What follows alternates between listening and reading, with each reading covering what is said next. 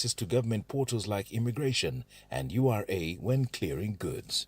Increased efficiency in public service provision at customs. Increased access to internet for teachers. And key sustainable development goals have been addressed. That is to say, SDG 4, quality education. SDG 9 for industry, innovation and infrastructure. And SDG 16 for peace, justice and strong institutions.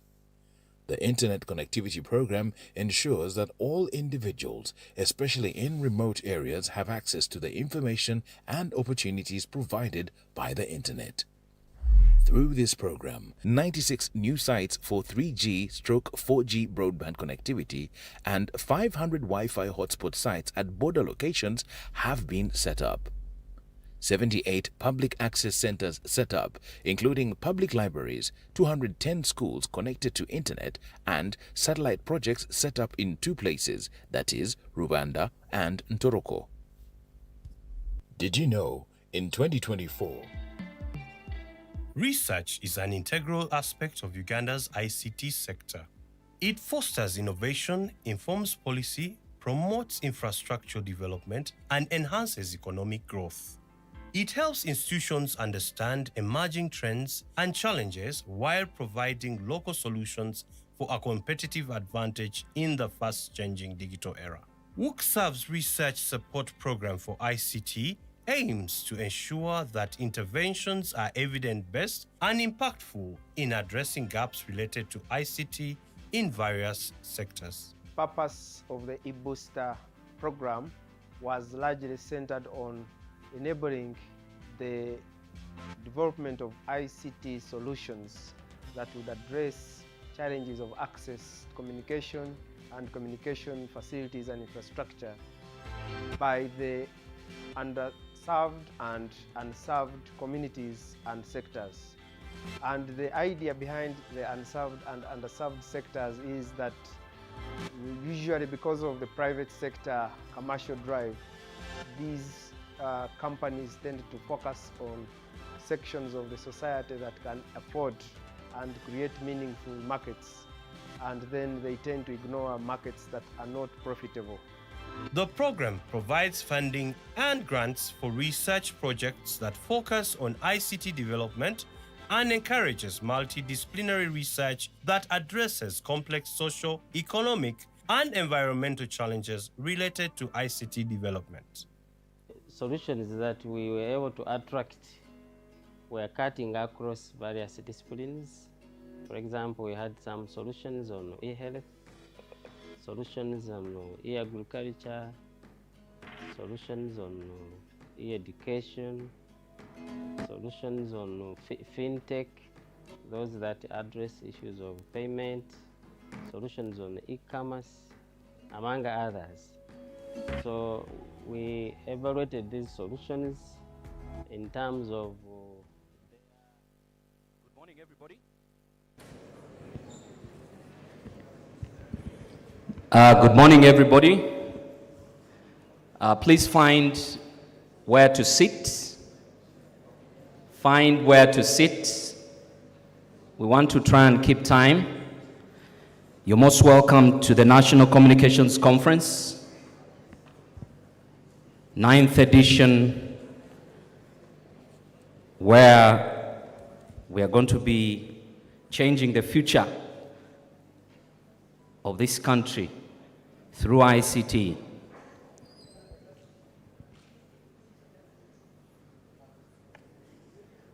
We'll start with the national anthem and the East African anthem.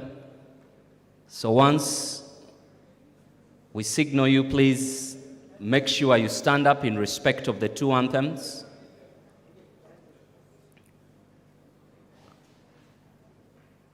On behalf of UCC, our regulator, we are very excited to have all of you, and of course our hosts, ISPAT and Gulu University. The Executive Director of UCC, you're most welcome. Together with the board members, the directors, management and staff of UCC, Every time people talk about UCC, many things come to our mind. But this one is a very exciting day because UCC is taking the lead in research and innovation, local solutions, as we like to call them. I think right about now, I know that we are watched across the world thanks to ICT. I'd like to request all of us to stand up in respect of the national anthems.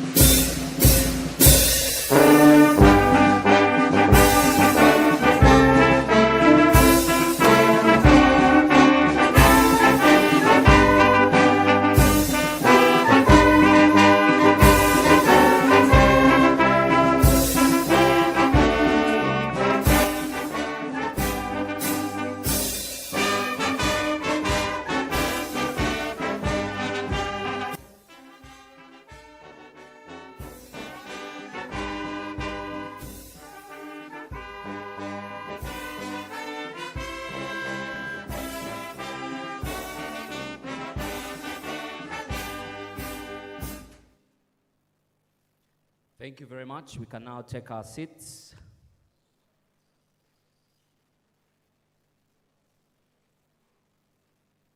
My name is Joseph Chigozi, or Joe Chigozi. I'll be your MC for the next 2 days. I am very excited to be here as the Master of Ceremonies for the 9th National Conference on Communications 2025. The Executive Director of UCC, you're most welcome once again. Can we give him a round of applause? We're very excited.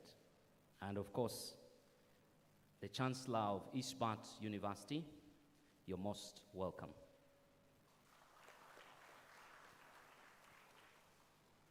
The Vice Chancellor of Ishbat University, Gulu University, you're most welcome.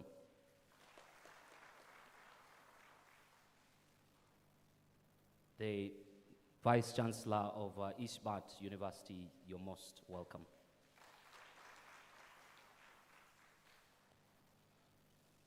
Director UCC, in charge of Research and ICT, Engineer Christine Mujimba, you're most welcome. And of course, Laika Mobile ED, Abid Kaka, you're most welcome. I also like to recognize all the board members from UCC, you're most welcome. The directors of UCC, you're most welcome. I think I'm also most welcome. I'd also take this opportunity to thank the Technical Program Committee. I see the co-chair and the chair and all those who have ensured that this is a wonderful edition of the conference. You're all most welcome. I cannot not thank the stakeholders from the different industries, media, broadcast,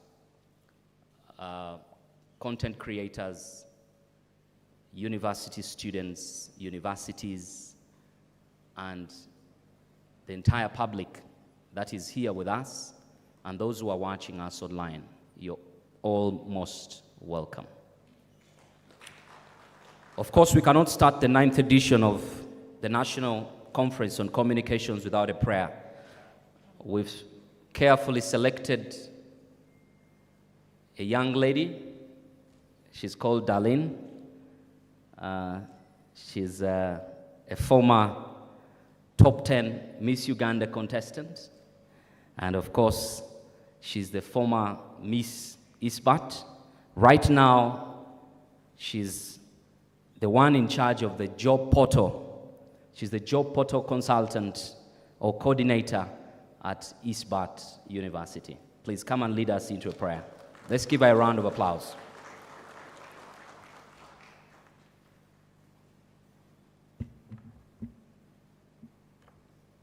May we pray? Almighty God, we come before you this morning with hearts full of gratitude.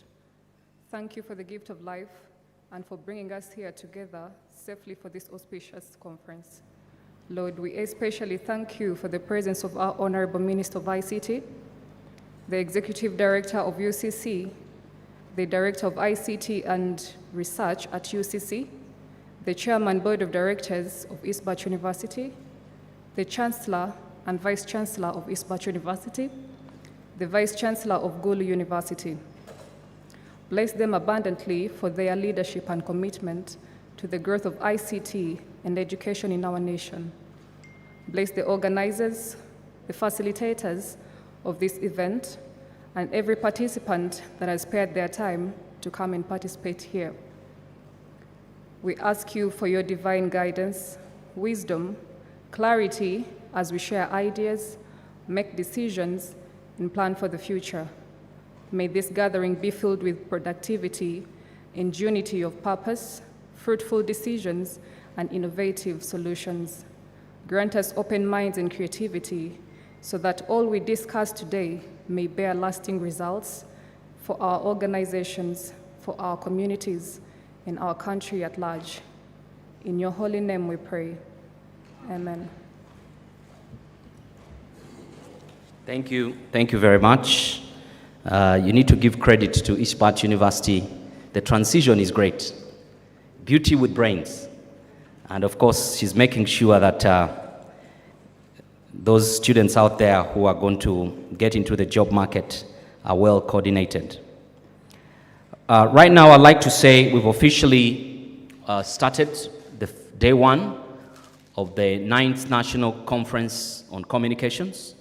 And I'd like to say that with this conference, the future is bright for Ugandans, because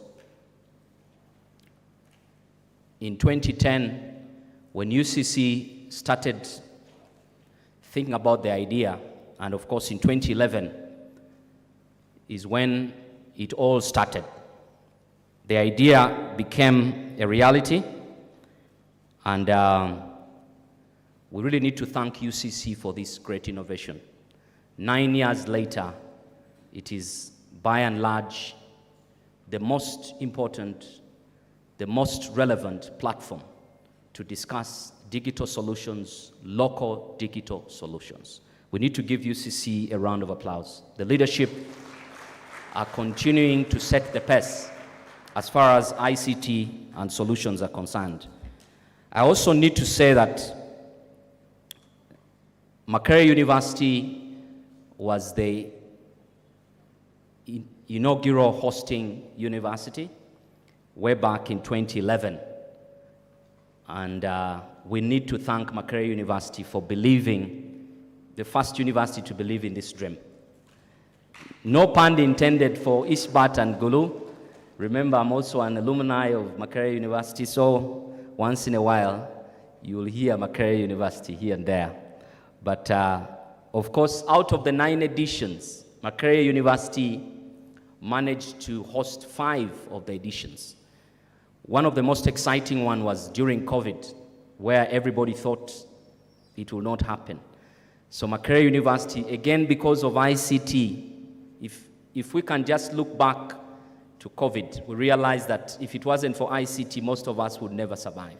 The economy would go down, trade would go down, communication would go down. So clearly, COVID was an opportunity for us to showcase what platforms like this can do to provide solutions. And Chambogo University has hosted, we've had Mbarara University hosting, Ndeje University did host the 2014 edition, but most importantly, for you to host, UCC has put up a very clear procedure on how ISBAT and Gulu would host and the subsequent universities would host. So they put up a call, and then the best bidder, the one with the best proposal, the best ideas, would go through, and that's why we need to thank and credit ISBAT and Gulu University. I was talking to Dr. Pradeep, and I asked him, when somebody talks about ISBAT University, what comes into your mind? And Gulu, we all agreed that they are universities of the future. They are universities of the future, and the future is now. Because they are focusing on a philosophy which is so relevant today. STEM, science, technology, engineering, mathematics, and of course, Gulu does a bit of art, but the intersection is STEM. There is nothing we will do today which does not have engineering or science or technology or mathematics. And that's why we need to credit them for a wonderful job that they're doing. And of course, for some of you who are just joining us, who have just joined this edition, we'd like to say that the National Conference on Communication essentially focuses on two great pillars, which is research, and the second one is innovation, which is something that we are in dire need as a country, as the world. Without research, without innovation, the future is bleak. And this makes the national conference even more relevant. Of course, for UCC, I'd like to credit your vision for positioning the Commission as the future for local digital solutions, because that is what we are all looking for, the future of digital local solutions. So being the organization or the commission that owns the IP and this great annual event, we really credit you that much. And of course, as part of the NDP4, which is pretty much about digital transformation, it speaks in line with the National Development Plan. So this year's theme is a very exciting theme, because most of us believe that harnessing digital innovation to the power of sustainable solutions is so important to the development of this country. But the underlying word is the local solutions. The local solutions. Because most often than not, we look up to foreign solutions, which may not be sustainable. The men and women in the different categories, of course, in Uganda, the different stakeholders have a lot of ideas. Being a country with over 60% young people, innovation is at the heart of everything that we do. And that's why this two-day conference is not just an event, but it's a spark for things to come, for innovations. So what is going to be that next innovation? And when you look at the national conference, you realize that it does not only focus on the researchers, it also focuses on the young people. The 200 schools that take part in the annual competition is a testament to taking the product to the young people. And of course, we credit UCOSAF, which is the Uganda Communications Universal Service access to funds under, of course, a department at UCC, which essentially spearheads that club competitions for the young people, ensuring that each of the 4 regions are well represented. In fact, they will be rewarded with cash prizes, with equipment at the end of the 2-day conference.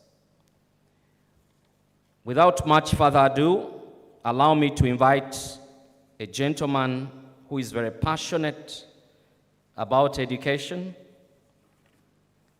He told me that in his former life, he has served in so many countries in the world, and of course, a member of the National Council of Higher Education. In fact, he represents the Chancellor's Senate. He holds a PhD in law, especially human rights, and of course, a seasoned administrator. Allow me welcome the Vice Chancellor of Isbat University to come and give the opening remarks to this edition of the 9th National Conference. You're most welcome, sir. Professor K.M. Matthew.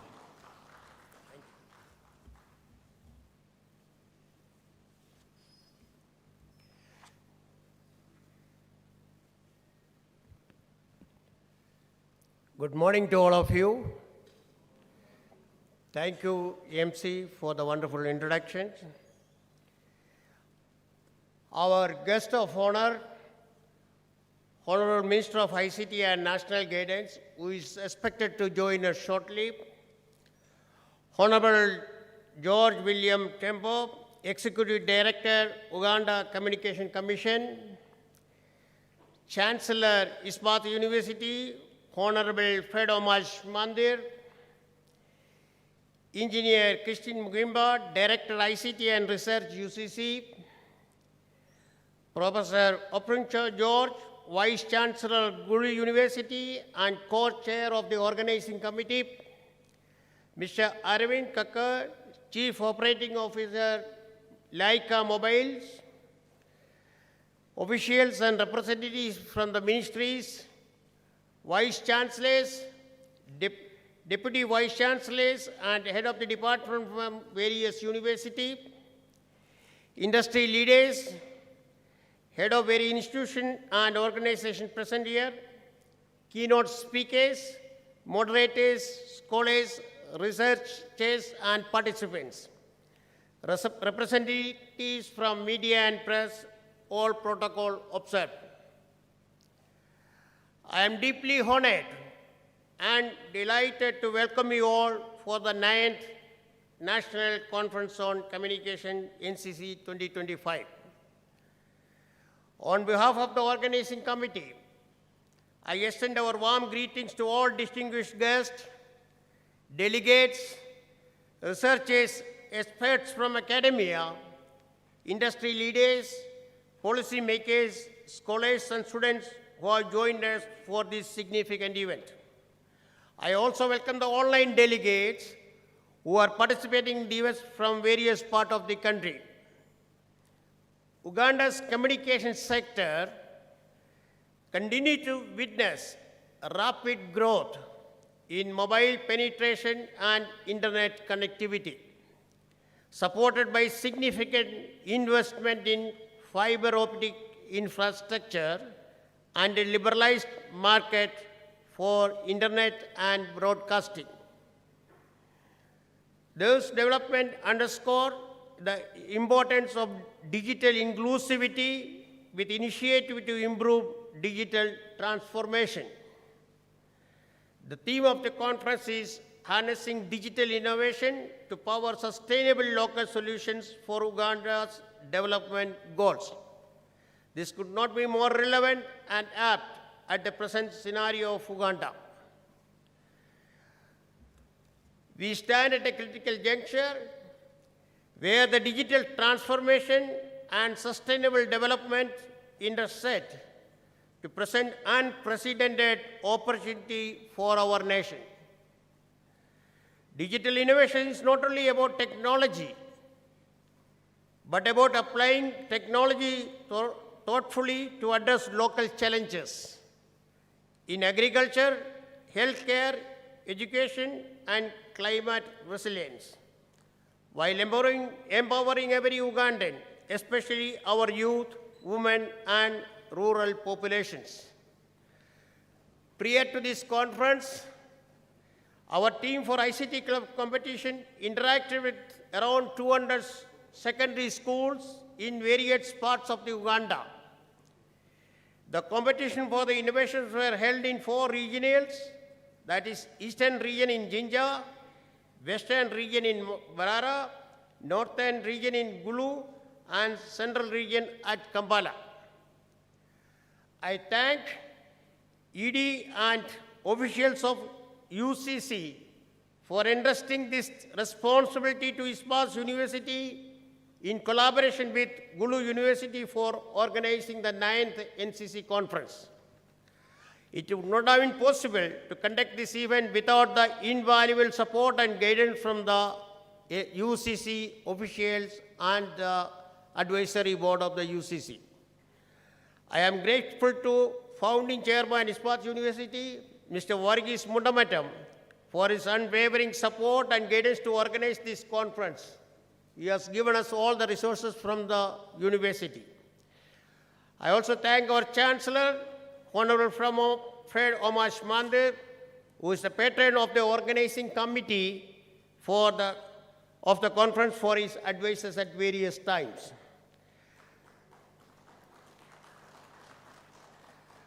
I thank Advisory Committee of UCC, chairpersons and members of the various committees for their tireless efforts in planning and executing this event successfully. It is a matter of pride that for the first time in the last 9 years, the organizing committee and the TPC has received around 120 technical papers for the conference. My sincere appreciation goes to all the presenters and the evaluation team for the diligent work in reviewing and selecting those papers. Give them a big applause. They have done a wonderful job. It is also a matter of great pleasure to inform you that it is for the first time that the approved papers will be published in a journal, that is International Journal of Business, Science, Engineering and Technology, a professional journal for scholars to publish their researches. As per the motto of the ISBAT University, empowering lives, empowering Uganda, empowering Africa, we remain committed to nurturing the talent and research that will drive the transformation of the youth in Uganda. I encourage all participants, academicians, industry leaders, policymakers, scholars and students to use this platform to exchange ideas, forge collaborations, and build actionable solutions that directly contribute to Uganda's development goals. Together, let us leverage the power of digital innovation to build a sustainable, inclusive, and prosperous future for all Ugandans. With this, I have the privilege to welcome our dignitaries who are present here. First, our guest of honor, Honorable Minister of ICT and National Guidance.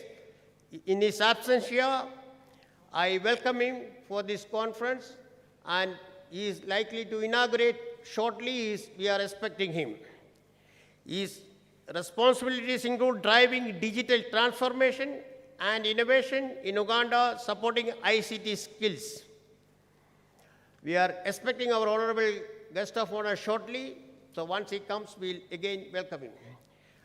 Next, the Executive Director, UCC. He's an economist and seasoned executive with over 30 years of experience in public service, including extensive background in ICT policy and regulatory leadership. He holds degree in economics and development economics and was appointed to the ED role in November 2023.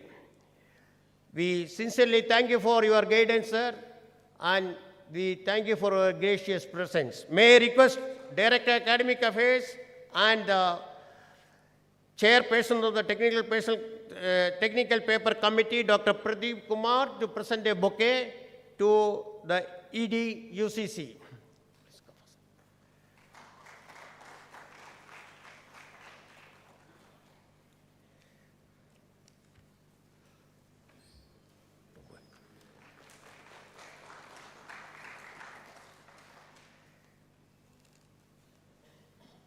Next, our Honorable Chancellor Ispat University, Honorable Fred Omash Mandir, is a distinguished political leader and professional banker with extensive experience in macroeconomic management, national politics and finance.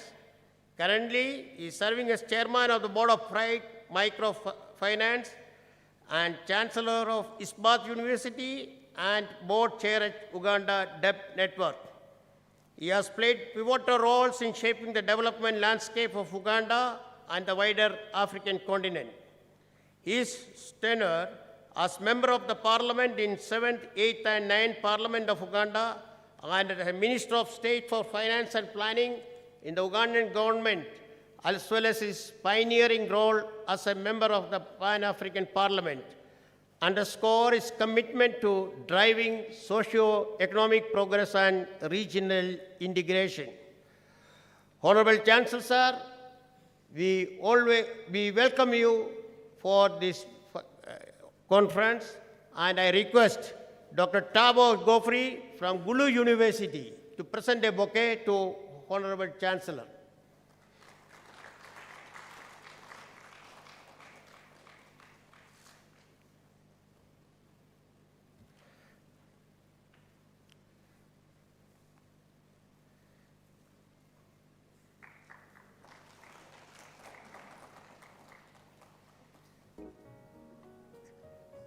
Director, ICT Research, Uganda Communication Commission.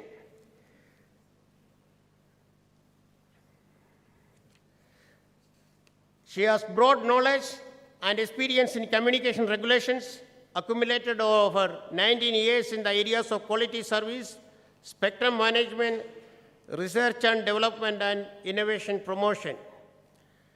We thank you for your guidance in conducting this conference and guiding us at various stages. May I request the co-chair of the Technical Paper Committee, Dr. Mayur Kumar, to present a bouquet to Dr. Ayn.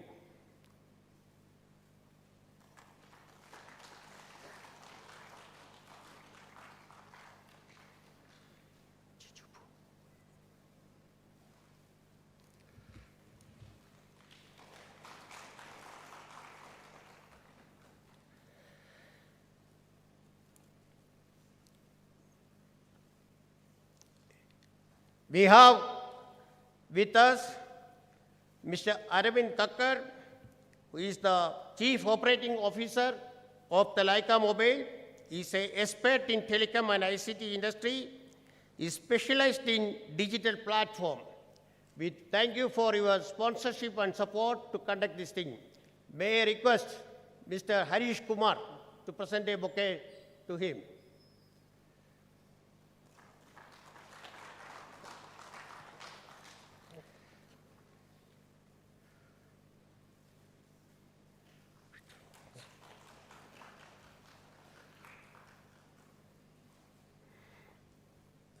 Vice Chancellor Gulu University. He was our past President of the Uganda Vice Chancellors Forum and also the co-chair of the organizing committee. Professor Aparanchu has extensive experience in teaching, research and community engagement. His research interests include community university engagement, adult education, adult literacy education and literacy as a special practice, as well as higher education. He is the chairperson of the Governing Council of Uganda National Curriculum Development Center. He is also a vice chair and a member of the terrorist network Engaged Universities, the four universities, I sincerely welcome the co-chair, Vice Chancellor, Gulu University, and thank him for all the support to organize this thing. May I request Dr. Peter Mabasi to give a bouquet to our Vice Chancellor, Gulu University.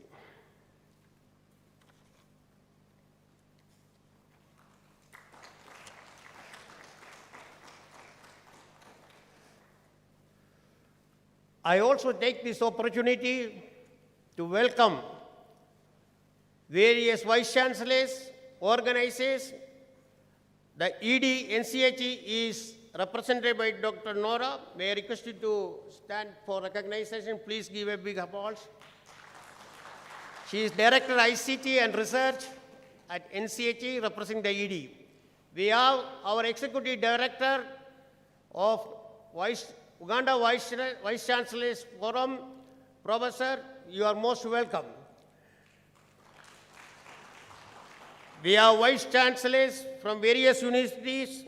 Professor Pai Sachanga from the mountain of the university. Professor Judge Lubaga from Kumba University. And the Vice Chancellor of Cavendish University, Professor.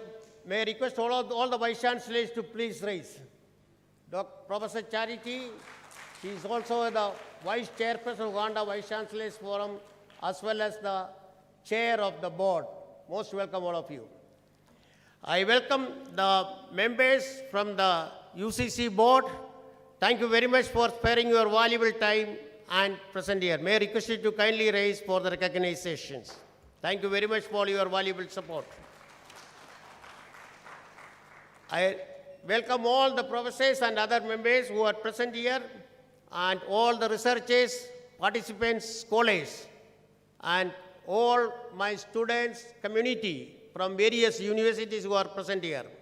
I thank the organizing committee, the TPC committee, and all other committees for the hard work to put this program in a very excellent way. I thank you, all of you. May God bless you all. Thank you very much.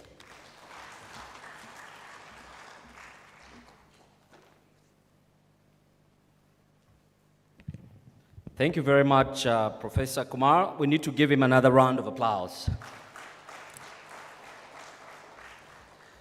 Professor K.M. Matthew, thank you very much for those very exciting words and, of course, opening remarks for this 9th edition of the National Conference on Communications, which is being hosted at the National ICT Hub. We're very excited. I'd like to take recognition of the MTN CEO. Thank you very much for coming. She's going to be our keynote speaker, so please don't leave. Thank you very much. Next on the agenda is, of course, remarks from our regulator, UCC, and the person who will be talking to us in the next couple of seconds is well known to this industry. She has broad knowledge and expertise in communications. I'm told 19 years, 19 years. I will say it again, 19 years in this industry. Years of quality service, not just 19 years, but quality service, spectrum management, research, development, and innovation. Of course, a registered engineer with the registrations board, and she's an engineer by trade, but also has had a lot of academic excellence from universities in the UK, especially University of Bristol, and holds an MBA at Sanders College of Business, Rochester University of Technology in New York. Allow me to welcome the Director of ICT and Research at UCC, Engineer Christine Mujimba. Thank you very much. Good morning, all of you. Yeah. I had a speech, but the moderator took some of my words, so I have to innovate very fast. He took long at the beginning. So I'm going to innovate very fast, but before that, I'll start with the Honorable Minister of ICT and National Guidance, Honorable Dr. Chris Bayomunsi, who is the guest of honor and who will be arriving shortly. The board members of the Uganda Communications Commission, the Executive Director of UCC, leaders and CEOs from the industry represented here and those in person, our co-hosts of the 9th NCC, the Vice Chancellor of ISBAT and the Vice Chancellor of Gulu, as well as the Chancellor from Gulu, representatives from the academia, the Vice Chancellor's Forum, students, universities, researchers, media, all of us online and physically here. Welcome to the 9th NCC. I think I'll start by giving a story. While I was seated there, I went to Google and typed TikTok users in Uganda. Why was I typing it? Of course, I should know because I work with UCC, but these days when you go to search, you get an AI overview first before the web pages come. So in that AI overview, AI revealed that there are 9.17 million TikTok users, according to a report that was published by UCC. I'm saying this to say that therein, you see why we're here in an academic and research institution. If there was no publication by the Uganda Communications Commission, AI would not have said according to a report or publication by the Uganda Communications Commission. And I think that's what will take me into the inroad of my remarks. Those of us who are also seeing the demographics here and online, engaging, when NCC started, we did not have TikTok, we did not have Instagram, and all the other channels, that you may know, may be better than me. But if you're on X, for example, these days when UCC posts a statement, people respond and say, at Grok, is this true? And then at Grok would say, yes, this is UCC is doing his work, or whichever your organization is. But at Grok is able to do that because it searches the internet and sources from different trusted sources. So conferences like this provide a platform for research, peer-reviewed research publications that are evidence-based, so that when AI is infused, it can draw from those as the truth, one single truth of source. And this was the vision of NCC 15 years ago. Already the moderator touched on it. Is it 15? Yeah, 15 years ago. And this idea started then from a university dawn. Yeah, it came from a university. And those of us who follow innovation and tech know that worldwide, all the global, whether it's the G7 or G20 or whichever NAM organizations, you have to have university in there if you're to have research and innovation power industries.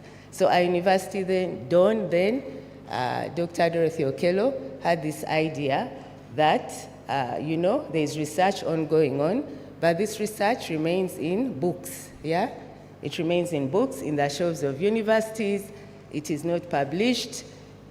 And more so, sometimes the industry doesn't see it's relevant. They see this as theory. So can there be a platform that can be leveraged so that we get the research out, we bring in industry to tell us their needs and apply them? She had this idea. This idea was shared over a working lunch, with two young engineers. One of them, the late Pamela Kadama, Sekatuka, and another happened to be yours truly. She shared this idea, and what became like an idea over a table, I'm saying all this just to draw, to put it home to students, that ideas don't have to come from far. Even as you sit here, and in the course of the next 2 days, you can have over a cup of tea, over the networking booths, over the exhibitions in your neighbor, you can generate an idea that can be talked about when we achieve our vision of Uganda 2040.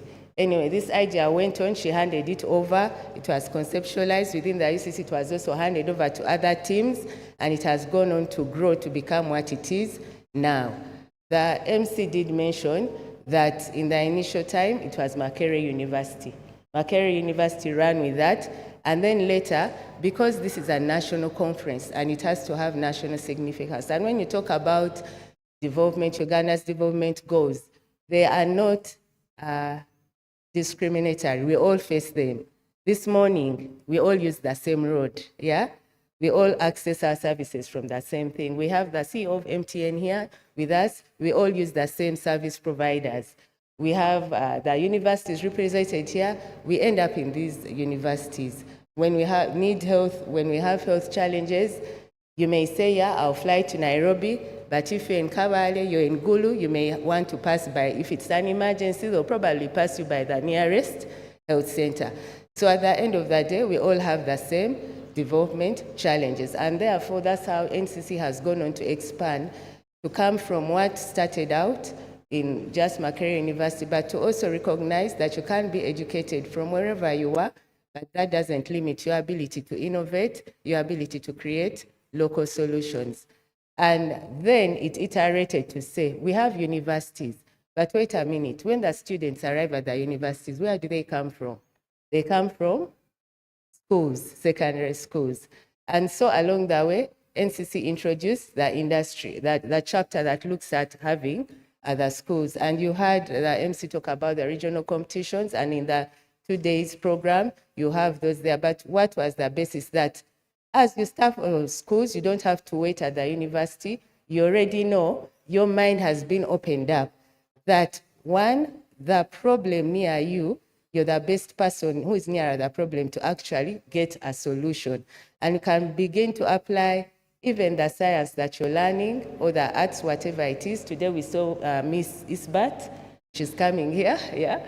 And she gave a speech. So whichever field you're in, you can be able to allow, and actually innovation is not necessarily for scientists per se, because you are solving a problem, yeah? So you all come together, get that local solution, and then apply it. And so we introduced that, so that by the time people arrive at the university, they are not shocked, yeah? When they are told you have to do a research, they don't know, it's not out of the ordinary. They don't think research is for Elon Musk or people who want to go to Mars and so on and so forth. You can start where you are. And so that's why we introduced that chapter. And I hope that universities can have those synergies with schools, industries can have these synergies where you have academia, whether it's a school academia or that, and you tap from that resource early. Why is industry important in all this? Because industry, when we had the first NCCs, we realized that there was a hunger. There was actually a hunger for solutions, yeah? And industry had all these issues. There were presentations, people then in energy having issues of grid power. Are we having issues of our energy right now? Yes? And before you get a consultant shipped in from wherever, here we are the young students from universities talking in these sessions, drawing the different, and you will see some of you, the books, the publications, what they have come up with to solve those challenges. And so industry, you have, I know when you look at your bottom lines, when you look at your financials, labor is one of the things. You have easy labor in these students, yeah? And they are in Uganda, you're giving back to Uganda. And so that's why we bring the industry here, so that whether you're like a mobile, whether you're MTN, Future Technologies, and Renu, wherever there are people represented here, you don't have to look too far to get a solution. You can actually knock at the doors of the universities. You can create, begin even today, Vice Chancellors, being here, these industry players, begin to tell them, how can we solve the challenges you're having? Begin to have those discussions, and you'll surely be able to get why the NCC was set up. And so I think with that, I want to say that NCC gives us that opportunity to start from, and that's what the conference is about, innovation, an idea to a concept, to a prototype, to create innovations. And in this case, and in the context of the theme today, digitally, to power local solutions, not just local solutions, sustainable. That when we stand at the 2040 mark and look backwards, we shall be able to tell the story of where that came from to help our country, to help our society, to help our people, to help us live better lives. For young students, you have an opportunity to start early. Yes, I know you're in love with AI, you just type in, but I've just demonstrated to you where AI gets its what? Sources, yeah? So even when you post your TikTok video, it may be a source for AI to pull. So you can actually post your research on TikTok or wherever the channels you are. And this year, we are happy to see over 100 submissions made into the NCC, 117, if around that, with 76 going on to be reviewed. And we also had school participations from 55 schools from the eastern, southern, northern, and central, and 55 schools with teams of at least 4 people. So that shows you that there is opportunity in this. So lastly, I would like to thank, of course, the UCC for nurturing this platform, and also the government at its highest level. Actually, almost every NCC, if not all, have had representatives of the ministers, yeah, attend, and that shows that they appreciate. And we can then be sure that when they're in those corridors or tables or voices where we are not, they are able, and policies being formed, they can be able to say, wait a minute, for that problem, we have industry, we have academia, we have research that can be tapped on. And so we thank the minister and the Ministry of ICT for that. I would like to thank all partners of this NCC, the NCC Secretariat, and on the side of UCC, it has been chaired by Engineer Rebecca Mayanja and the team, the technical committees who had to go through these papers and make difficult decisions of which papers should pass, the NCC Advisory Board, which was able to give us insights in terms of the programming. And I would like to say you have great opportunities to network, to see great presentations, ideas, and to harness digital innovation to power sustainable local solutions for Ugandans' development goals. Thank you, asante sana, for God and my country.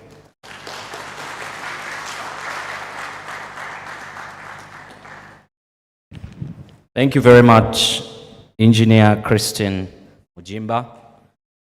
You've said a lot of great words, but the one that I pick that sticks and probably should speak to you also, that an innovation is not necessarily, has nothing to do with ICT only. So it can be an idea. We all exist to solve problems. And Africa has got a lot of problems. But the good news is that we have the youngest population in the world. We have a lot of intelligent young people who can provide solutions. It could be you today. It could be that team that sat over lunch and created an idea that has brought all of us together 15 years later, and it's continuing to change the landscape on the way we operate. So as a university student, as a scholar, you're duty-bound to continuously think about innovation in your area, in your community, in Uganda, and of course in our country. We believe that development will be spurred because of innovation. So just to give a recap, so we expect exhibitions that are going to be happening in this two-day conference, the NCC. We expect a lot of networking. Please do not leave without networking. If you're going to sit in the same seat you're in, and then you leave the way you are, I think you'll be doing a disservice. You should be able to meet new people. You should be able to interact, sell your idea. Someone, you never know. Someone could buy the idea. And we've got the most important people in the room to think about these ideas and to accelerate these ideas. So we'd like to say that that's very great. Next on the list, we'll have remarks from the Chancellor of Isbat University. Isbat University is continuing to position herself as that university that everybody should really look out for because of the offering. The students have had parents who have given true testimonies of what you are doing and how you are impacting the lives of the students, especially with this job market that requires not just qualifications, but skills of the 21st century. And I think you're doing a wonderful job together with your board. So allow me welcome a gentleman who needs no introduction. Of course, a former State Minister of Finance in charge of general duties, a former MP for Johan County, and of course, the current the current Chancellor of Isbat University, Honorable Fred Omach Maduro.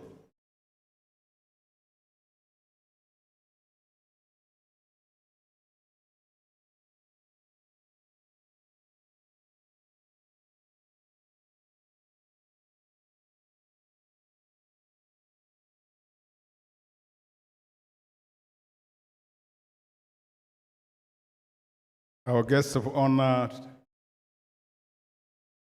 the Minister for ICT and National Guidance,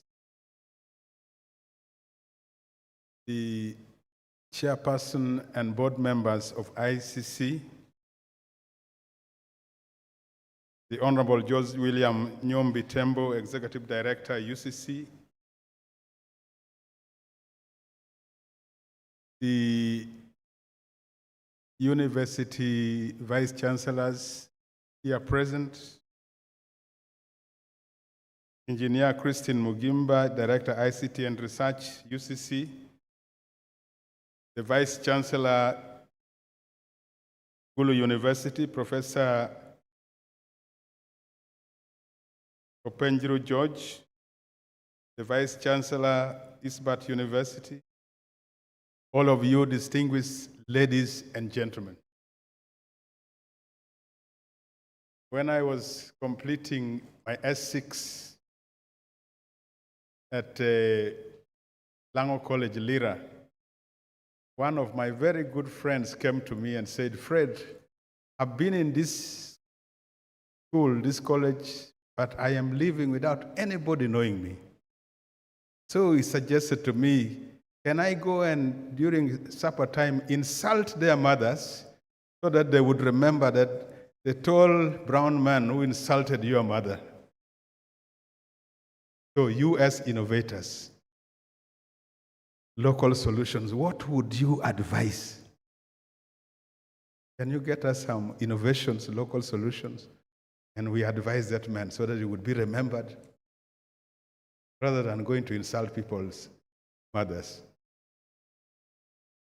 Distinguished ladies and gentlemen, today we inaugurate the 9th National Conference on Communication under the theme Harnessing Digital Innovation to Power Sustainable Local Solutions for Uganda's Development Goals.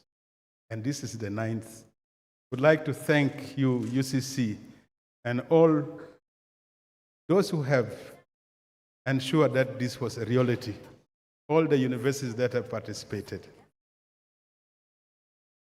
The Uganda's communication sector is expanding rapidly with increased mobile penetration, growing internet use, and significant investment in fiber infrastructure. This progress is shaping a more inclusive digital society and aligns with the aspirations of our national development agenda.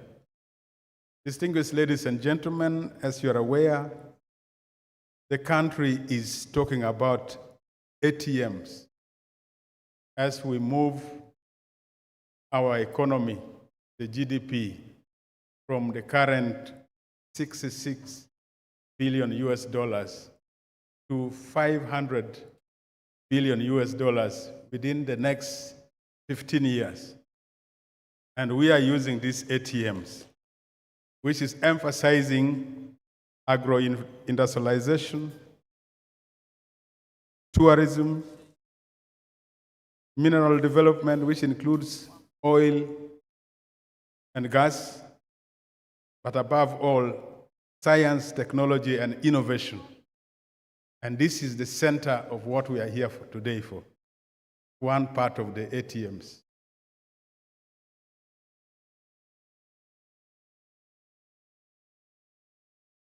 This conference is a milestone bringing together academia, industry, and policymakers to share insights, debate challenges, and propose solutions that will shape Uganda's communication future.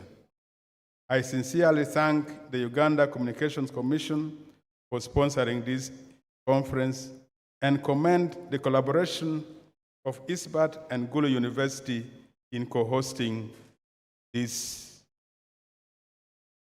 conference. Now, as you are aware, the motto of Gulu University for community transformation, and how do you do transformation of university, of the community? And most important is research and innovation. And I would like to thank the Vice Chancellor for the research and innovation that Gulu University is undertaking. So it is just right and fitting that you should be part of the sponsors for this conference that we're having today. Because the knowledge that you are giving and the skills that you are giving is enabling us to have sustainable social and economic development. And this is what we appeal to all citizens to emulate, so that we develop a holistic human person. And through that research and in development, this will permeate the whole country. I also take the opportunity to thank ISBAT University and their motto, which is in Latin, Ego sum lux mundi, that I am the light of the world. So all these innovations, research and technology should lead us to forming a holistic person who will be the light of the world. And if you are the light of the world, definitely the people will see what you are doing and they will emulate. And I happen to be part and parcel of both of these universities in one way or the other. So I thank you, Professor Matthew, and I also thank you, Professor George. So we are again meeting here as a family.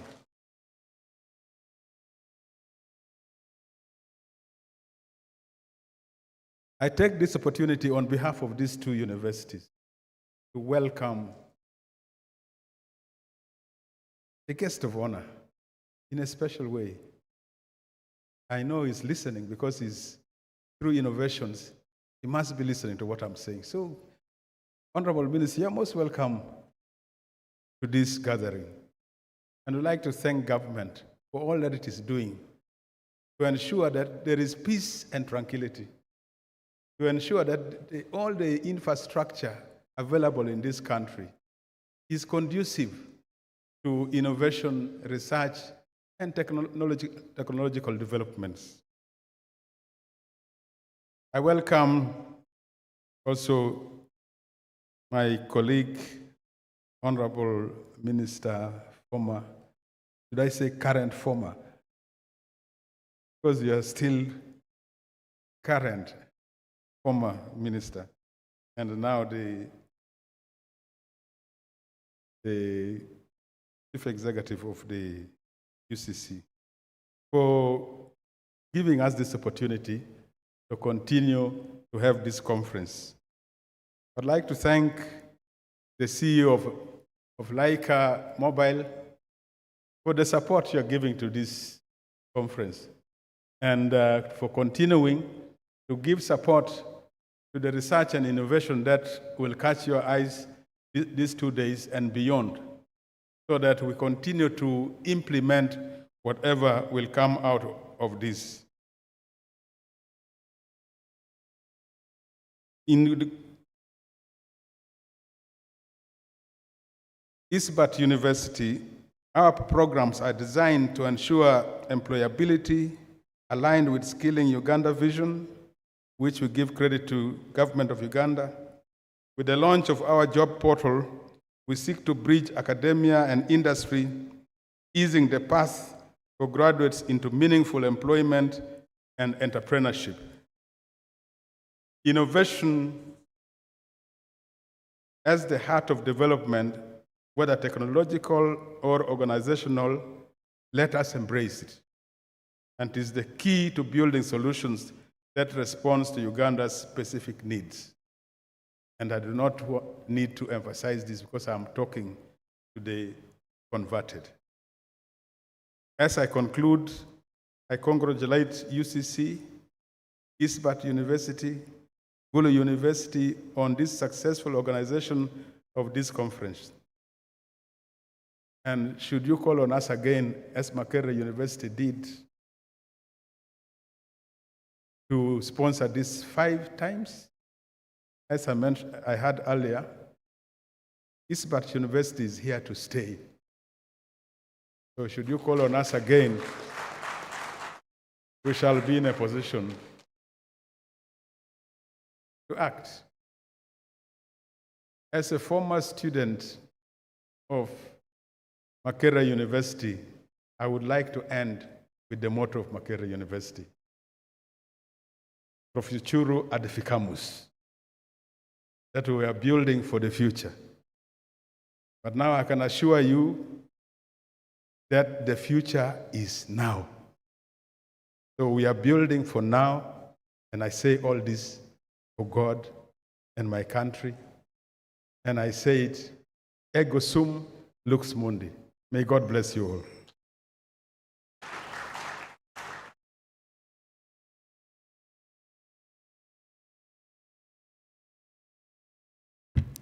Thank you very much, Honorable, for those very insightful words.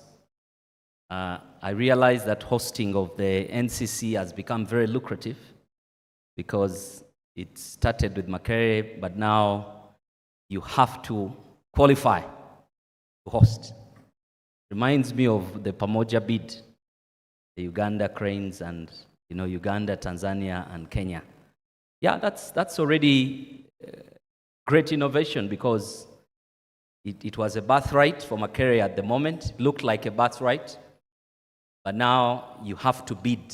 You have to show UCC that you are the university that has all the requirements to organize. And that's why we need to congratulate Isbat and Gulu for meeting those requirements and organizing such a wonderful, wonderful 9th edition. Somebody once said that, why should I go to school if I can't get a job? Someone else said, first discover the problems in your community, then go to school and solve those problems. And at this point, allow me to welcome our Honorable Minister. Please stand up. Please stand up to welcome our guest of honor, Honorable Dr. Chris Baryomosi, the Minister of ICT and National Guidance. You're most welcome.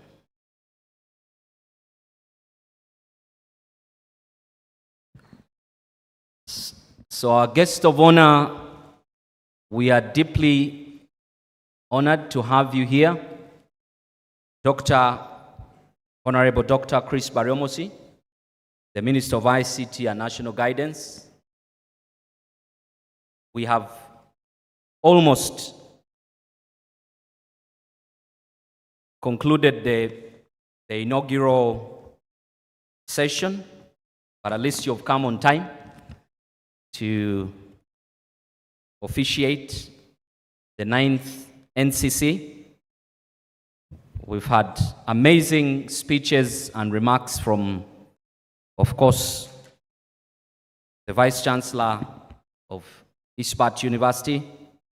We've had remarks from UCC, Engineer Christian Mujimba, very exciting and inspirational remarks.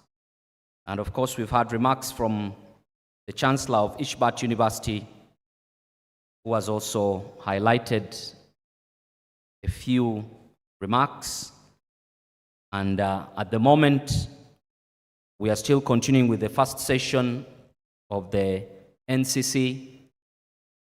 As we continue to thank your ministry, of course, most importantly, the government, for the peace that we all enjoy, the security we all enjoy. I don't know whether innovation can thrive without security. I would stand to be corrected.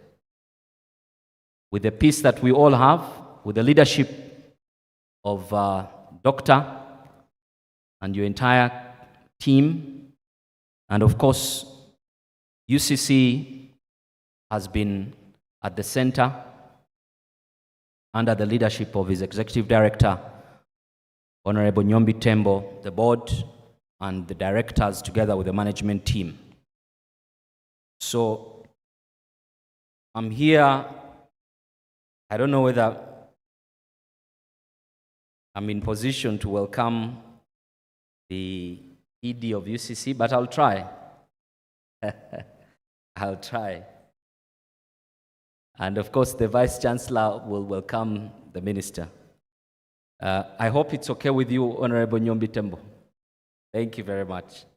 So Honorable Nyombi Tembo is a seasoned administrator, politician, of course, the current Executive Director of UCC, who has done a wonderful job. You know, you can tell from the leader.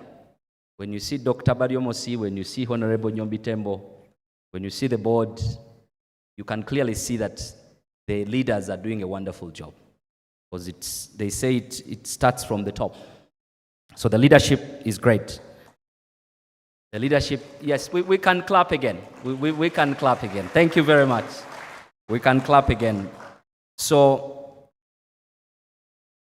Honorable Nyombi Tembo has carved his career with a host of disciplines in politics, a seasoned politician, a member of parliament, in fact, 201 to 215.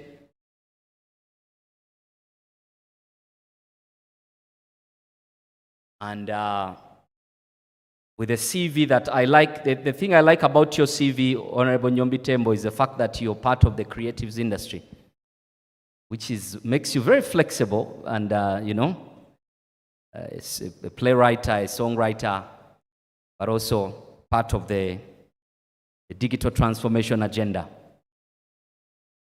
I'd like to welcome, of course, the VC to officially, VC of ISBAT, KM Matthew, to officially welcome our guest of honor before we can continue. Thank you very much.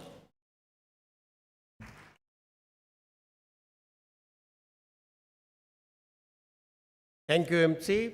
Distinguished guests and all those who are present here.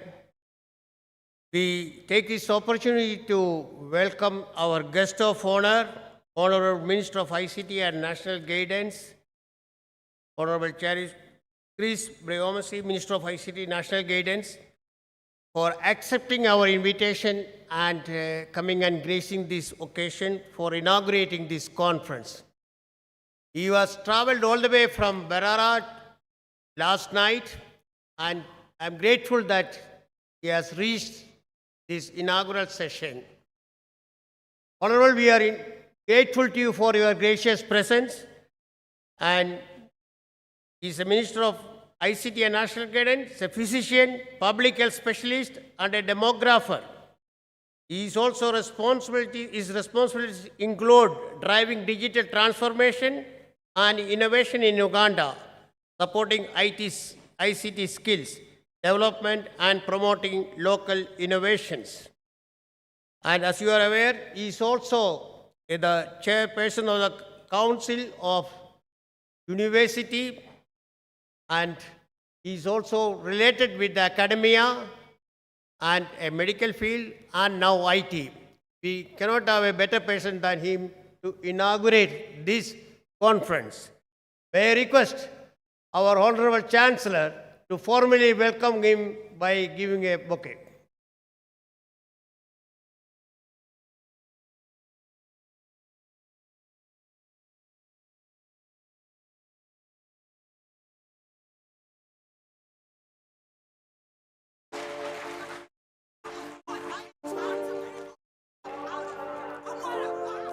Thank you, Honorable Chancellor, sir. Thank you, Honorable Minister. Thank you.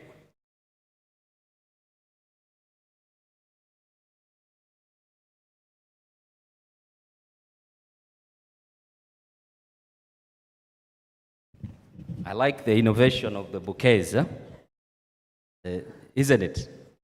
So Gulu and Isbat, you're winning this prize of innovation. It's a very good way to welcome and to thank the culture. It's a great culture. Yes. Allow me to welcome the ED of Uganda Communications Commission. A round of applause.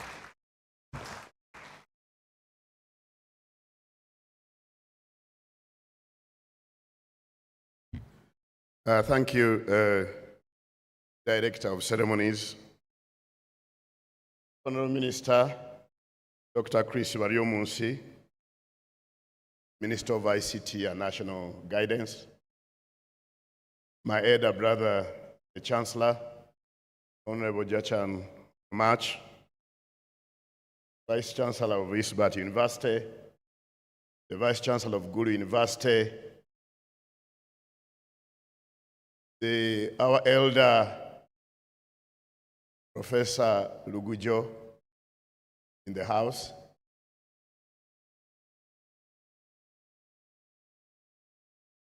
I was Professor Lugujo's campaign manager in Paris until 2005. Professor, I'm still available for such deployments if a chance arose. Thank you for serving your country. The professors in the house, board members of UCC, CEOs of MTN, Slivia, with us here. I've seen the legal council of Airtel Uganda. Ladies and gentlemen, or colleagues, I'll start by making some reflection on something which I think is very, very important in the innovative ecosystem. When you see UCC emphasizing these collaborations between the academia, industry, call it private sector, and the regulator, and that is government, we are not reinventing the wheel. We are doing something that we know has worked for the best in the world. All of us who know Silicon Valley, you can't talk of Silicon Valley without talking of Stanford University. You can't talk of Silicon Valley without talking about Hewlett and his friend Packard, HP, those two. You can't talk about Silicon Valley without talking about the strategic institutions of government, like the military, the Air Force. All of us know the role of when we talk of the GPS, when we talk about the internet as we know it, probably we know where it originated. The internet originated from the Navy, GPS, from the Air Force. So when you look at this internet, which we are weaponizing so much, comes from strategic institutions like the Navy or the Army, then the private sector, the Silicon Valley, then the academia, the Stanford of the kind. So it's an ecosystem. You cannot say you'll do it alone. That's why we are happy to see industry now represented at the top. When I see Slivia and his team here, because the academia must always understand that we are very good at innovating. But the people who are 24/7, having their ears, minds, and everything glued to the market we want to serve, the private sector. So that should always be at the back of our mind, that whatever we do at the end of the day must have commercial value. Anything that will have sustainable academic value must have commercial value. And there is no way we can achieve that without involving the private sector, without collaborating with the private sector. So I want the House to give applaud to the private sector members who are here, because through them we serve the society. And some of us are convinced that the private sector can do miracles. When you have a resilient academia, where you have innovators, you have a resilient private sector, you have a good policy environment put about by the government, then you will know you are going to serve the clients well. The private sector call them clients, politicians call them voters. These are the same people. So it just depends on who is referring to what. Then at a personal note, I want to thank Isbert for really immersing me in a very nostalgic experience of receiving flower bouquets. Some of you who think that age is just a number, come and consult me. Because some 20 years back, I'd received these, they would come in drones. Every 14th February, they will come in drones, really. For the past 10 years, I sit on that day, wait until sunset. The day goes without receiving a single flower. So today when I received the flower, oh, it pushed me back 10 years. I said, oh, so I still have some value. There are some people who can give me a flower bouquet. So thank you very much for really immersing me in that very nostalgic experience. So on behalf of the UCC, I warmly welcome you to the 9th National Conference on the communications. This conference has become a flagship platform for advancing research, knowledge exchange, and collaboration between government, academia, and industry stakeholders. The theme, harnessing digital innovation to power sustainable local solutions for Uganda's development goals, reflects UCC's commitment to fostering an enabling environment for research, innovation, and investment in the ICT sector. Digital innovation is not just about new technologies. It's about developing inclusive and sustainable solutions that improve livelihoods, strengthen service delivery, and drive Uganda's competitiveness in the global digital economy. Through initiatives such as the National Communication Testbed, regulatory sandboxes, and our research at the innovation frameworks, UCC continues to champion experimentation and practical application of emerging technologies. These efforts are designed to empower innovators, bridge gaps between industry and academia, and create tangible solutions that align with our development goal. More so, the issue of putting emphasis on local innovation is very, very important at a strategic level, because ICTs are massively consumed products. You may say services. I think ICT services have reached corners of our countries more than any other product you can think of. When I was studying, they were telling us a product that penetrated the corners of the world was Coca-Cola and Pepsi-Cola, I think. Coca-Cola had reached anywhere that there were no churches or mosques, had reached anywhere that there were no police stations, there were no roads. But you know, those who grew up in places like Semto, like some of us, you know that much as the Coca-Cola penetrated villages, that would only take it around Christmas time, on Christmas Day. But with the ICTs, they have reached everywhere. They are massively consumed products. Now, that raises a strategic question. If they are to benefit us, if you are to get net benefit from these ICTs, we must be participants in this. We should not only be buyers of these applications, buyers of softwares, buyers of innovation from outside. We must also be creators. We should not be buyers of other people's innovations, but we should be also engaged in these innovations. Otherwise, ICTs might end up just increasing or enhancing hemorrhage of foreign exchange instead of growing our economy. So the issue of local innovations, when I look through the papers that are going to be presented here, I get really excited. I see our people really innovating locally. That's why whenever, Honorable Minister, whenever people ask us about Facebook, I always ask myself, didn't this void create a necessity for our people to create, to innovate, and get a replacement of this? Because always innovation is a function of necessity. So if Facebook was so much important, why don't I see our creators who are very, very innovative creating something like Facebook, which is Ugandan made?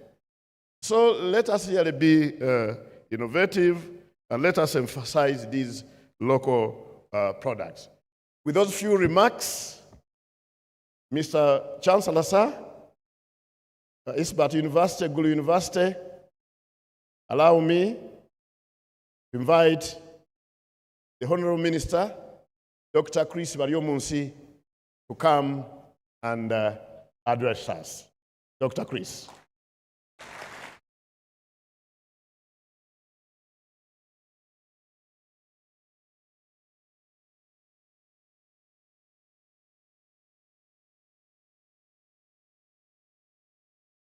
Thank you very much, Honorable Nyombi Tembo, our Executive Director and Communication.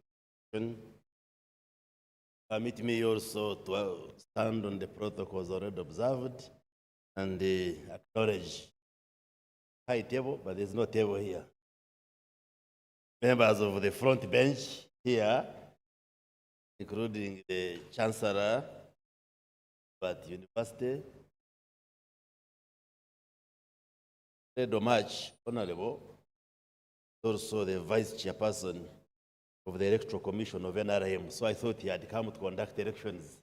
That is our Chancellor. I want to acknowledge the distinguished professors here, the Vice Chancellor, him, the many friends, sector, again, yeah, and many others. Let me stand on the protocols observed. When you become a big man, they invite you to be a chief guest. They write for you a very detailed speech. Since I'm just coming from Kanungu, actually coming from further than Barara, this morning, I will speak to the speech without reading the speech. That I speak from the heart, briefly. One, let me appreciate all of you for coming this morning to reflect and discuss very important subject. ICT, digital transformation, digital innovation, a very important subject that defines the future.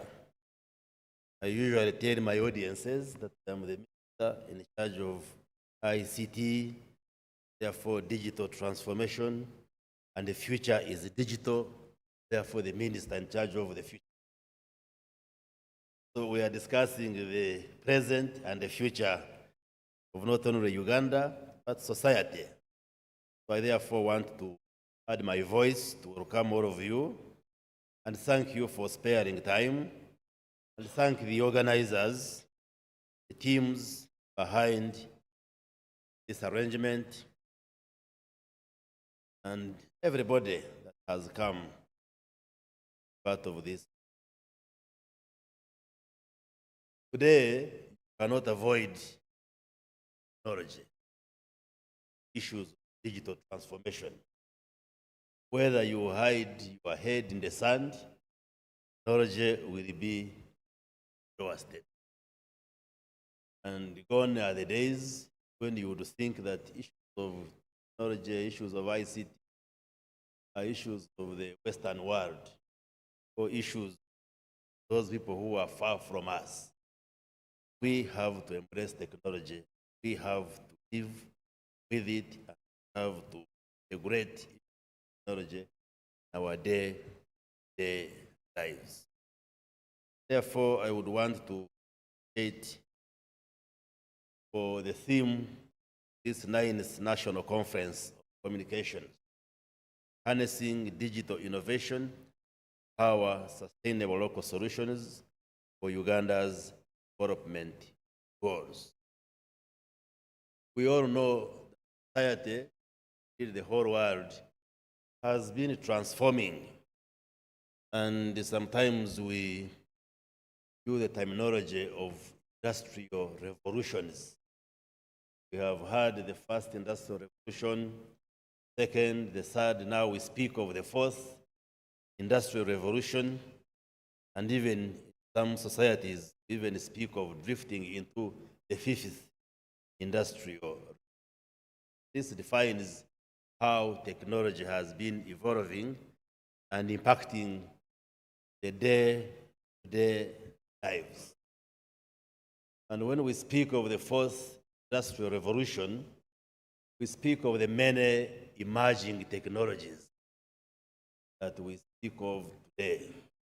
Artificial intelligence. The other day when the cabinet discussing the issue of blockchain and the other cryptogenic technologies, how they are affecting financial transactions, the virtual money, the role, the impact this has on the central bank and the other financial institutions. And my submission to cabinet was, these technologies have come to stay. Time back, the Bank of Uganda was, this blockchain, these currencies, you leave them, they are not for us. But they are already part of our society and we cannot just run away. And therefore, it's very important that we gather here, reflect and discuss all these technologies and see how they fit into our space as we carry out our, therefore want to really appreciate the session. But as technologies evolve, we see a lot of divides. We are not progressing same level. In terms of geography, we see a huge geographic divide between global north, global south. Very clear gaps. Yet we are saying technology, future, the current is the future. The question is, how do we catch up with the rest of the world? We who live in the developing countries where technological advancement may not be as swift as it is in the rest of the world. Even when you look at the world in terms of south to south, you see the other part of the south, wider Asia, say Africa, again you see big divide. But China, India, those Asian economies, they are moving faster in terms of technological advancement compared with us, Uganda, and the rest of Africa. So the key question comes, how do we facilitate technology transfer, skills transfer from those communities where advances have been made, ensure that we also move along and move faster, catch up with the rest of the world. When you look at the population here in Uganda, you'll still see many divides, gender divide. Are we technologically compliant, same level, in terms of we, the men and the women?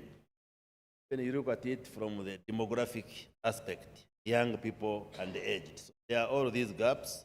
all these divides, which we must address and ensure that nobody is left behind when it comes to embracing technology.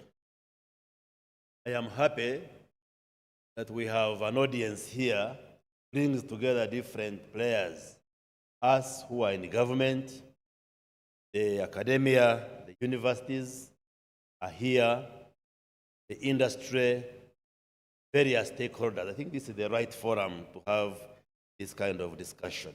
I have read through the various topics that are going to be discussed in this conference, and I'm sure by the end of this engagement, we should be at another level in terms of appreciating the role of technology, whatever we are doing.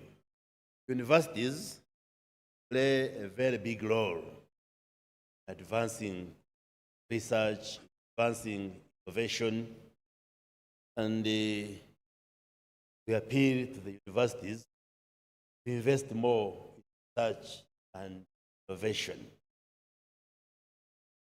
See, when we say the global north is advanced in terms of innovation, in terms of technology, there is nothing that we do not have that can also enable us to take those steps.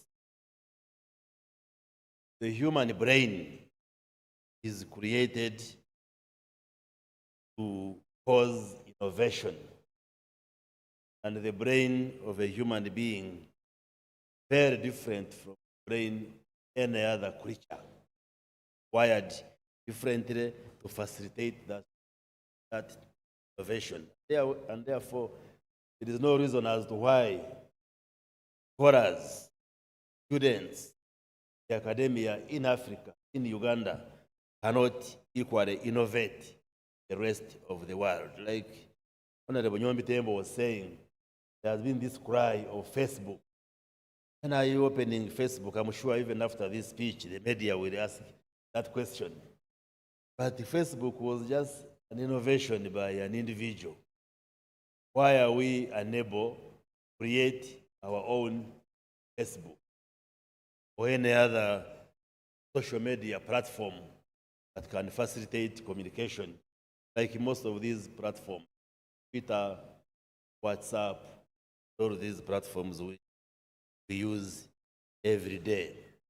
And therefore, I would want to throw the challenge to the scholars, the IT experts in our universities. What kind of research, what kind of innovation are you carrying out in the universities? For the universities and the tertiary institutions should lead us that aspect of knowledge.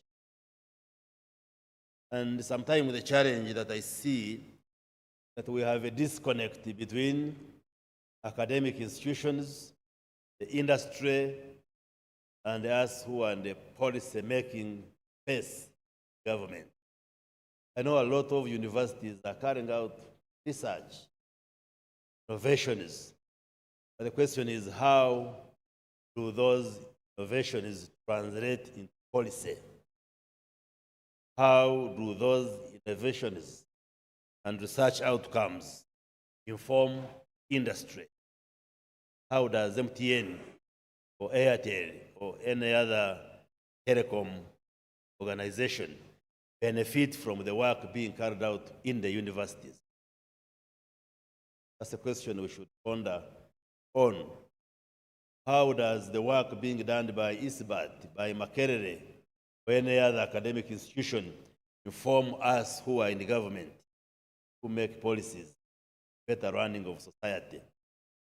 The policy decisions we make in the government informed by research, and the innovation is carried out by universities. How do universities link with the government ministries and departments, and so forth? I would want to request that you reflect on some of these questions, then we see how we can work together. The government, we may not be doing deep research, exploring a lot of innovation, but the universities do. Why do you research? Carry out research so that you can inform policy, who can give guidance, industry, then all of us should be able to collaborate. In 2006, President and indeed the government put in place the ministry responsible for ICT, national defense, ICT. And our work as a ministry largely to drive the digital transformation agenda for this country, working with all of you, universities, the industry, and other stakeholders. We have put in place the transformation roadmap, defines the kind of work, champion, including areas of digital infrastructure, digital services, skills, digital industry, policy, legal, and institutional frameworks. So I would want to call for increased and enhanced collaboration, that we work together so that we accelerate, drive digital transformation. There are many interventions we are carrying out in the country as government. One of the areas we are focusing on, digital infrastructure, so that we have connectivity from corner to corner. Coming like 2 years, be able to achieve extension of the national backbone infrastructure, so that from Karamoja, Kisoro, West Nile, down south here, have full connectivity, and we are able to support Ugandans transact using digital services. Because admittedly, the ICT, digital services, are an enabler every aspect of life. Whether you speak of education services, nowadays, most of us who are our age never think of using technology to acquire education. Getting a university degree meant boarding a bus from the rural upcountry and coming to sitting in a class, lecture room, listening to a professor, writing exams, passing, and then you gain a degree. Today has changed. That is still there, but you can comfortably sit your house in Karamoja and acquire a university degree. True or false? Whether you are getting the university degree from Uganda or the US or from India, from China, that. Business, carrying out business meant you are from Arua, you have to get into a bus, come to Kampala, do the shopping. Or if you are doing international business, you have to fly, go to China, Guangzhou, physically shop the materials, get them as luggage, you come, transport them. But these days, your comfort of your sitting room in Kisoro, and order for items from anywhere in the world, and they will be delivered to your house, Kisoro, courtesy of technology. These days, healthcare. I am a medical practitioner. When we worked in hospitals, you had to do a consultation. If you do an X-ray, you have X-ray pictures. Consulting your colleague meant sitting together and you say, what do you make of this X-ray heart respiratory system? But these days, when you are in Morago, you can consult a doctor in China or the US, Europe, and agree on the radiological findings when you are just here. Morago or a doctor in Arua Hospital can easily consult the doctors in Morago on the diagnosis of a particular patient. Courtesy, technology enabling service delivery and helping us to perform much better. And therefore, it's an imperative. We have no option but support digital transformation, support innovation, support integration of ICT and innovations into our day-to-day lives and work.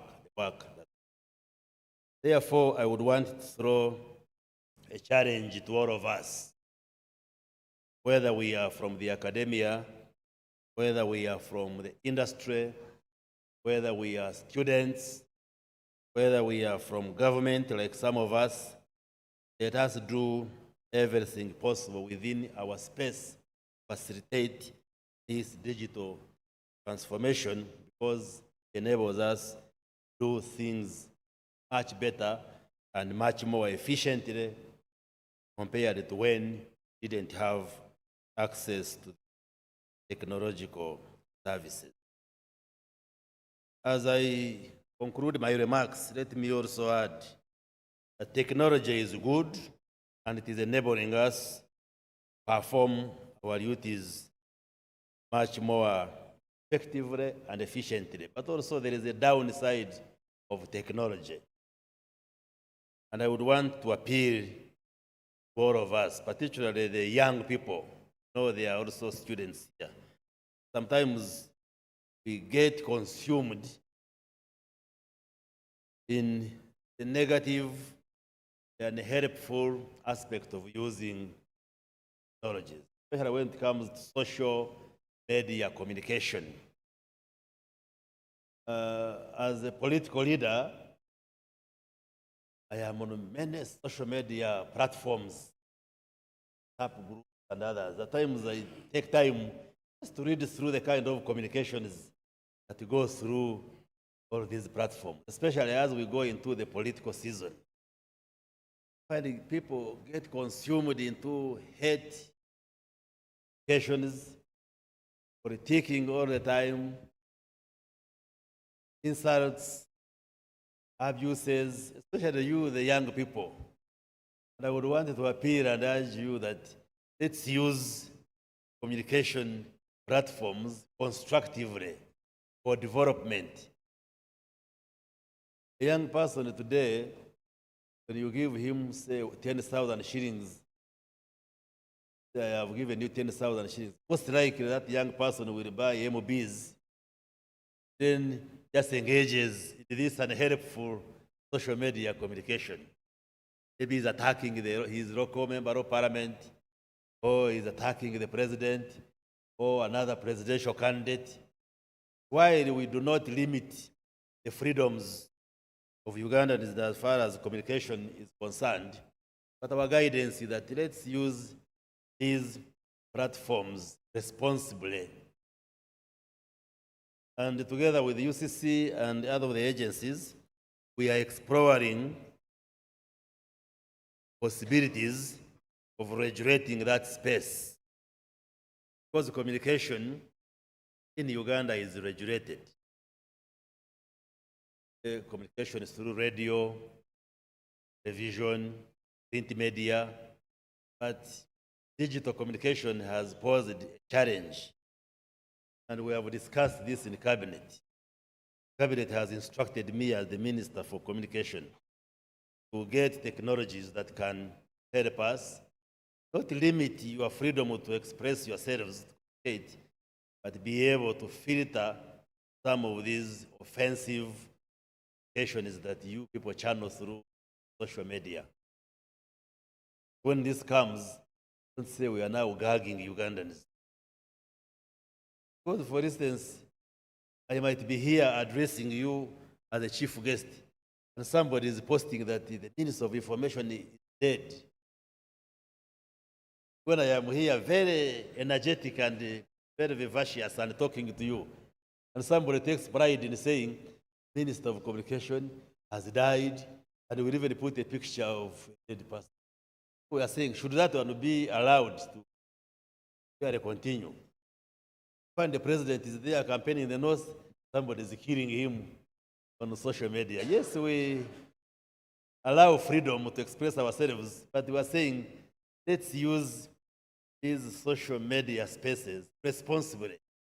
Let's communicate for development, not really just promote hate speech, promote insults, promote misinformation and disinformation, so that, yes, we allow these social media spaces, but let's remain responsible as Ugandans.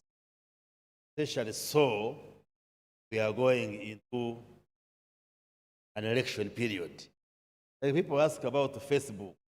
That's how, for instance, Facebook went into challenges with the state. Because Facebook as the education platform went into partisan politics.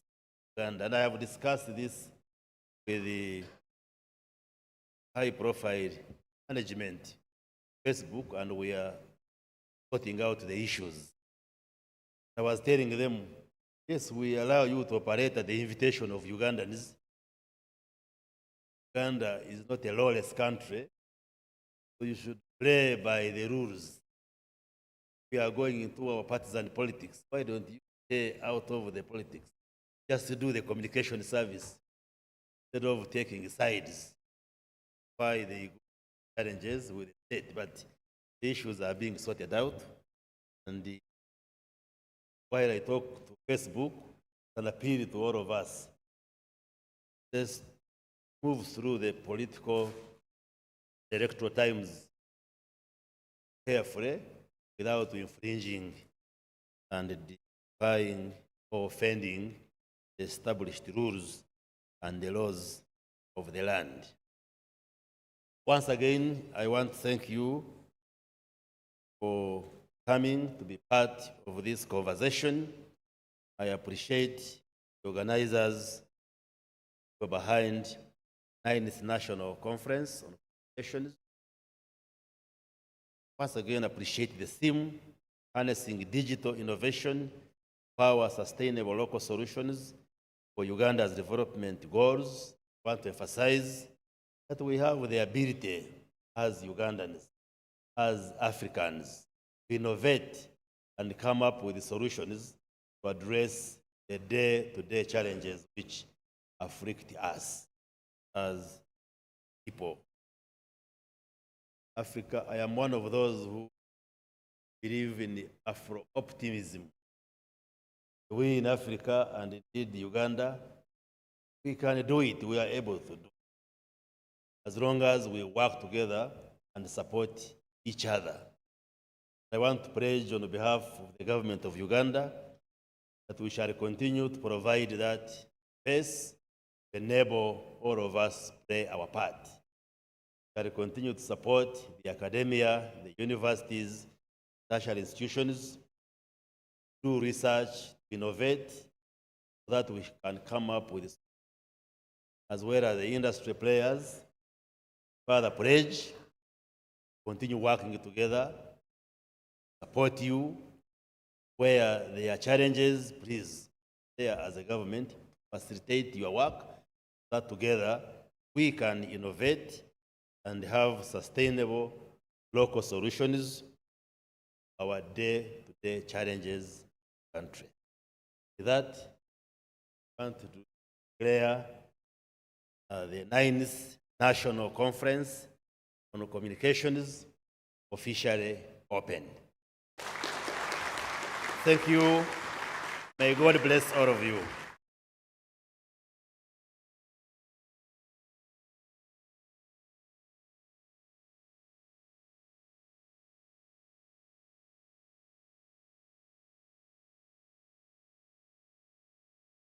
Thank you, Honorable Minister, for giving us encouragement on Facebook.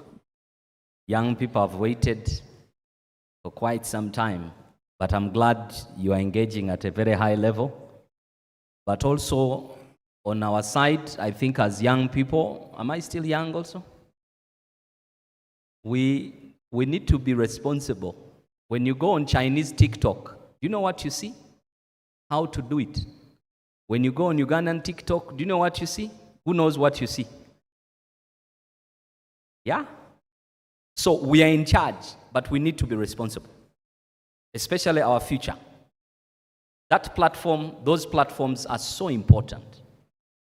And of course, UCC has a new client because where I sit as Vice Chairman NAB, we have about 360 radios and maybe 70 television stations. Today, people on social media platforms probably are 2,000, 5,000. So you have a very complicated lot.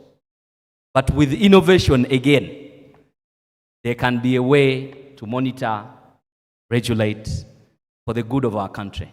Because all we sell as Africa is our culture. We sell development. We don't want to be partakers of innovation, but we want to be the ones to create innovation.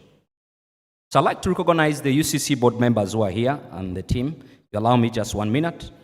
Recognize Dr. Charity Basaza Mulenga. Recognize the board chair. Thank you. I'd like to recognize, of course, the ED, who is already here. I would not really repeat. Yes. I'd like to recognize Mr. Bernard Katurebe, a board member. Recognize Honorable Sylvia Namabide Musisi. Recognize Mr. Stephen D. Kabagu, another board member. Recognize Howard Tuku, another board member.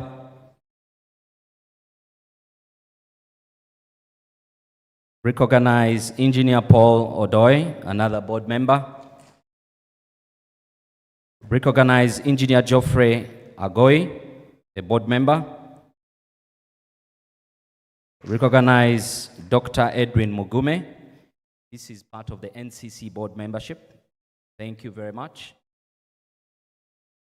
And of course, recognize Dr. Rosalind Akol, another advisory board member for the NCC. Recognize Godfrey Cavalia Mironde, advisory board member. Dennis Kahindi, and of course, Barbara Birunji, all present. And all the other UCC members that are present, thank you very much for coming. We would like to say that we are coming towards the tail end of our fast, or the inaugural session of the NCC, the 9th edition. We will have 2 activities before we go for a break. And the first and most importantly, the 2 universities, Isbat and Gulu, have a token of appreciation, not the bouquet this time, but something momentous, a memento, something that will stay with you for the rest of your life. So I would like to say that the Vice Chancellor of Isbat will hand over the memento, the first memento, to the Honorable Minister, Dr. Barriomos.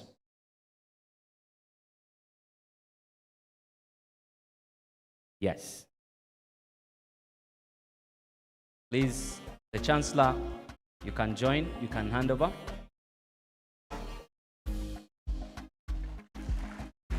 Thank you very much.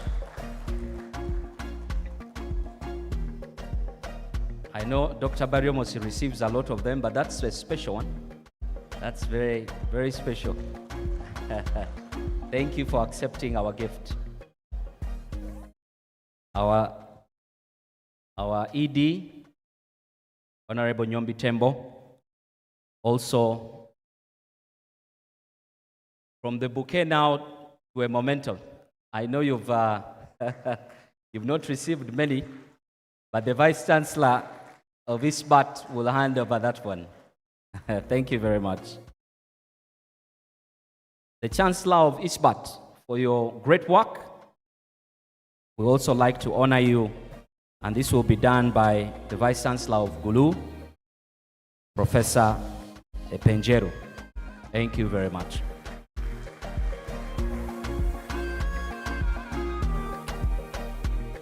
The head of ICT at UCC, Engineer Christine Mugambi, ICT and Research. Thank you very much.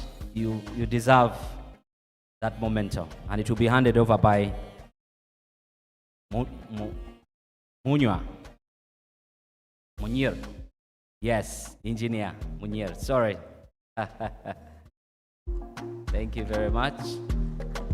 He works at Ispat University. Then from Laika Mobile, Avint Kaka, Harish Kumar will hand over, or the Vice Chancellor will hand over to Avid Kumar from Laika Mobile. Then the Vice Chancellor of Gulu University will also receive his own from the Dr. Radip, who is the chairman also for the TPC. Thank you very much.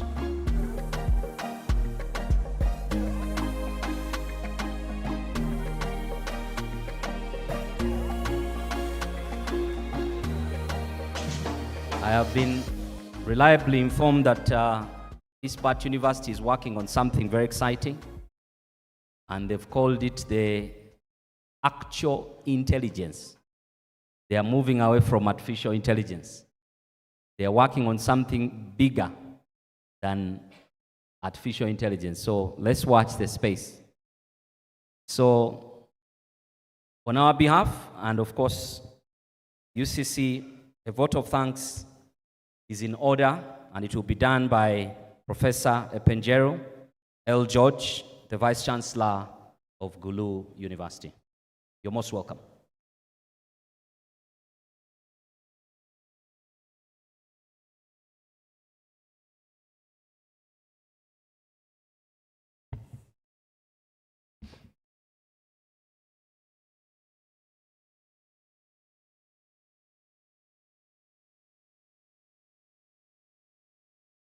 The guest of honor,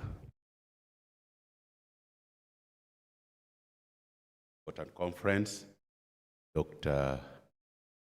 Chris NCC National Chancellor Isbat, Honorable March,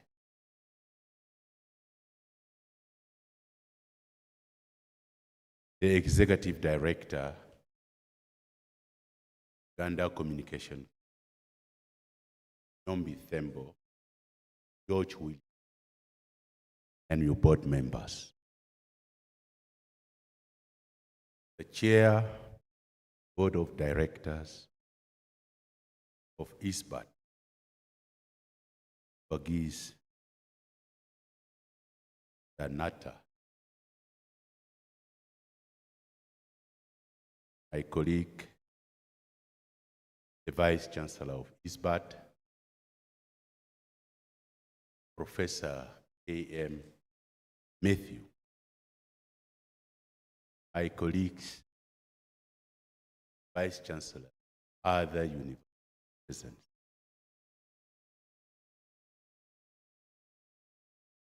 Their deputy, the Executive Uganda Vice Chancellor Forum, Professor Eriab, as well as the former Vice Chancellor, JJ. All representatives of government, ministries, departments, and agencies, all representatives of development partners in this conference, the private sector, especially industry, the civil society present, members of university management in this present, especially from ISBAT, staff and students from various schools universities. Ladies and gentlemen, it's all the esteemed speakers and participants to this 9th conference, 9th National Conference of Communication 2025. I would like to extend my heartfelt gratitude to each and every one of you for making it to this conference and ensuring that it is going to turn out a resounding success. Particularly, I would like to thank the Minister for ICT and National Guidance, Dr. Chris Baryomuni, for the inaugural address opening this important conference. I am sure that your address to us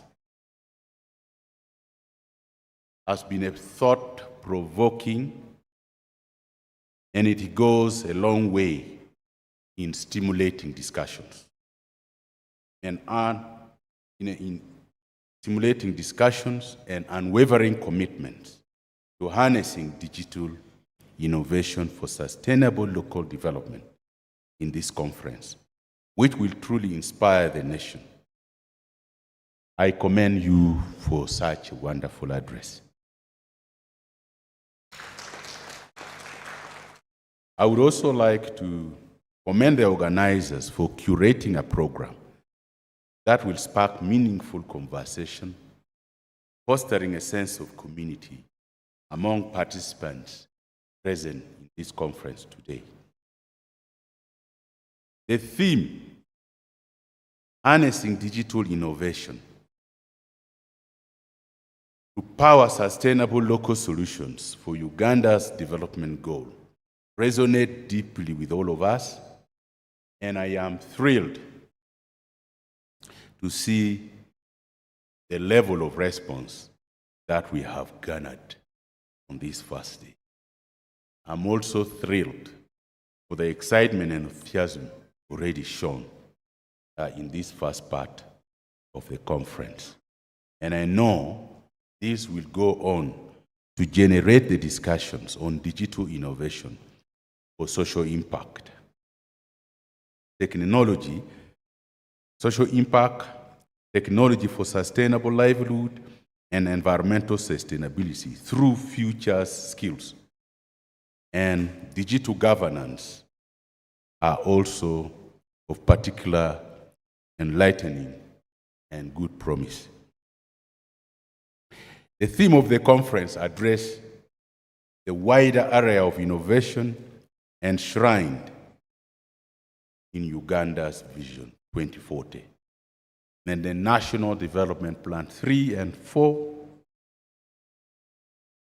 I am confident that the insight and the knowledge that will be shared during the conference will have a lasting impact on our collective efforts to drive positive change.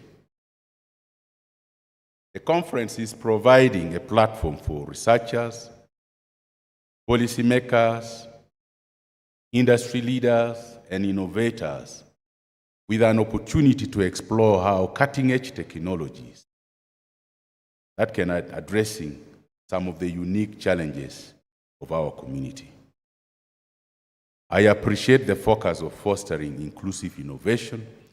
Students from secondary schools and universities, before they are the future of this country.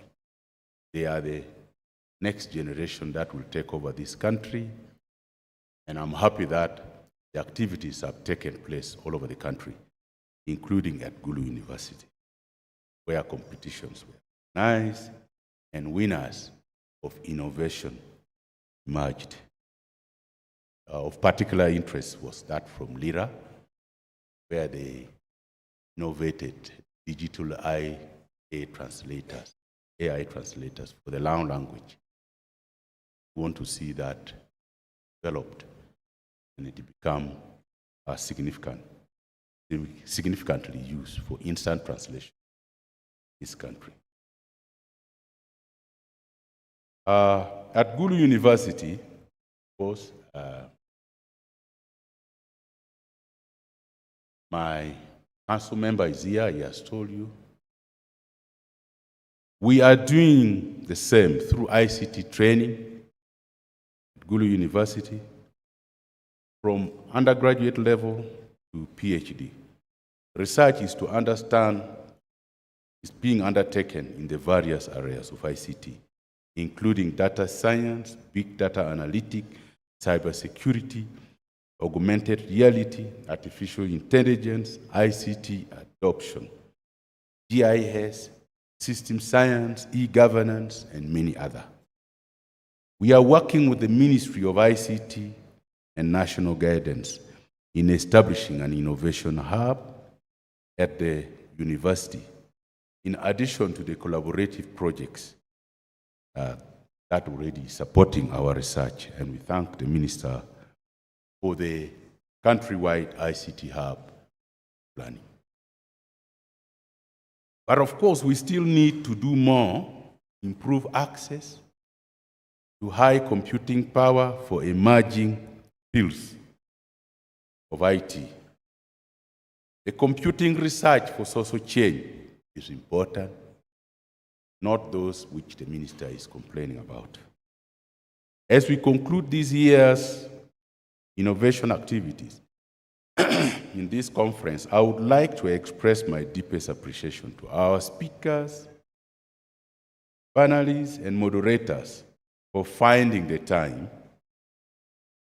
to share their expertise and insight, and for generating content that would make this conference meaningful. I particularly want to thank the students from various ICT clubs who have made it here through regional competition. Your contribution in this national event will enrich our understanding of the potentials of digital innovation in driving sustainable development. I would also like to thank the National Innovation Hub, Nakawa, for hosting this event and for providing a platform for us to converge and share ideas, collaborate, as well as to network for the purpose of promoting ICT.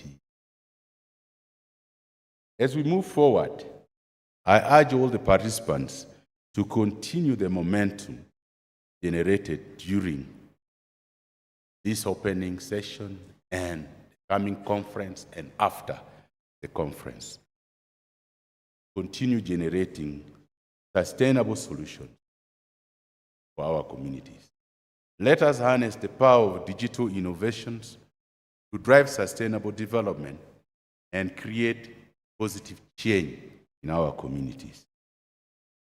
Let us work together to build a brighter future for Uganda, leveraging on technology to address our challenges and to unlock new opportunities that can be afforded for us by this technological advancement. I would like to once again thank all of you who have contributed to the success of this conference. The Minister for finding time to come and open this conference. The National Communication Commission for the arrangements, annual arrangements that they make for this to be possible, but particularly for 2025. I'd also like to thank organizers, especially those coming from ISBAT and Gulu University.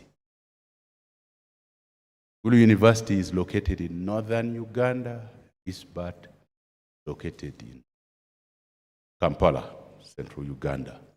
That makes for a very good combination for the country. I would like to thank the sponsors. Once again, the National Communication Commission, UCC, would like to thank our partner, Renu.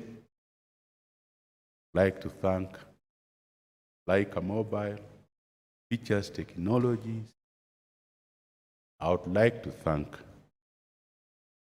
all members of the media fraternity present in this house, giving us good coverage, including responsible social media activists, whom I know is seated among you there, and they will also be having their own share of opinion about the benefits of this conference. I wish you all the best in the conference and in your future endeavor. I look forward to seeing the impact of our collective effort in this conference with sincere appreciation for community transformation and for God and my country. Once again, I am Professor George Ladao Penjuru, the Vice Chancellor of Gulu University and the immediate former chairman of the Uganda Vice. Thank you very much. Thank you very much, Vice Chancellor of Gulu University. Right now, like I had alluded to earlier, we had 2 activities left for our inaugural session. That's the session between 8 a.m. to about 10:45. We are an hour, not late. We're just an hour ahead. So as innovators, we've thought about it and said it would be interesting as you break out for your breakfast, just to relax, make that phone call. It would be very exciting to hear from our keynote speaker so that we can have something more to think about, especially from the keynote perspective. Allow me to welcome the CEO of MTN, who is our keynote speaker today, who has extensive experience as far as telecommunication is concerned, having worked for the largest telecommunication company in Kenya, Safaricom, and of course, traversed a couple of countries in the West and part of Africa, from Congo-Brazzaville to Guinea-Bissau, Guinea-Conakry, Liberia, to say the least. And now she's in Uganda, and I hope one day she becomes a Ugandan, but she's African. Welcome, Sylvia Linge, the CEO of MTN, as our keynote speaker.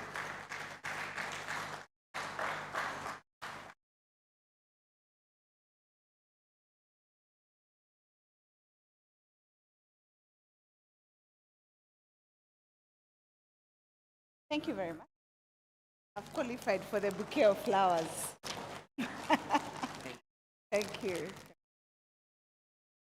All right, I'll stand on all the protocols that have been observed. I know you have been already seated for a while. I read somewhere online yesterday that said movement is medicine, so we probably need to get up and stretch at some point, so I'll try and not take too much time. I know you've also listened to a lot of inspiration this morning, counsel, good wisdom from those who have spoken before me. So I will try and keep it short. I do have to acknowledge the presence of my minister, Honorable Chris. I don't know how much time you're spending on the road nowadays. I don't know if you're moving on the road, by car, by helicopter, I'm not sure, but I do not envy you, and I continue to wish you strength, especially in this season. And I think I can only celebrate the passion that you have coming from Barara and being here, making it to be here with us on time. I think he does deserve a round of applause, right? Because this is what true commitment and passion for the sector looks like. And now that you have given me a new name for you, I'll be calling you the Minister of our future, right? And that future is bright. So we look forward to continue to engage with you. I also want to really thank our ED who spoke earlier and for the way he has continued to lead our sector. I'm part of this sector. I can say he leads us with a listening ear, but also a very firm hand. And when he calls us to appear, we have to make sure we appear because we recognize that we are building this together. ED, I completely echo the sentiments that you shared earlier around us being active participants. And the reason why I stand here and really privileged to be here with you this morning is because the research that you're doing as the ED clearly illustrated, we must create consumption for it in the private sector. And that is the reason why I am privileged together with all the different sponsors who are here. And thank you so much to the councillors of ISBAT and Gulu universities and all the sponsors of this great event who have come together to be able to create this forum for us to have the conversations that are going to spark the industry and make sure that that which you're creating from a research perspective, we have the capacity to be able to consume it from the private sector. I was just chatting to one of the board members from UCC. He's actually the one who showed me the manual, which just captures all the different innovations that are here. And ED, I can tell you, if you go to page 92, where there is a paper or an IoT system to curb vandalism on transmission network, a case which has been proposed. This is something that I think we are very much alive to, and we've been having conversations with our regulator as well as various players in the industry in terms of how we can be able to leverage this. We are having a lot of challenges. Yesterday I had a customer who was expressing to me their dissatisfaction with the level of service that we had delivered to them on the home front. And when we boiled down to it, we actually found that the cable had been vandalized and disconnected because of this abject maintenance that is currently plaguing us. So why am I using that as an illustration? And Board Member Bernard, I say thank you for calling it out. It's because I'm just creating that connection that the things that you're thinking about, the things that you're innovating about are the realities and the challenges that we are facing today. So I stand here to speak on behalf of the private sector, specifically in the telecoms industry, and I've seen in the program that my fellow industry peer, Sahu from Airtel will be here tomorrow to give you an affirmation that that which you're thinking about and the solutions that you want to create have real value if they're embedded in the local realities and the challenges that we face today. We must continue to develop solutions that are driven by our creativity, but are also baked on the realities that we live, because that is what will create the long-term good and transformation that we seek to see in this industry. I also want to thank the UCC in a very special way for making sure that this event is anchored in this National ICT Innovation Hub. I was here a couple of, I think, months ago, and where the PS in the Ministry of ICT, Dr. Amina Zawade, was here, and we did commit to providing 5G connectivity, which I hope is now being enjoyed at the ICT Hub. And if it is not your satisfaction, could I ask that you give us feedback as your service providers to make sure that that which you committed to you has been delivered. But why do we do this? At the heart of everything that we do, there must be purpose. And I think in this room, as we sit here today, with all the great minds that are here, we are trying to figure out how do we leverage technology to be able to solve the local problems that we have and create sustainable progress. The other day, we had some members of MTN Group who are visiting Uganda, and we got an opportunity to be able to visit the Bank of Uganda governor, and he threw a challenge to us, and he asked, what is the role that you, as a telecom player and a significant contributor in this market, is playing in terms of enhancing and driving the achievement of the National Development Plan, NDP4, as we fondly know it. This plan challenges us to build a country that is competitive, inclusive, and sustainable, anchored on industrialization, job creation, productivity, as well as human capital development. So we all recognize that the question is not whether we should innovate, but the question is, and one that I want to pose to everyone in this room, especially the entrepreneurs and the researchers. I extend the same question that was thrown to me by the governor. How do we ensure that the innovations that we're coming up with are driving us closer to the ambitions that have been set by the NDP4? That vision is ambitious, and I dare say it cannot be achieved without the significant play the digital sector has to drive. And that is the reason why the theme of this year's conference, Harnessing Digital Innovation to Power Sustainable Local Solutions, is not just relevant, but is truly foundational. I think I want to call out the fact that through the NDP4, through its technology development, innovation, and transfer program, this plan calls for the commercialization of homegrown innovations and the development of a robust national innovation ecosystem. This therefore means it's a direct invitation for everyone in this room and the various sectors that you represent, whether you're in government, you're in academia, you're in private sector, or the young innovators who are here, to turn the prototypes that you have into products, research into enterprise, and digital ideas into assets that we can celebrate with pride as national assets that we can consume not only here locally, but also get the opportunity to be able to export. Innovation, ladies and gentlemen, especially the young people in this room, is not just about apps or buzzwords. They create excitement, but to create true and lasting, meaningful change, innovation has to be leveraged as a tool that is powerful for making sure that the development goals that we have as a country are turned into powerful reality. But even as we do that, I think the challenge that I also want to throw to all the policymakers who are in this room is that while we have a lot of creativity, as has been witnessed, and I'm sure will be witnessed over the next couple of days as we have these conversations, we have to realize that innovation without access is an illusion.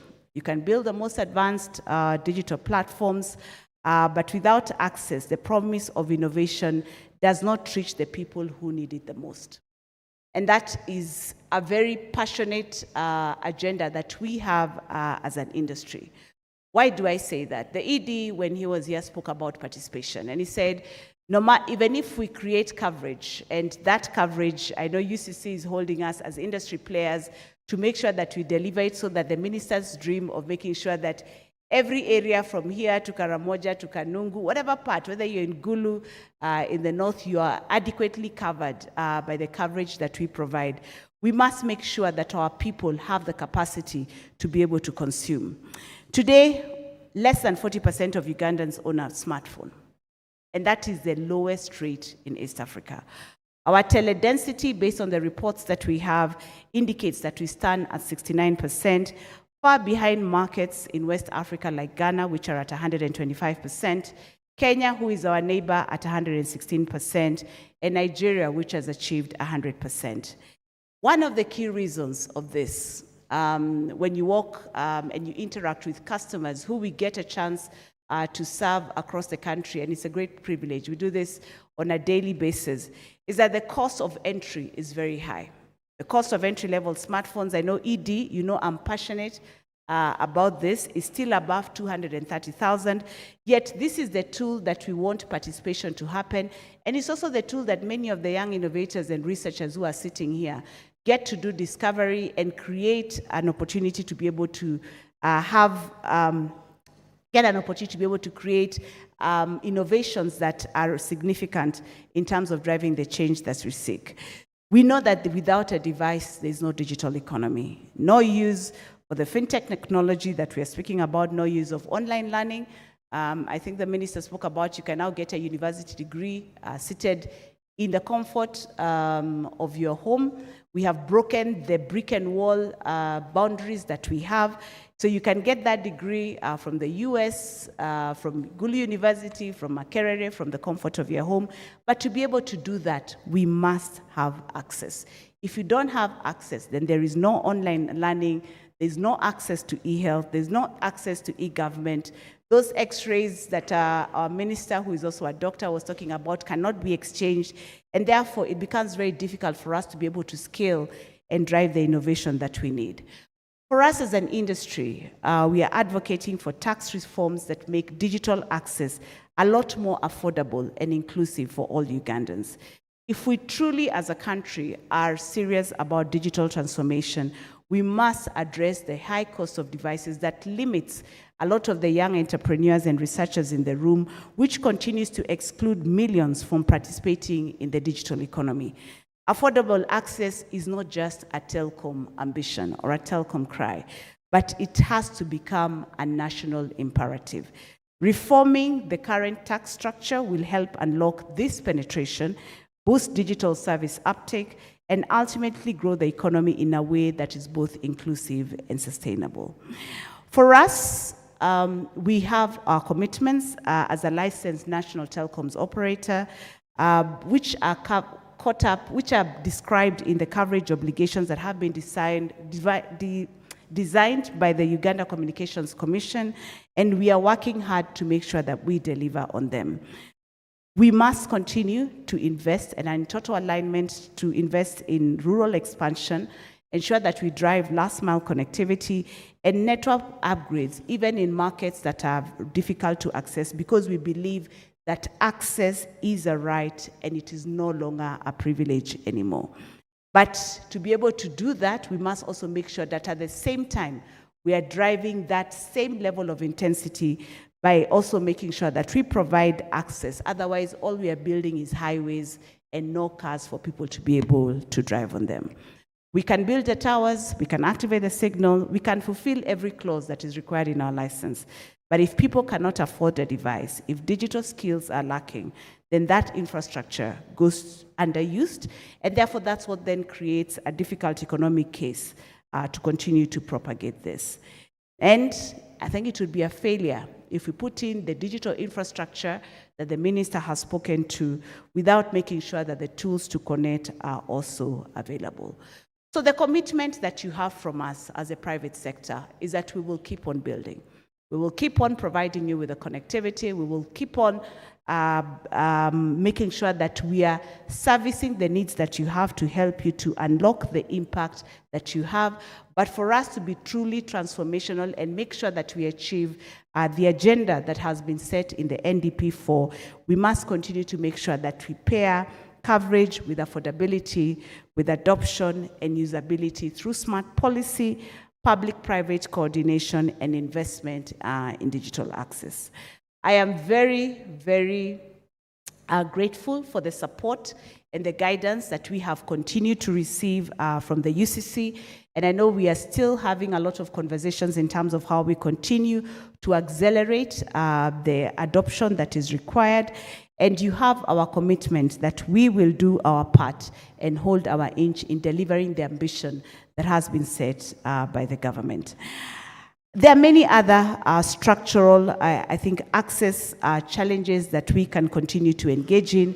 But for me, the other call that I would also like to make is to make sure that even as we develop the policies, I know there's been a passionate conversation this morning around Facebook. I have to say I agree with everything the minister has said, and I'm fully supportive of what him and the UCC through the ED are working on in terms of making sure that we are providing an online safe space for our people. We must make sure that we are responsible in terms of the communications that we are also having online. But also at the same time, I would also like to encourage a perspective that says that policy must enable, not constrain. The call for Facebook is one that we continue to echo a lot as industry players because we know that this continued lack of access has denied entrepreneurs, students, developers, and citizens who have relied on it for connection, commerce, and learning. I was looking at a study because obviously MTN exists in different markets, around 15, 16 markets across Africa. And I was looking at studies that were comparing the level of usage of data in this country versus other markets. And you realize that for a lot of our rural population and people who are coming into the internet for the first time, they are looking for connectivity. And one of the apps that has been able to deliver that for them is Facebook. So in a way, we have limited our growth in terms of data usage as a country because of lack of access to this app. So the challenge that has been thrown to us by the ED is either we create our own Facebook here in Uganda and make it attractive for consumption by Ugandans and also go beyond. But also at the same time, I think there's also a lot that we can be able to learn in terms of innovation that has been done in other markets. My encouragement to the minister and my plea to the minister is that while we must have the right policies to regulate, and I'm really encouraged to hear that you're having conversations with the right people in Meta and Facebook, we must also ensure that the innovation that we come up with is not restricted, it's allowed to thrive, because innovation needs openness, predictability, and trust. For us, our mission today remains clear. Our collective mission remains clear, that digital progress must power Africa's progress. We are doing a lot on the MTN side and are constantly open to receive your feedback to make sure that you hold us accountable on the delivery of that promise every day. Through the work that we are doing on mobile money platforms like MTN Momo, we are powering financial access across the country, and we have now created open APIs that allow innovators and entrepreneurs to be able to connect with us, because we realize that our work is more around distribution and creating a platform that allows that collaboration to happen. Through continuous network expansion, as I've spoken to, we are bridging rural and urban divides. Through partnerships with the Ministry of ICT and companies like Centenary Technology Services, we're investing in digital literacy, skills development, as well as ecosystem support. And then through the conversations that we have with all the different policymakers, we are also helping and playing our role in shaping a regulatory environment that enables growth, protects users, and also supports long-term national development. I think for us, as I close, our challenge is to make sure that as an industry, we continue to step up to connect every Ugandan to opportunity, inclusion, and progress. It will require us to not run isolated projects in themselves, but make sure that we create a sustainable innovation system that is built on local talent, and I therefore celebrate all the talent that is represented in this room, because Uganda is brimming with ideas. The 70 or so research papers that have been shared in this conference or are going to be shared in this conference prove it, but these ideas need fuel. Then that fuel is a fuel of mentorship, of capital, of incubation, and platforms to scale. And MTN is here to be able to support you on that.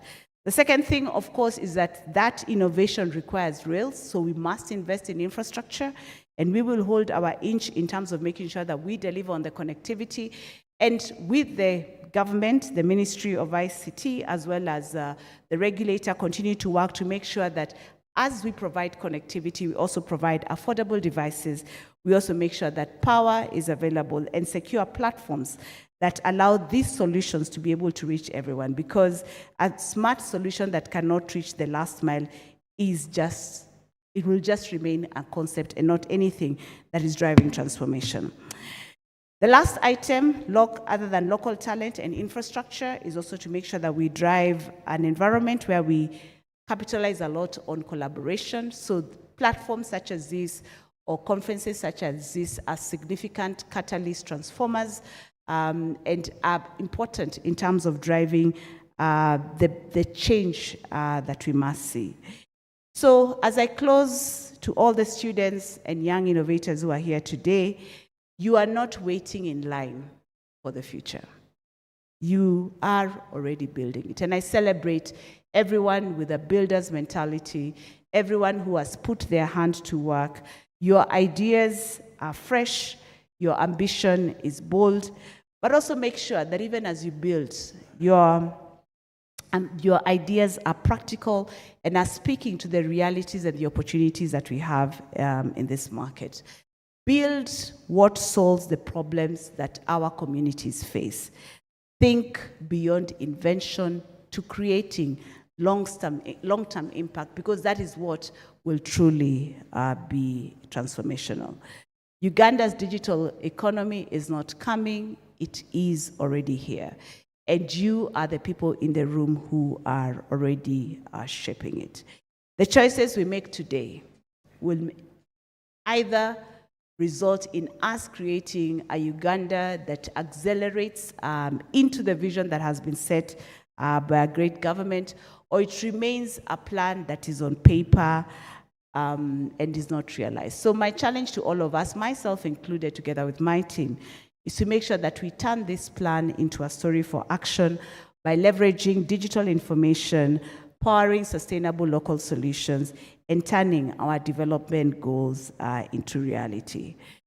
Our realities are full of rich insights. Our communities that are represented by yourselves are full of creativity. And you, our innovators, are here to prove that great ideas don't need to come from global hubs, as the ED has challenged us, but can rise from our local soil. The future is digital, but it is also human, because it is powered by everyone who is in this room. Technology alone will not transform our societies. People will. It's you and me. So we need to remain visionary leaders, bold entrepreneurs, passionate teachers, and determined young minds to making sure that we are able to create an environment that is able to harness digital innovation, not as an end in itself, but as a means to a sustainable and inclusive future. One that is locally inspired, digitally driven, and globally admired. That is what will truly create an unstoppable Uganda. I thank you for your audience, and I wish you fruitful deliberations over the next few days. God bless you all.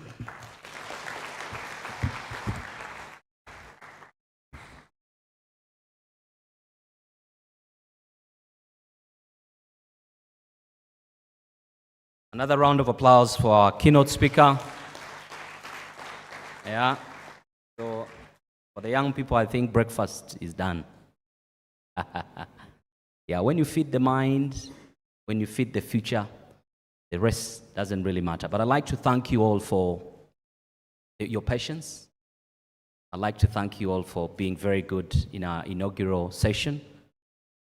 Of course, above all, our guest of honor, thank you very much for the sacrifice and the time and your inspiring words and direction. The ED of UCC, thank you very much for steering this, and the board members, together with the management and staff. Ispat University, thank you very much. Gulu University, thank you very much. So we'll just go for a 1-minute photo session. 1 minute, and then we'll head for the break. So the photographers, please, you're the reason why we will stay a minute longer here. Get your positions. So the first photo will be with a guest of honor, and then we'll also invite all the board members of UCC, the directors, the vice chancellors. You'll also join us. So please, I request you to stand up. Our guest of honor and the ED, the vice chancellors, have been reminded that the best view will be when you stand. The best view for the photograph, if you don't mind. Thank you. To stand up, just where you are.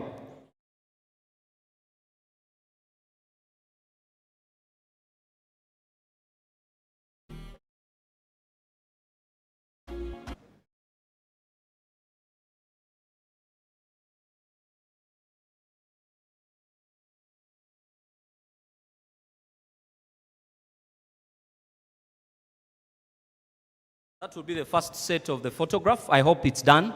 It doesn't take too long. Just a second. Just 1 second. Yeah, let's get closer. We'll take a break immediately after that, and then we'll return for the afternoon session.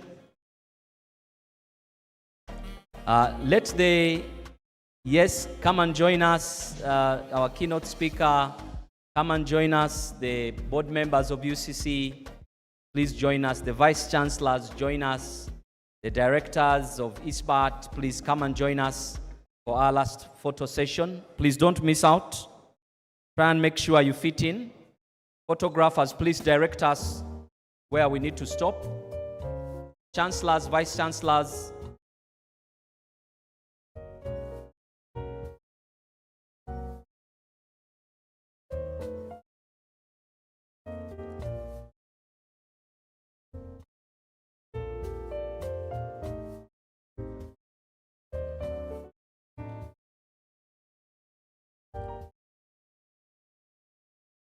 Thank you. Thank you.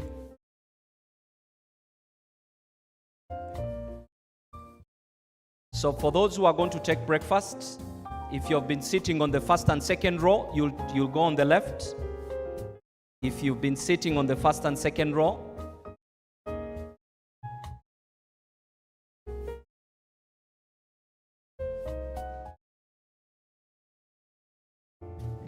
the rest, please come behind the principals. Let's stand behind the principals. Yes, the principal, the ones who sat on the panel. The ones who sat on the panel, you take the front seat. Then the rest of us can stand behind. I hope that works. Yes, let them sit, then you can go behind. Thank you. I think that's better. Because the minister, honorable minister, is 7 feet tall, if I can remember. Yes, please join us. I think that will be a better view of the photo. Yes. We still have space this side. All of us will be captured in the moment. Thank you.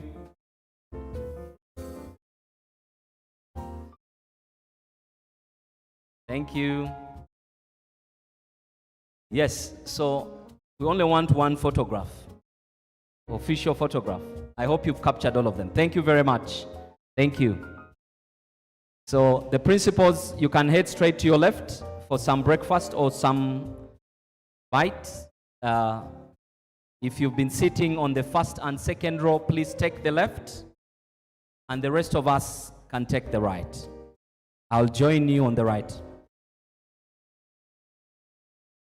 And of course, there'll be a press brief for those who will like to talk to the media. The press briefing is available.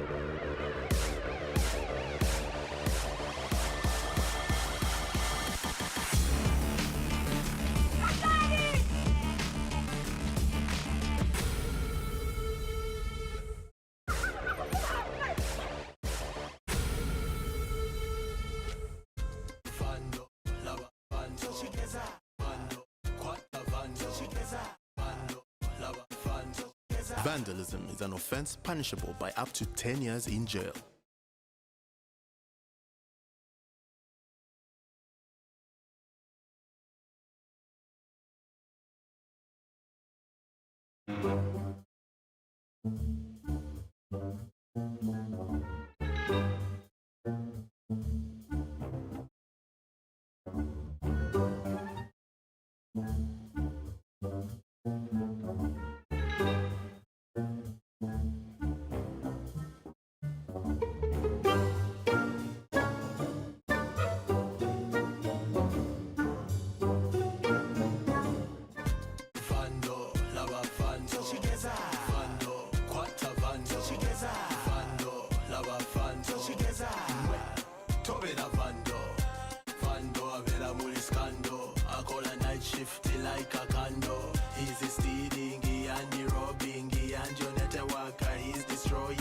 Vandalism is an offense punishable by up to 10 years in jail.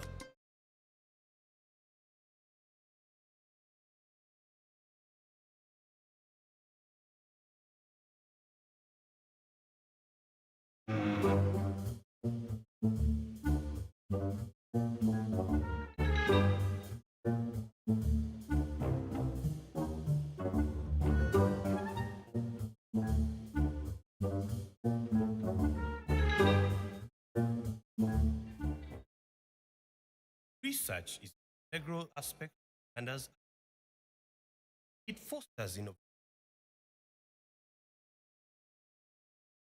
and enhances helps in emerging trends and challenges while providing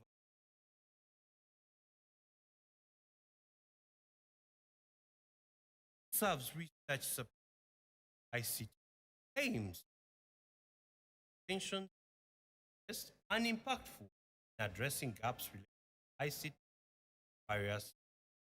Purpose largely development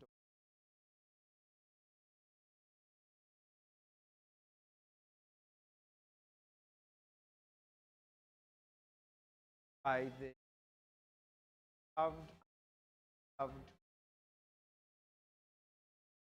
idea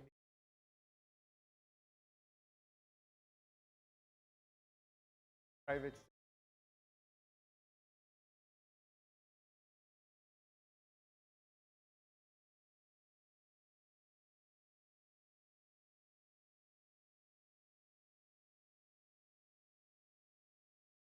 The program provides funding and grants for research projects that focus on ICT development and encourages multidisciplinary research that addresses complex social, economic, and environmental challenges related to ICT development.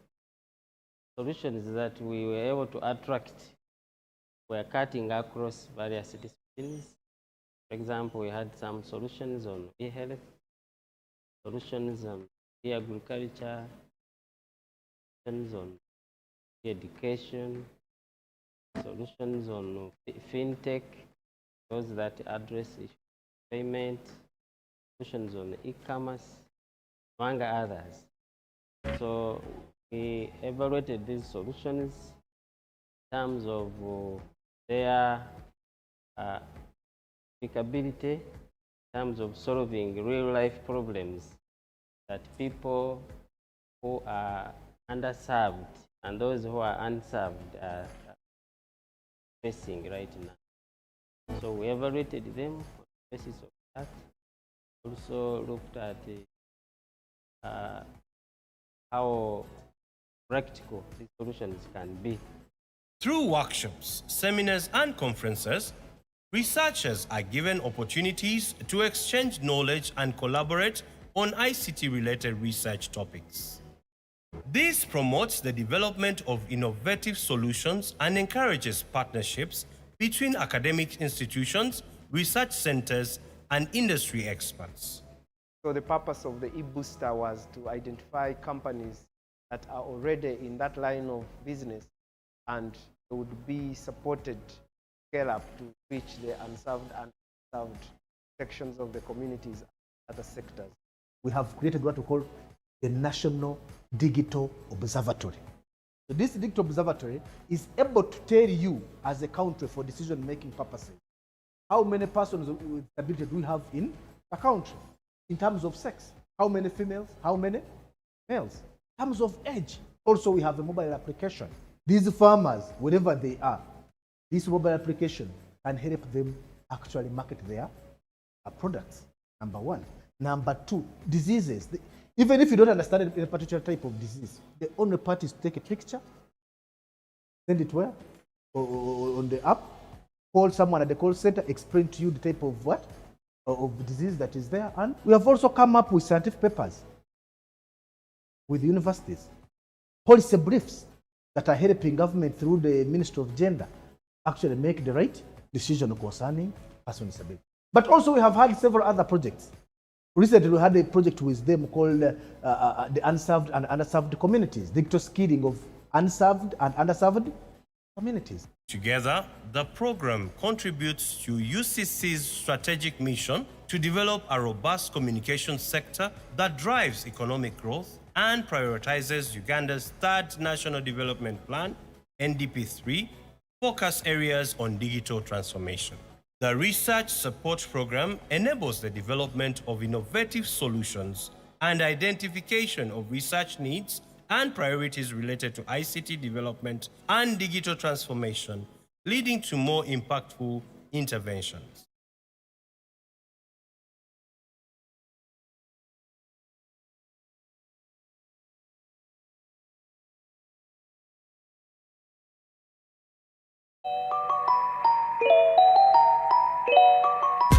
Vando, lava vando, vando, kwata vando, vando, lava vando, tobera vando, vando avera muliskando.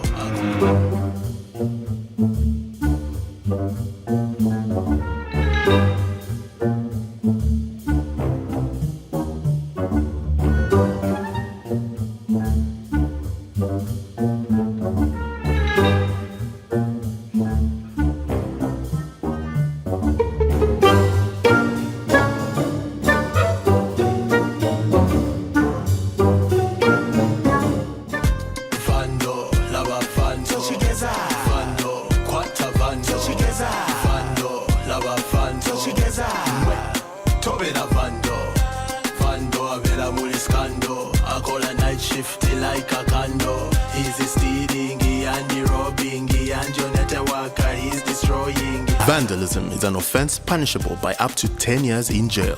Vando, lava vando, vando, kwata vando, vando, lava vando, tobera vando. In this day and age of digitalization, where payments and transactions are going online, digital fraud is also on the rise. Be alert! Never share any personal information or send money to anyone threatening to disconnect you over SIM card registration. It's a scam designed to defraud you. Simply hang up. Dial 100 or visit your nearest telecom provider's service center to report people claiming to register or disconnect your phone number. Tonfera. This message is powered by the Uganda Communications Commission.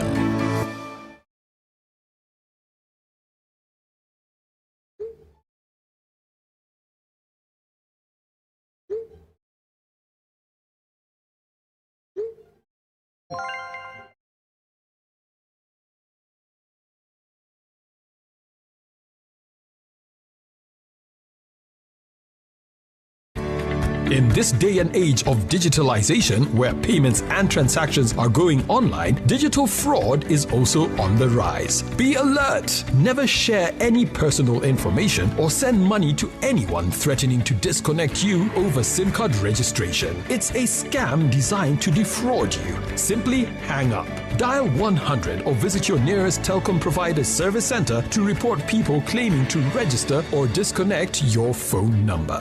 Tonfera. This message is powered by the Uganda Communications Commission.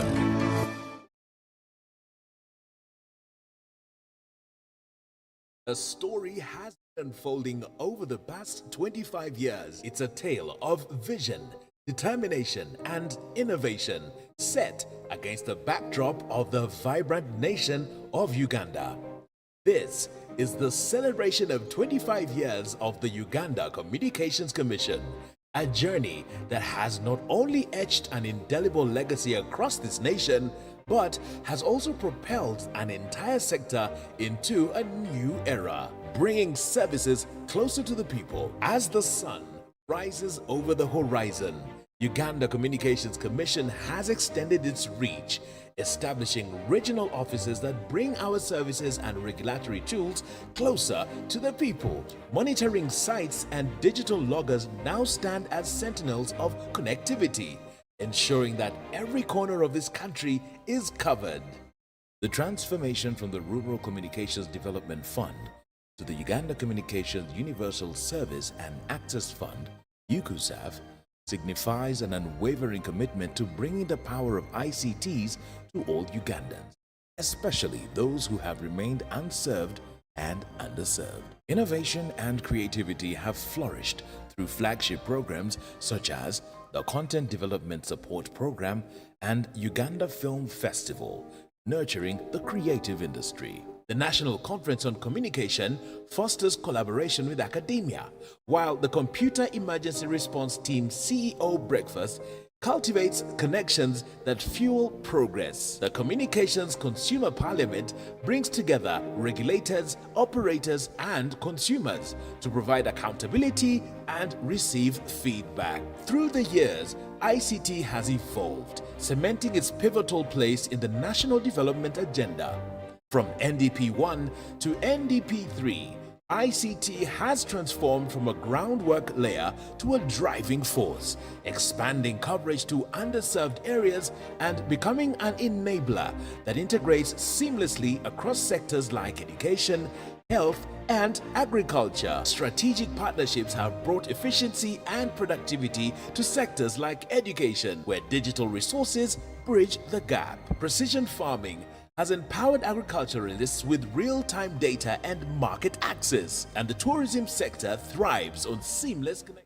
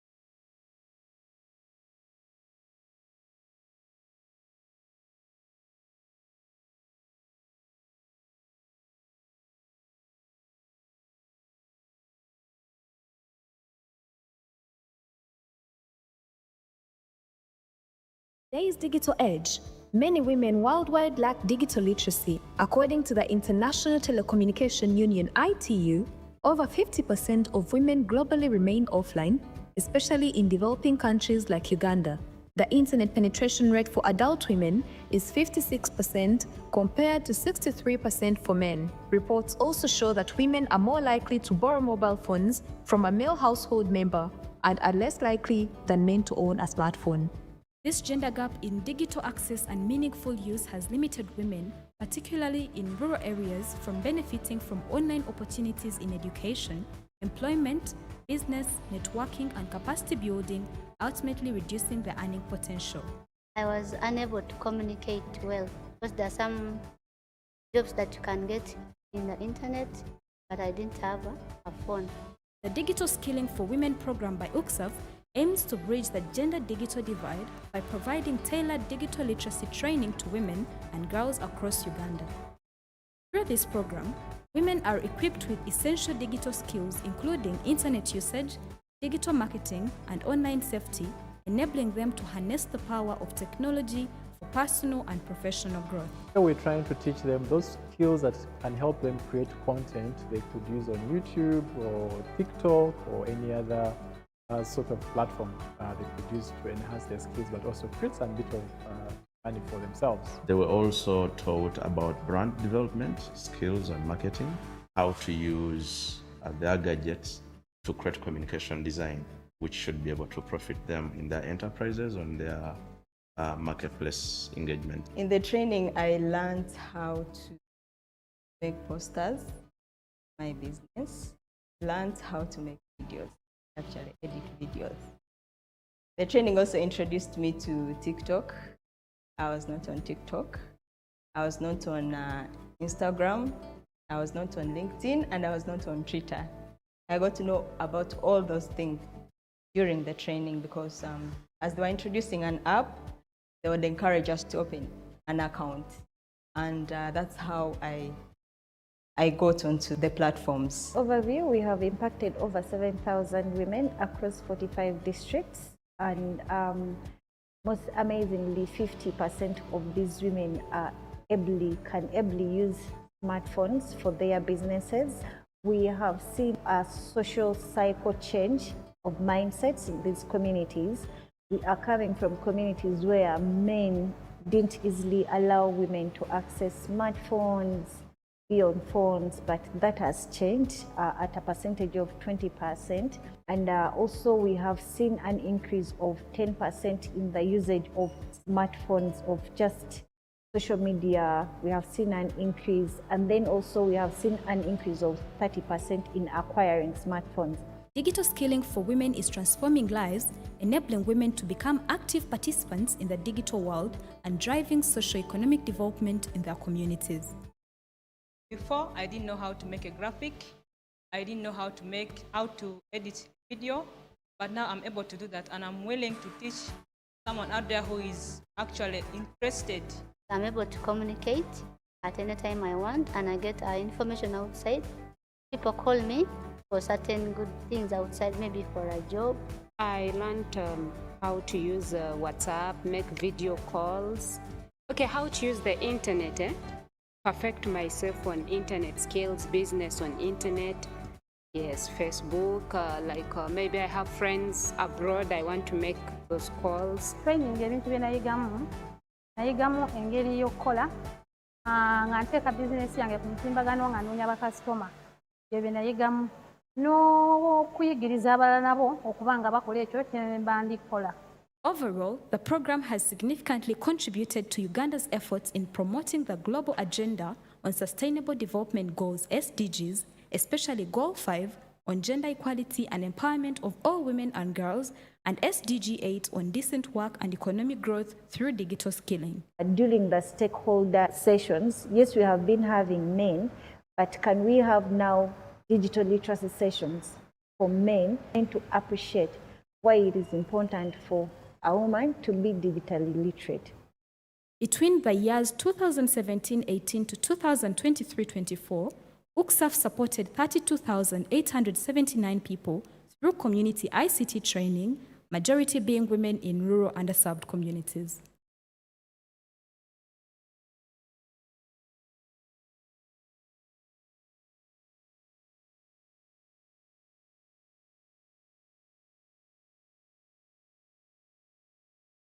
Because we are doing a lot on connectivity, we are doing a lot on content, we are doing a lot on digital literacy. Where we haven't been doing some work is on the devices project. So for the past 2 years, we are also doing something on the devices project. The Uganda Communications Universal Service and Access Fund, or UCUSAF, is a key initiative aimed at bridging the digital divide and promoting universal access to communication services across Uganda. This is the fund. As you could be aware, we collect our money from the operators, which money we take back in terms of projects for the underprivileged areas. Those areas which are non-commercial, where the operators won't be able to make profits.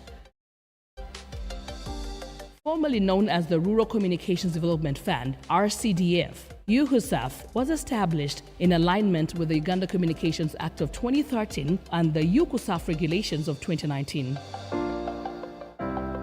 UCUSAF's mission is to facilitate universal access to high-level broadband capacity for all Ugandans through targeted interventions that address location, physical inability, gender, and cost barriers. ICT in the digital revolution is a catalyst. ICT in the digital revolution is a catalyst to economic development and improved standard of life. Its importance in day-to-day life continues to run national and household livelihood.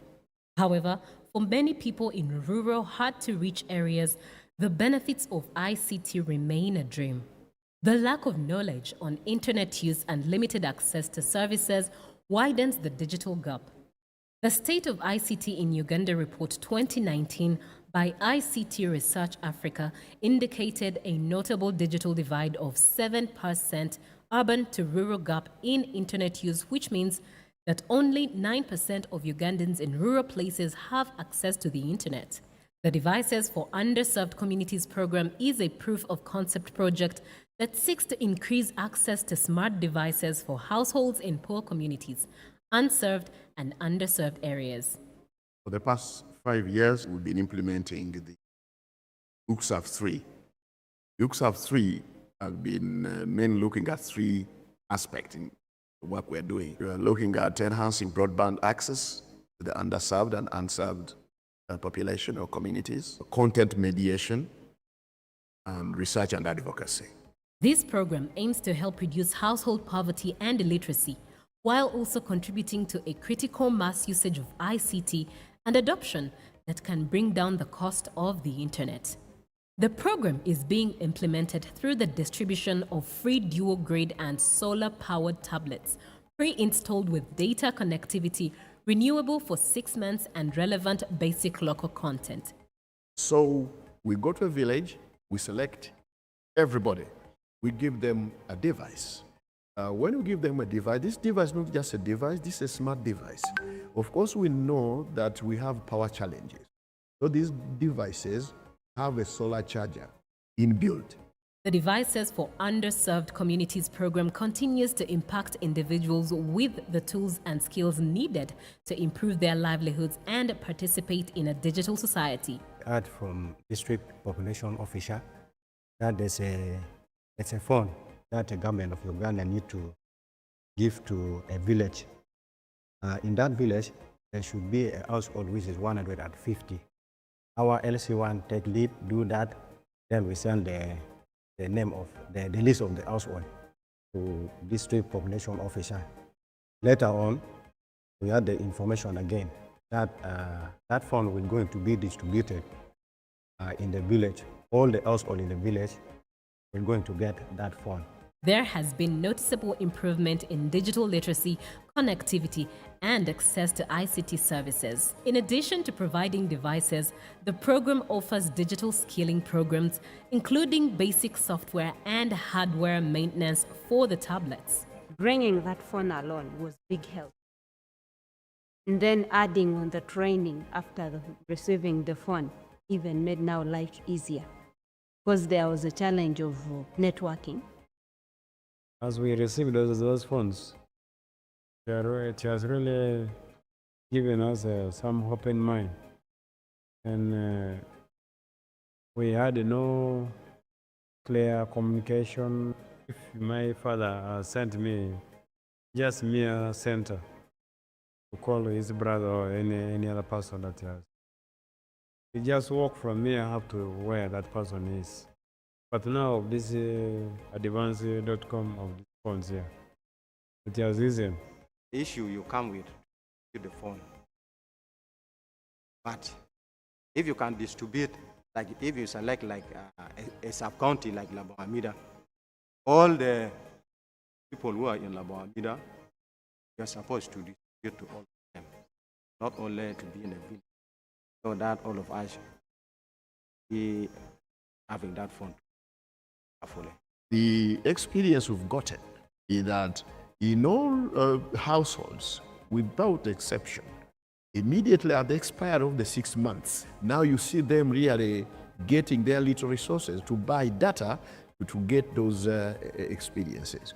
So the project has been so exciting. This is a strategic response to the Uganda digital vision of building a digitally enabled society that is secure, sustainable, innovative, transformative, to create a positive social and economic impact through the technology-based empowerment.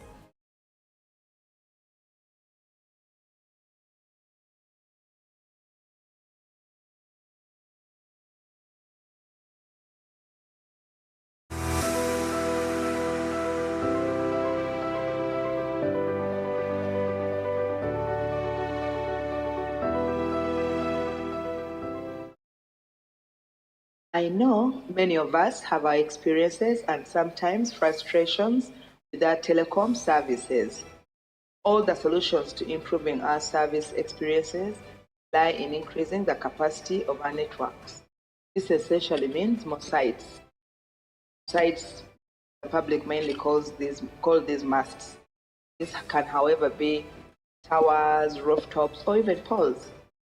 In the same vein, the public is wary and apprehensive, these sites being within their neighborhood. UCC's overall objective is to ensure that all Ugandans confidently use communication services. And in this, among others, we seek to build the public confidence in the safety of telecommunications infrastructure services. So here we measure countrywide and even on request emissions from these sites, essentially to ensure that they are within the set limits of our habitation as set by the international and national standards. Beyond measurements, we also engage with communities that are identified to potentially host these sites. To understand their concerns and reassure them about the safety of the infrastructure and services. I'm Helen Nachiguli and I work with the Uganda Communications Commission.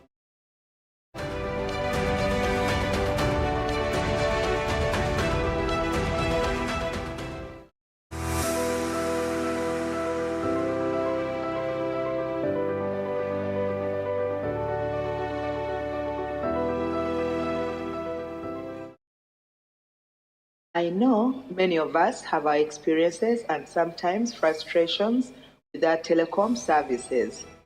All the solutions to improving our service experiences lie in increasing the capacity of our networks. This essentially means more sites. Sites, the public mainly call these masts. This can, however, be towers, rooftops, or even poles. In the same vein, the public is wary and apprehensive, these sites being within their neighborhood. UCC's overall objective is to ensure that all Ugandans confidently use communication services. And in this, among others, we seek to build the public confidence in the safety of telecommunications infrastructure services. So here we measure countrywide and even on request emissions from these sites, essentially to ensure that they are within the set limits of our habitation as set by the international and national standards. Beyond measurements, we also engage with communities that are identified to potentially host these sites. To understand their concerns and reassure them about the safety of the infrastructure and services. I'm Helen Nachiguli and I work with the Uganda Communications Commission.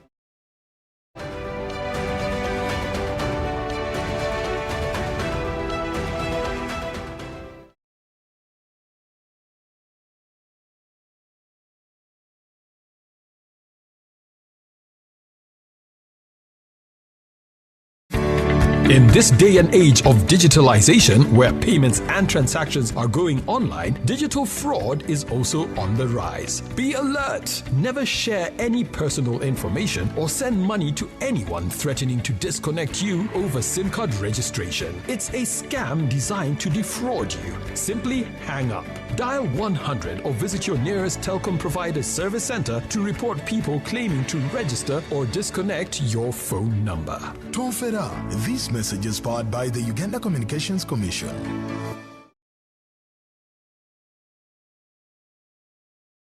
A story unfolding over the past 25 years. It's a tale of vision, determination, and innovation set against the backdrop of the vibrant nation of Uganda.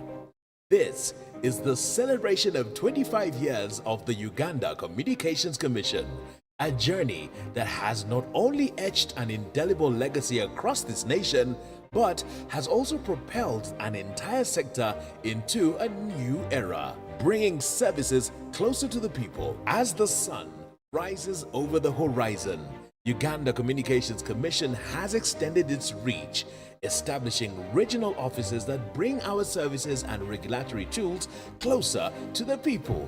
Monitoring sites and digital loggers now stand as sentinels of connectivity, ensuring that every corner of this country is covered.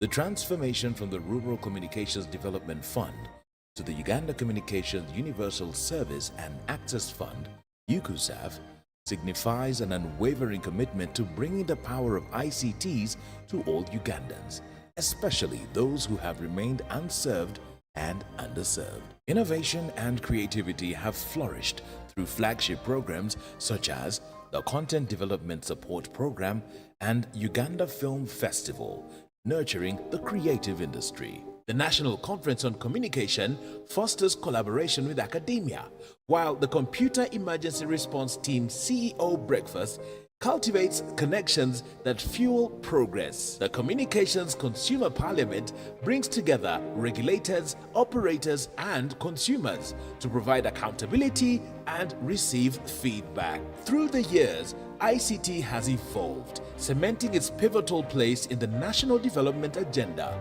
From NDP 1 to NDP 3, ICT has transformed from a groundwork layer to a driving force, expanding coverage to underserved areas and becoming an enabler that integrates seamlessly across sectors like education, health, and agriculture. Strategic partnerships have brought efficiency and productivity to sectors like education, where digital resources bridge the gap. Precision farming has empowered agriculturalists with real-time data and market access, and the tourism sector thrives on seamless connectivity. SMEs have enhanced ICT adoption, enhancing productivity and performance through digital skilling. On the global stage, Uganda's voice resonates through active involvement in setting and aligning global standards in line with Uganda's interests and aspirations.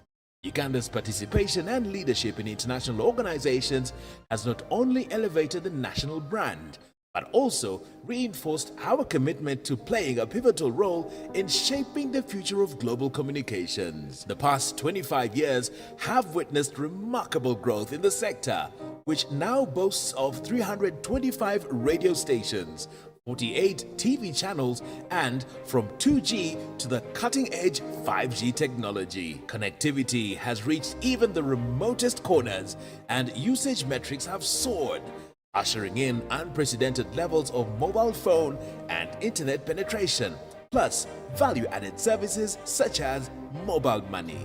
None of these achievements would have been possible without the unwavering support of strategic partners, both at home and abroad.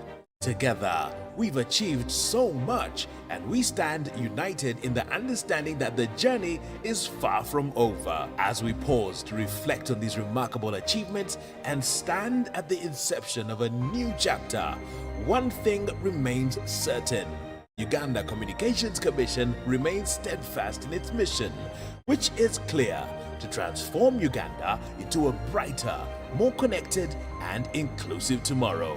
Join us on this inspiring journey as we illuminate Uganda's digital future. Uganda Communications Commission, pioneering progress, shaping tomorrow. In an era where technology is reshaping every aspect of our lives, many students in Uganda suffer the brunt of computer literacy, poor ICT infrastructure, and limited number of computers to support them, thus disproportionately placing learners and teachers at a disadvantaged end in the fourth industrial revolution. With enrollment of the new lower secondary education curriculum in Uganda, there is a growing need for students to learn this 21st century skill of digital literacy to enhance creativity and innovation regardless of where they are located in the country.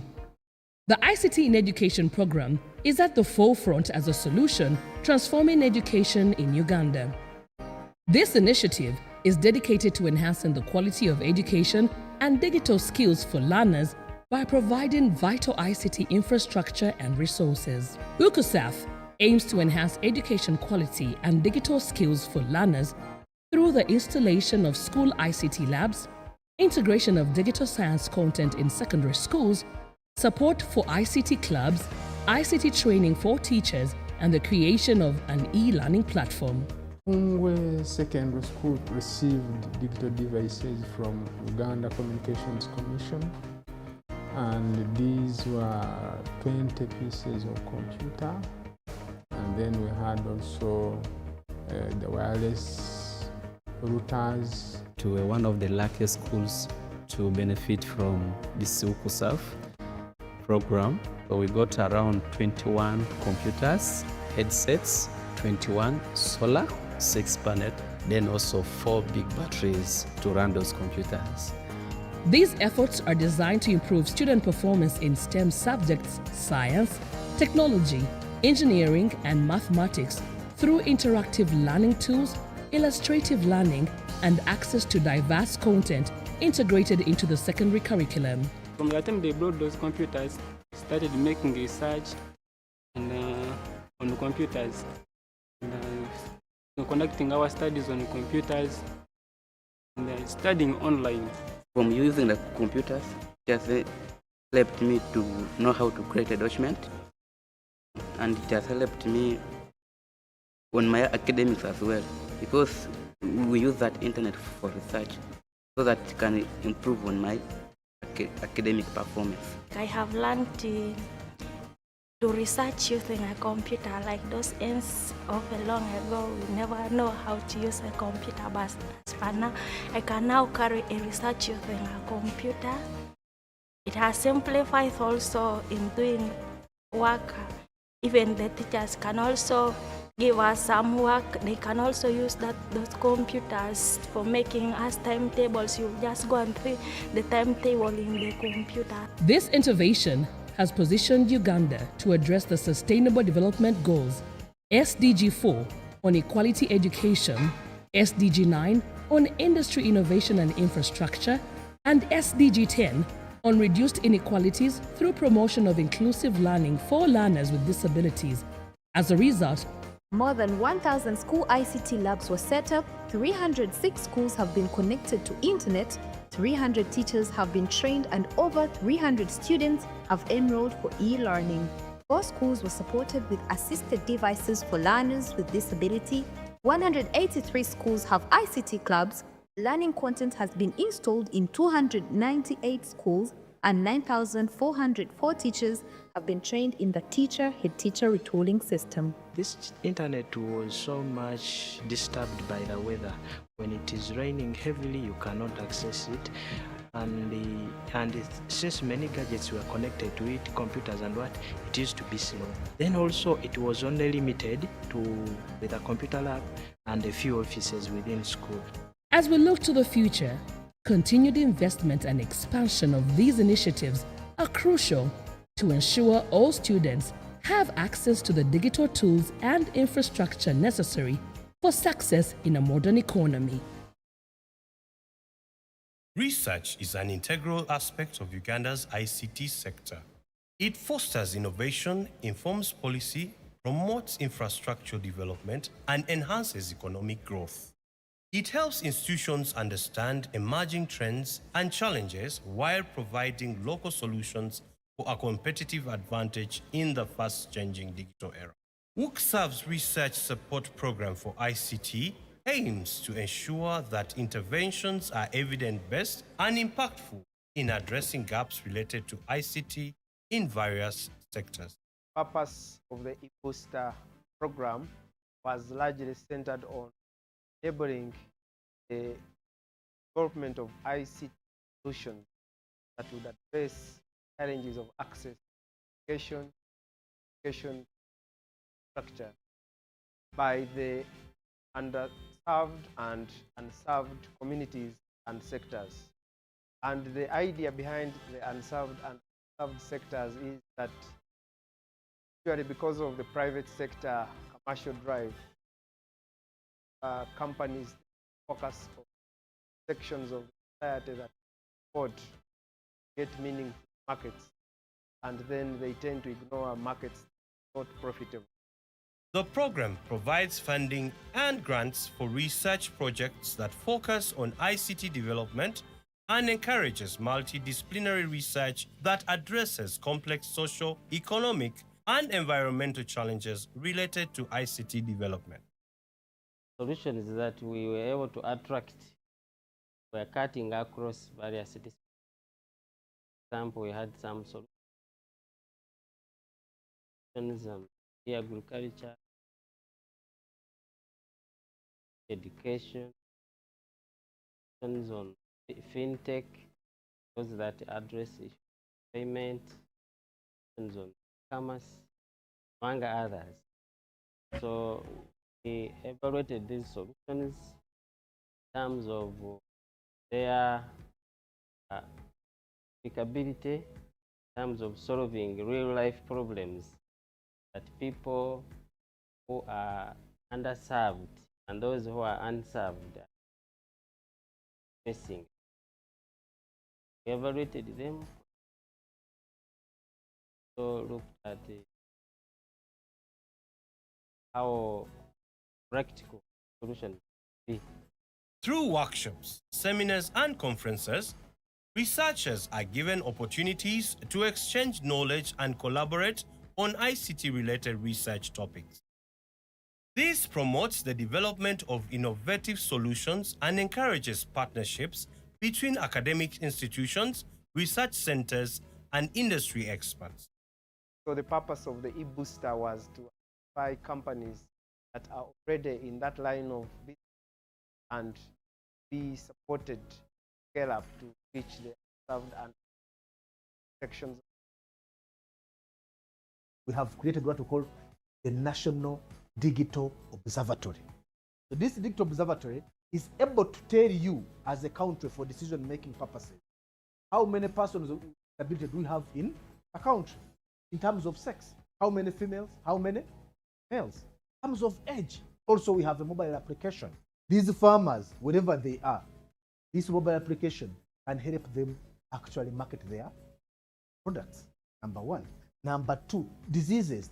Even if you don't understand a particular type of disease, the only part is to take a picture, send it where? On the app, call someone at the call center, explain to you the type of what? Of disease that is there. And we have also come up with scientific papers with universities, policy briefs that are helping government through the Ministry of Gender actually make the right decision concerning person with disability. But also we have had several other projects. Recently, we had a project with them called the Unserved and Underserved Communities, digital skilling of unserved and underserved communities. Together, the program contributes to UCC's strategic mission to develop a robust communication sector that drives economic growth and prioritizes Uganda's third National Development Plan, NDP3, focus areas on digital transformation. The research support program enables the development of innovative solutions and identification of research needs and priorities related to ICT development and digital transformation, leading to more impactful interventions.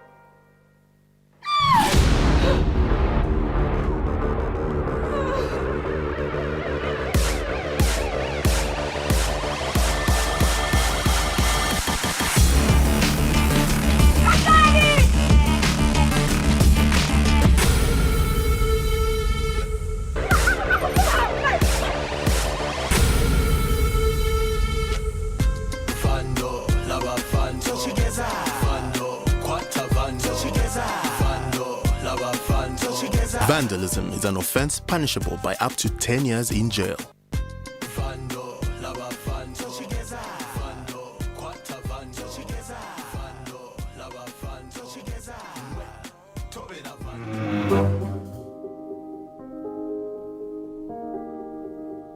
A story has been unfolding over the past 25 years. It's a tale of vision, determination, and innovation set against the backdrop of the vibrant nation of Uganda.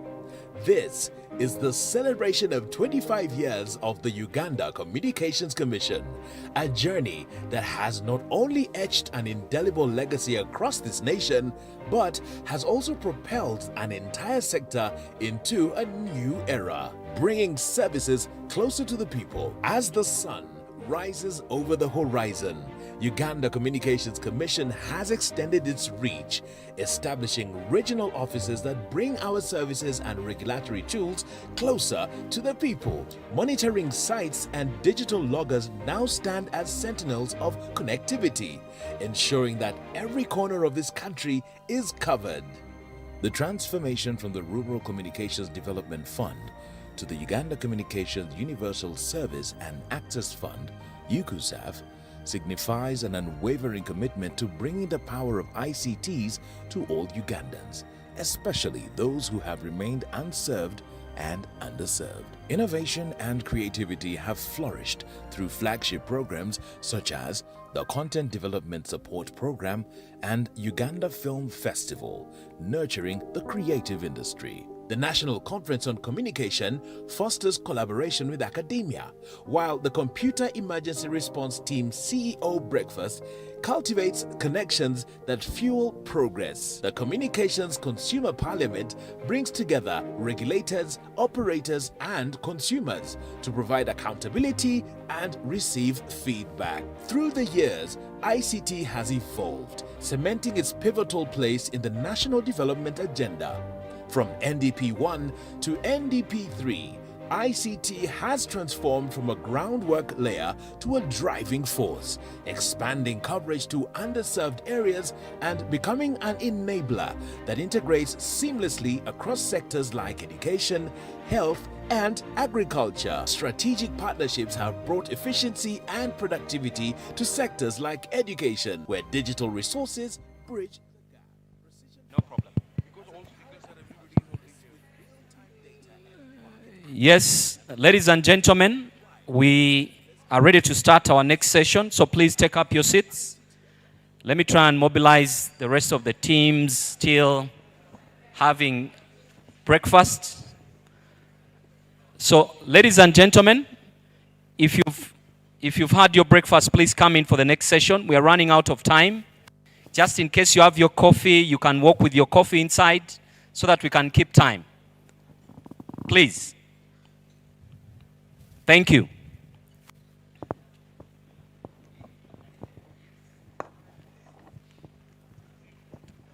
So, ladies and gentlemen, we'll be starting shortly on our panel discussions.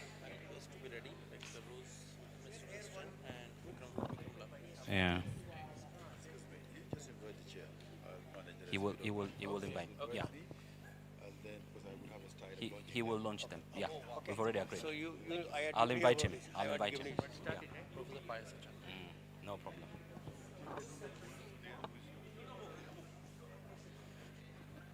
So, ladies and gentlemen who are having breakfast, can you please try and do it a little bit faster?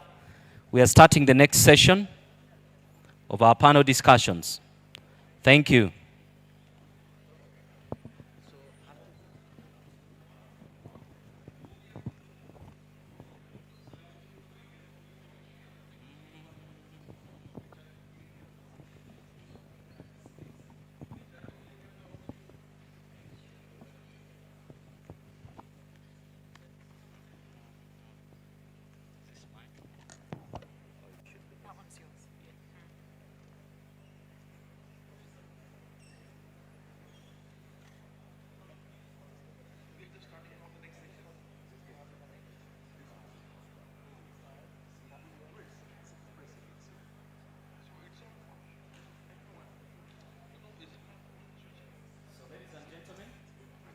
Ladies and gentlemen, we have no choice but to start the panel discussions or the panel sessions.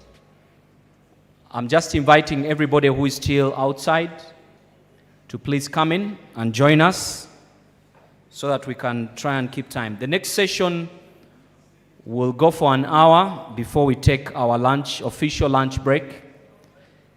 And we can reflect on the inaugural session. But to lead this session is a gentleman who hails from Mountains of the Moon University, Professor Pius Coswell Achanga. I hope the pronunciation is right. He will be leading the panel discussions on a very exciting topic, and that topic is unlocking social impact.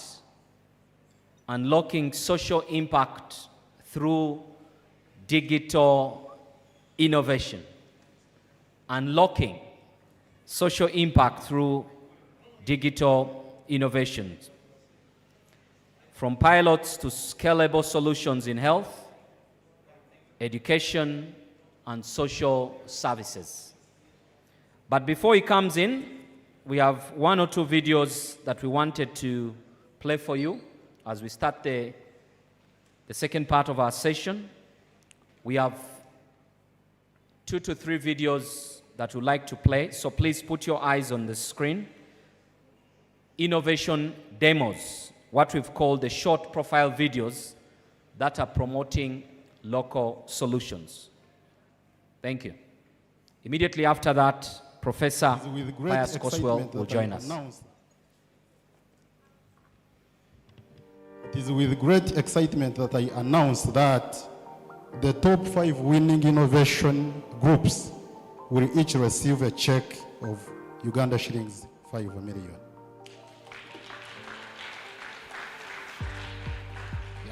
So this financial boost is designed to support the next phase of prototype development, refinement, and early stage testing.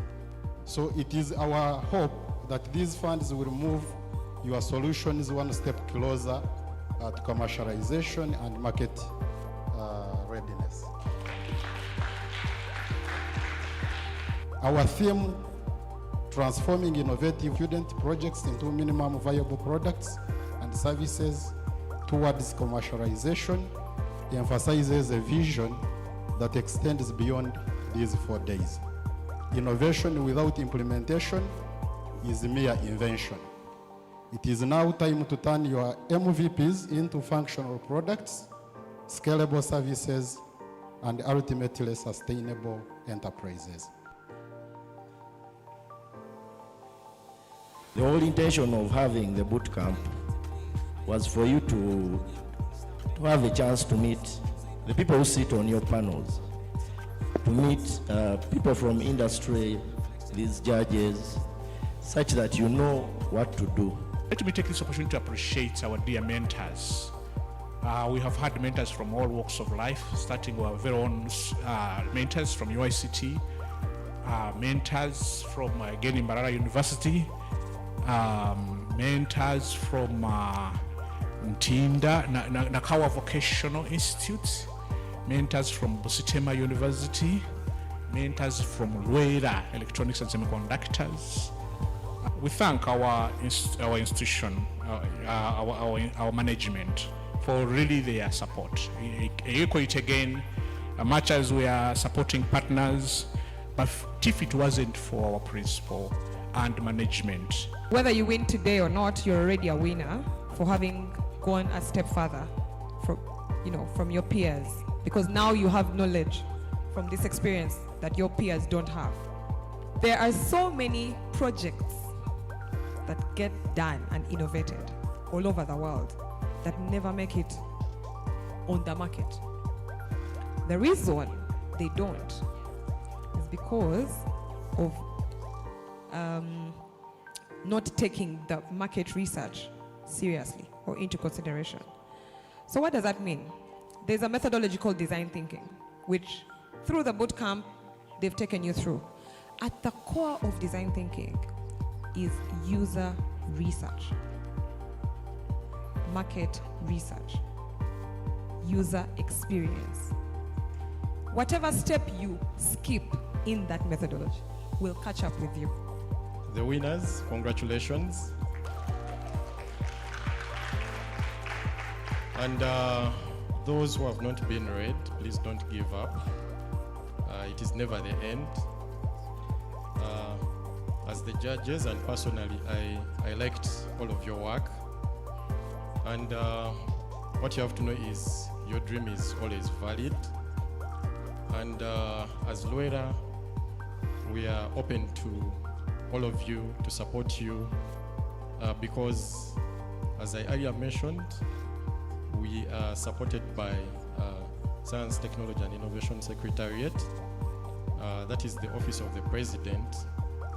And our minister always stresses that innovation is not complete without commercialization or products. Do you want to know who the winner is? And the winner is RFID book detecting system. The future belongs to those who innovate with heart and execute with discipline. To our judges, mentors, facilitators, partners, and especially our innovators, thank you for making this boot camp an outstanding success. Travel safely, continue collaborating, and above all, keep innovating. God bless you, and God bless UICT.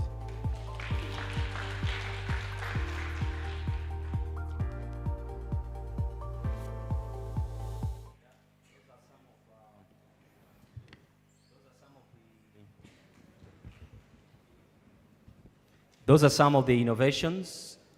Without any further ado, would like Professor Pius Coswell to take charge of this session as he takes us through the social impact element and digital innovations. You're most welcome. Let's give him a round of applause. Thank you. So you'll call your panelists, huh? Thank you very much. Yes, good afternoon to you all, ladies and gentlemen. I hope we've had a wonderful break. I don't know whether that's mini lunch, but I'm glad we are back, and let's get into business. Let's get into business with a session which surely, as the Master of Ceremony has mentioned, is to enable our panelists provide their expertise on the topic that discusses how this conversation of the digital input innovation can enable societies with impact to unlock their potentials, irrespective of what is happening, whether they're theoretical realizations, whether they are prototypes, whether they are pilots. How can this be converted into real-life projects? But secondly, too, how can we ensure that what comes out are adopted and scalable for usage?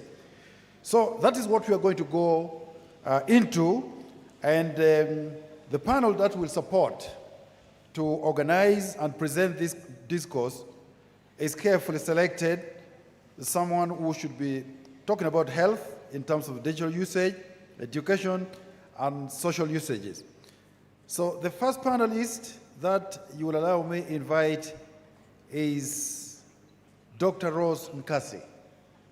Nakasi. Dr. Rose Nakasi, please walk through. I take responsibility in misspelling, pronouncing your name. I will do it better now, Nakasi. Is she available? Dr. Rose Nakasi.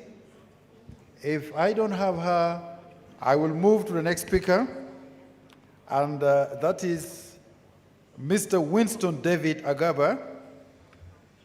Mr. Winston David Agaba is the Managing Director of Uganda Broadcasting Corporation, UBC. Please give him a round of applause as he walks through. He has extensive experience in management, marketing, sales, communications, and public relations. He is the face of public relations of the Republic of Uganda. You're welcome, sir. The next speaker that I will invite is Mr. Vikram Lal. Please join me in welcoming Mr. Lal to the floor. He is the Chief Marketing Officer of like her, and a seasoned leader with proven experience in strategic development. He specializes on strategic partnerships, joint venture, product management and development, innovation, and marketing strategy. I'm not sure who is best placed to sit in this house and discuss these issues if it's not Mr. Vikram Lal. And let's clap for him again. Then finally, Dr. Rose Nakasi. Is she now here? If Dr. Rose Nakasi is not in, I will then, of course, proceed with the two and continue to reevaluate. But I could get guided by the organizers how that gets dealt with, because the fundamentals of having Dr. Rose Nakasi on the panel was to bring this context of the health sector, the digital usage that embraces health sector. So without further ado, we are going to proceed.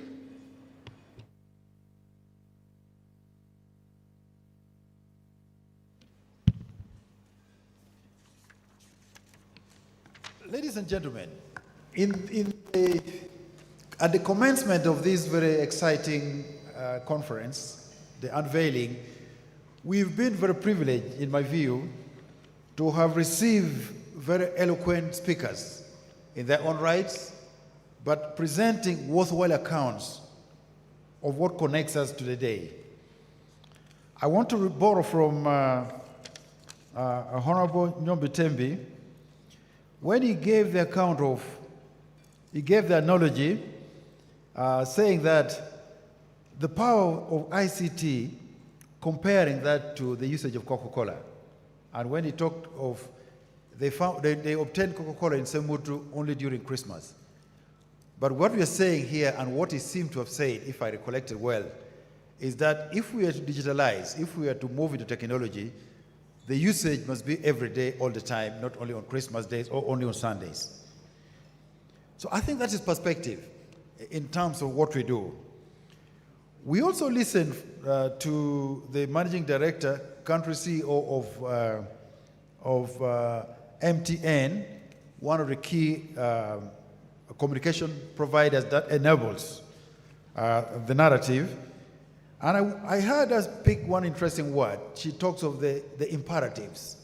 So it means all that we are trying to discuss here, propose here, there must be certain conditions, certain takeaways, certain ingredients that we agree as a threshold.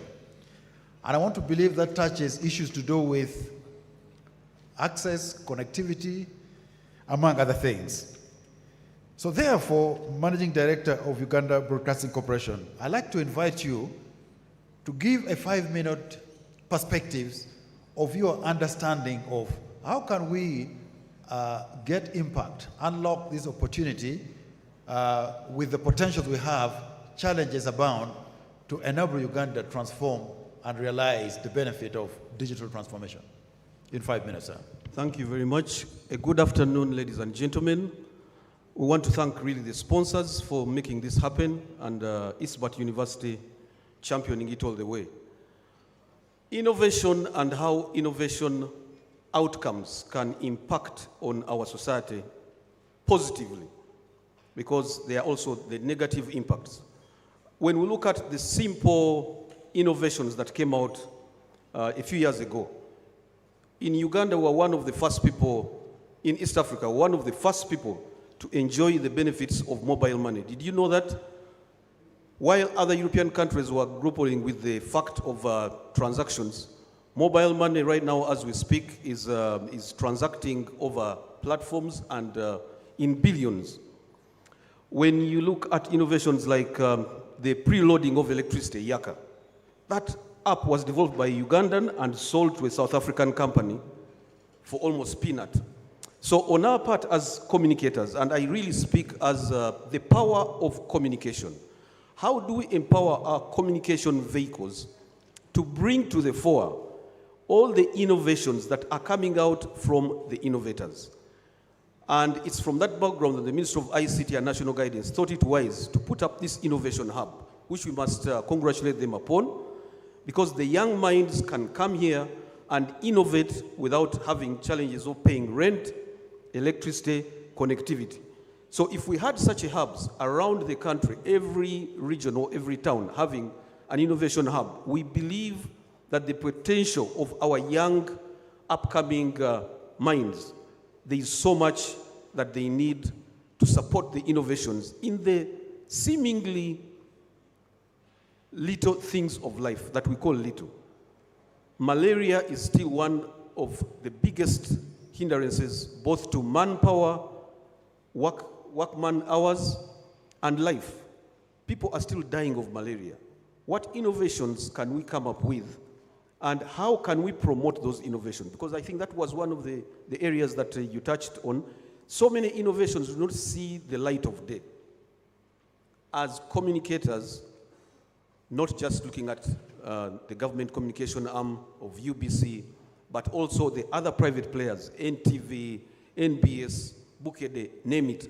Are we prioritizing to bring to the fore all the good things that are in the offing? There could be so many people that, so many companies that could like an idea and sponsor an innovative idea to see the day of light. They could be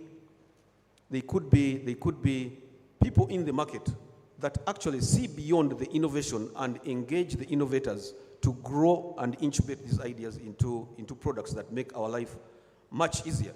Yesterday we were having a meeting of all the CEOs of the government institutions, and some statistics were shared that were so scary. Innovation has come with its own downside. The Lottery and Gaming's Regulatory Board presented figures of how much is going into gambling. Why? Because innovators have come up with all sorts of apps that aid gambling at any one time. In the comfort of your sitting room, people are betting on sports, on all sorts of things. And the most surprising thing, last financial year, just from the gambling, government managed to collect 8 trillion shillings in tax. They gave us statistics yesterday, which was Wednesday. On Tuesday alone, the tracked collection of government tax was, if I get the facts right, because I was quite perturbed, it was 3.2 billion Uganda shillings that was collected on Wednesday in tax. What is the implication of that? The youth who are the majority in this bubble are gambling a lot of money out there. Is it healthy to the economy? Yes, government is getting the tax, but what is happening to the individuals?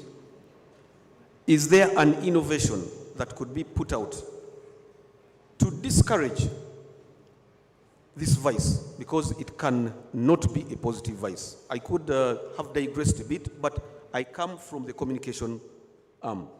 How can we as communicators, how can we have small apps that can help people be able to be cushioned from this vice? And the information was that the addiction levels of gambling is what is scary. Because you could say you can easily identify addiction of alcohol, of drugs, but the addiction of gambling, and if we reflected in our own, to our own selves, all of us seated here, I might be talking to some of you. People have gambled their school fees. Parents have only discovered at the end of a semester that the person did not sit for exams. And why? Because the school fees was fizzled away at a gambling slot. So, in a nutshell, Professor, we need communication apps. It's not only TikToks that are sensational, TikToks that the public is so fascinated about, politics and all that. I think it's a time as communicators and you, the developers of apps, what can we do? There's so much that we need to do to protect this world, to protect our society, to protect Uganda, to become a better place with meaningful investments in the individuals, but also in the systems that run this country. Thank you. Thank you so much, MD. I am with you in accepting that while the presence of digital knowledge presents many opportunities, and that's what we're going to advocate, but surely there are also challenges abound, and therefore the issues of ethics, the issues of logic, the issues of transparency, and reorganization of strategy must come to bear in totality of what we do. So, ladies and gentlemen in the House, Zenjis, I think this is the opportunity that you must help government. I was part of that presentation. I hate gambling. In fact, when the gentleman started presenting, I told my colleague who is an engineer, a lady next to me, that I'm not going to listen to this conversation. I just wanted to block myself. But towards the end of the presentation, there were very meaningful statistics. For example, per day, people are gambling, per week actually, are gambling worth 4.6 billion Uganda shillings. People are not sleeping. So whereas income streams is for the government because it is tax, the challenge also is we are seeing some of them might be here, I hope not, gambling school tuition fees. And addiction in gambling, we are told, is something that it's actually worse than somebody taking drugs. So the reality is these are things that will board the social, economic, and other societal impacts that we must address by being creative to provide solutions. Executive Director, MD of Leica, for us to realize the impact of the digital presence, you've listened, there are challenges, there are pitfalls, and I mentioned them, issues of access, connectivity, device. You are in communication, and you're a key player. What is your input to this audience that enables this conversation for the uptake? Please tell us something in 5 minutes of your strategies, proposals that we could explore. All right. Good afternoon, everyone. So, before I begin, I would just like to I would like to introduce myself. I have been into startups throughout my life. Startups means a new company, a new technology, or a new product, a new business. So I have been innovating all my life. And my journey for innovation has a basic fundamental which is ingrained in my head, that I need to keep trying even if I fail. I need to try 100 times to make that one product successful, to make that one service acceptable, to make that one organization start thriving. All right? So when I look at it from innovation perspective, I think we are all gathered here to discuss about digital innovation. And the biggest impediment to digital journeys is the cost of equipment, the cost of services, all the miscellaneous costs that we have associated with it. I think as a telco, we are here with a vision to be the most affordable service provider, because we want Uganda to become digitally strong. I see a lot of innovation around me when I move on the roads. In India, I see quite a few Indians around. In India, we have a word called jugaad. I think all Indians will understand. Now, jugaad means innovation, means adjustment. When I move on the roads of Uganda, I often click pictures of our wonderful Boda Boda riders. They use science, trust me. You'll see the rider on the petrol tank of the Boda Boda and a huge payload behind. I've seen one carrying a 4-seater sofa. a 4-seater sofa set behind him. And that was a perfect balance of physics. I saw him taking off. I saw him literally taking off on one wheel, and there was another person pushing him from behind, and then he went down and he started balancing and he went ahead. And I followed him for almost 2 kilometers and he was perfect on the road. So I have seen that is also a form of innovation, that is a way of thinking. What I'm trying to arrive at is that Uganda has its own set of problems, and the solution has to be Ugandan. All right? So my appeal to the youth is that you should not feel hindered in any way in terms of moving forward and taking your innovative idea, converting it into a reality. On my part, as a service provider, I don't know if you know about the background of Leica. We are there in 23 countries across the world, and we are known as the most affordable brand in all those countries. All right, so we've come to Uganda with that same thought process so that we can support in the digital growth of Uganda. We want to be a part of that journey where we see people establishing different kind of products, different kind of applications. Another thing I want to tell you, that I come from a country which maybe 10 years back used to sell 1 GB of data for $3.50, which roughly translates to around 20,000 shillings. We used to get 1 GB of data. Today, in my country, you get 30 GBs of data at the same price. And it started in 2015 with one telecom operator entering the market and deciding to crash the price. I come from that telecom operator.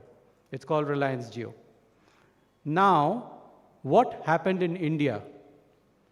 What happened in India is a complete transformation in terms of how people started looking at digital journeys. You see the number of apps that people have started coming up with. You see the number of brands that have established, whether it is stock market, whether it is education, whether it is any other field. Everywhere you will see a lot of growth, and it's just 10 years where this has happened. When you talk about the social impact of innovation or digital innovation, I think we have a lot of headroom out there in Uganda. We have a lot of headroom. A couple of days back, I was reading in one of the news apps that a robotic surgery was performed back in my country. A child was operated some close to 2,000 kilometers away. And that actually made me thinking that how did it happen? And when I got to know that it was all because of some telecom provider that gave a fiber connectivity, uninterrupted fiber connectivity with a redundancy backhaul, so that there is no disconnection. It's a surgery that's being performed.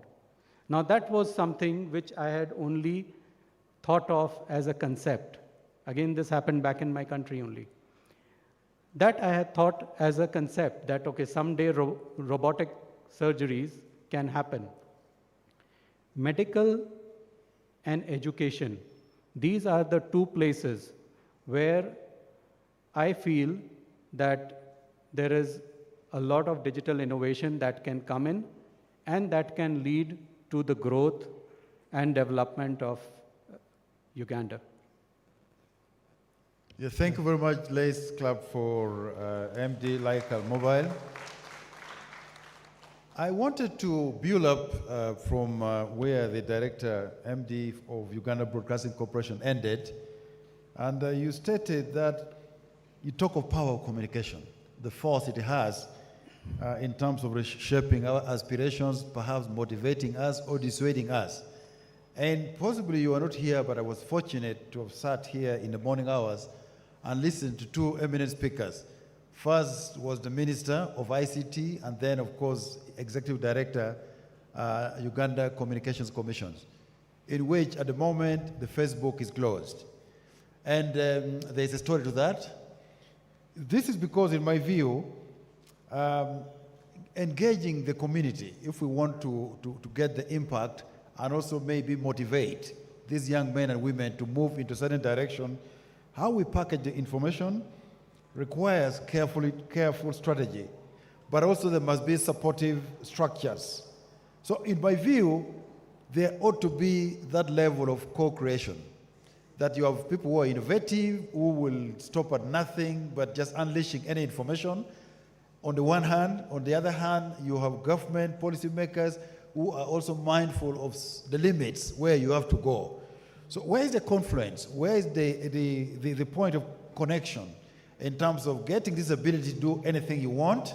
So many media houses, I wake up and say what I want to say, but it has a negative impact. So how what would your take in terms of guiding the strategy that we could adopt to coexist so that effectively we utilize the potential, but at the same time, we are acceptable? Facebook is open and it's not closed because we are also stretching the bar. Your take on that, sir? Thank you, thank you. I throw this back to all of us. We are all innovators. And with the advent of a liberalized media space, we are all citizen journalists. I believe, do you agree with me on that? We are all communicators. So I throw the same back to you. What are we communicating on our gadgets? Are we positively communicating things that are developmental? Reflect on your own self. Check out what you are communicating. What Facebook posts are you putting there? Yes, there is VPN. People have bypassed that. So that area of gagging some channels, I think, again, the innovators have come up with ways of going around it. But to me, my take is how are we responsible citizens that look at our role in this world as being a positive challenge to our neighbors? Because much of what gains traction on these phones is the negative. I believe that as responsible citizens, if we all, and I say responsible citizens of the world, if we all looked at what makes the world a better place, in God's wisdom, this world is enough for all of us, and even more to come. But when you find people fighting for a small piece of land, people have lost their lives just because a neighbor has encroached 1 inch or 1 foot into the compound. You can see the precision of the missiles that are almost wiping off a whole nation. And courtesy of innovation in the military, as Ugandans, as Africans, how are we prepared for the next wars? Are our innovators being empowered by our own governments to think beyond just watching movies on Netflix and all this? Is the army that we are preparing, the police, the prisons, the lecturers, are they in sync with the realities on the ground? So these are questions, I think, Professor, that for me, it is much more looking at the broader picture, because we are all communicators, as government communicators in the bubble space of trying to make sure that we raise a citizenry that is aware about its surroundings. That's why in the wisdom of the government, the Minister of ICT was also given the docket of national guidance. How are we guiding the nation? And this is a challenge that we have thrown to all media houses. Are we being only sensational, or are we bringing out elements that can help us govern this country better?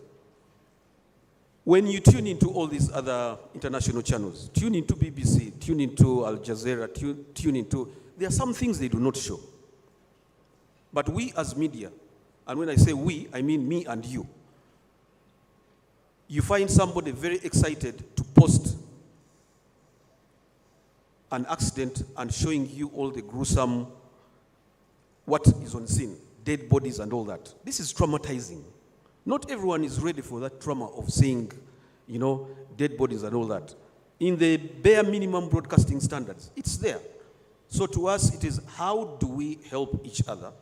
And how that comes a point where, is there an innovation that can be put in place to make sure that all these are filtered out? I believe there are steps in that direction, but I throw the challenge to all the innovators. How can we help ourselves to make sure that there are some commentaries that ought not to be out there in the public? But digressing a bit, because we were supposed to be having a medical doctor here, and like my colleague has said, the innovation on the health side. I happened to travel to India, southern India, because my brother, who is an associate professor at Mackay University, had a challenge, and it could be diagnosed here. And we dashed to India, and they found out that it was colon cancer, and it was in its infancy stages. And they operated 13 centimeters of his colon. He got chemotherapy, and the rest is history, because now it is 10 years down the road, he's cancer-free. Thanks to the innovation of that high tech. Now, with the advancement of technology, maybe you wouldn't have had to travel there. And these are areas where we would really invite to say, how do we, apart from the surgery he's talking about, I know that there's telemedicine that is happening. Operations are happening across the globe, where the doctors are in India and the operation is happening here. So it is in those fields that we think the synergies, we ought to be hyping the synergies that can bring the cost of treatment at its lowest, and at the convenience of having the best health care, best education. I could attribute some of the positive things about me to Eastbat University, because it was possible for me studying my MBA online most of the time. Why? Because they had an innovation where that was possible. So such innovations, and it shouldn't only just stop at Eastbat, it shouldn't just stop at Muni University, it should cut across. So I might have jumbled up things, but it is all the element of, can we be responsible citizens that look beyond just the fantasy and the excitement of what is communicated? Can we be intentional in the communication and in the innovations that we do? Leica coming on board as an affordable platform, these are some of the things. And we were just in a meeting upstairs with the head of public service and our PS of ICT. And the issue was, government is duplicating so many IT programs in the different ministries, agencies. Is there an innovator that can come up to harmonize all these systems, track them, and make sure that there is no duplication in one ministry and the other, and that way cut down costs, and that way government expenditure would go down, and that way, on a selfish note, UBC will get more money, and my salary will also be increased. Thank you. Yeah, thank you very much, MD. In all this, my take is that all these possibilities, all these ideas, we have to domesticate. And I think the domestication starts from the drawing board, where you've just stated the role of the local citizens. How responsible are we? How much are we yearning for this? How organized are we? And then it goes through the entire value chain. At the university that I lead, Mr. MD, we have a platform, WhatsApp platform, that the staff use to communicate welfare, among other things. My take, personally, I've said this there so many times, would have loved to have seen staff post, possibly, kind of following what you're doing right now. They raise questions, and then, but 90% of the posts I see there, either somebody has died, that we collect money, which is okay, we need to bury people, or somebody's wedding, that's okay, we must marry.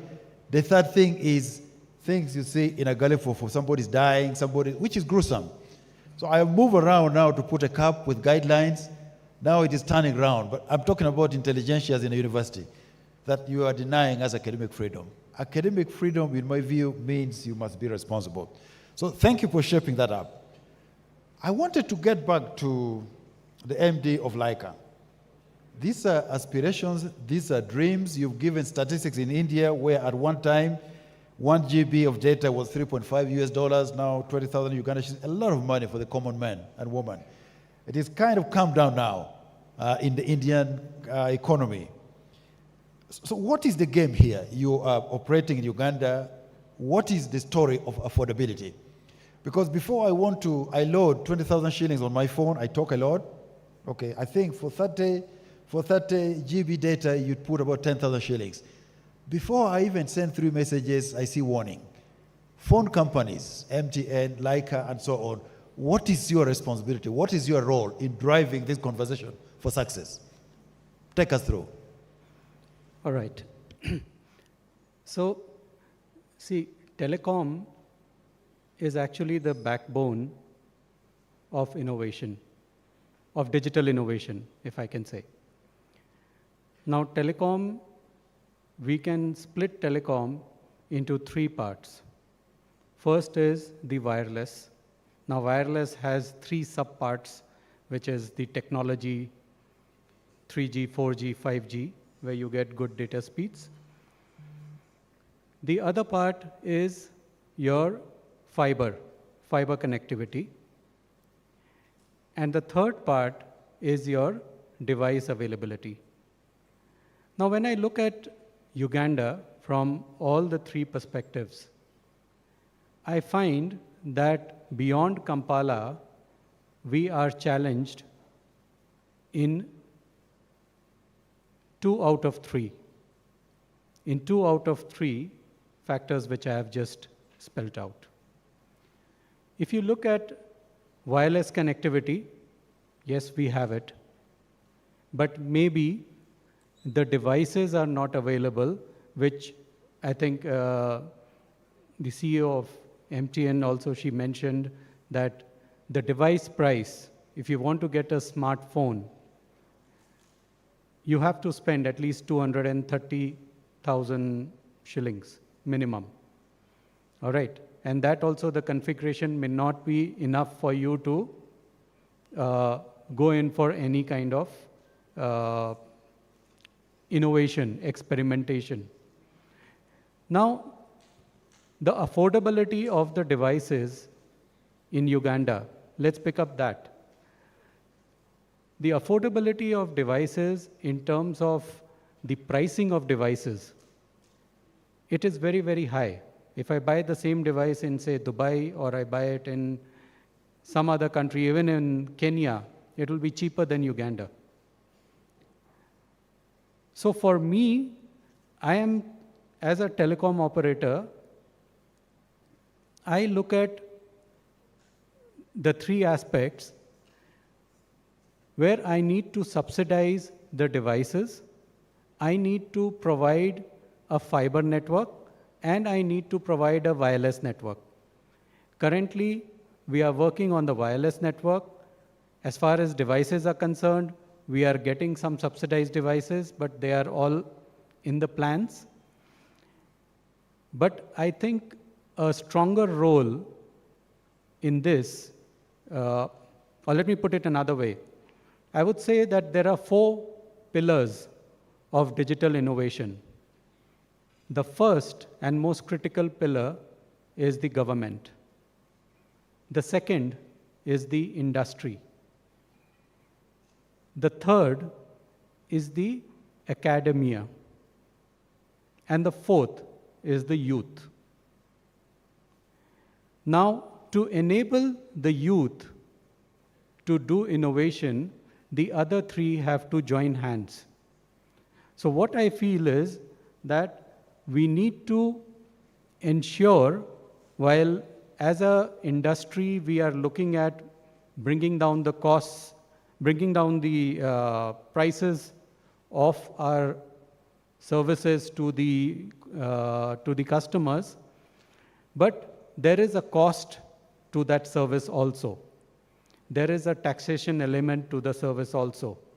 There are other things associated with that. And for my customer to use that service, I have to enable the customer with the appropriate device as well. So as an organization, as an industry, I think all the operators in Uganda are struggling to tick mark on the 3 factors which I have specified out here. Once they are in sync, I think the journey will be very, very smooth. Thank you very much, ladies and gentlemen. Join me in thanking the two panelists. I am not sure whether Dr. Rose Nakasa is in the house, so I don't shortchange her. Please, organizers, give me guidance. It would have been very helpful. We've all, one way or the other, benefited from this global health tourism. We know what technology is trying to do in terms of what we heard from the minister, from yourself. Surgeons at Uganda Heart Institute performing real-time operations, but supported by somebody based in Johns Hopkins Hospital in the US. So we wanted to have taken that account of hers, but that she's not available. I wanted to pick a few takeaways from what we've listened from the two gentlemen in terms of their conversation to what it takes, what is at hand towards realizing these digital innovative ideas that can be scalable, but there are certain ingredients that we must hold true to enable us realize. And therefore, digital innovation is here to stay. We'll hear from you. If you have a comment, if you want to observe, if you want to ask them questions, don't ask me, because I wasn't contributing in giving inputs, but I could answer, so that we can have this construct in terms of the story of this digital innovation. So what can we do collectively to impact the society from what might exist, that we can take it out for pilots, for prototypes, but also be responsive to ensure we have ethics, we are transparent, we are honest.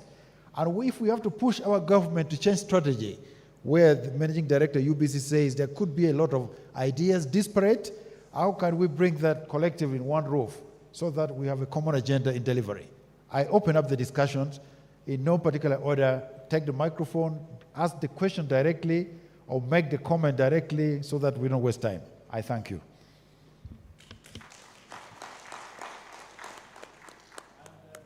Please tell us your name, and then if you do something, tell us what you do for the benefit of the panelists, and then go on to your contribution.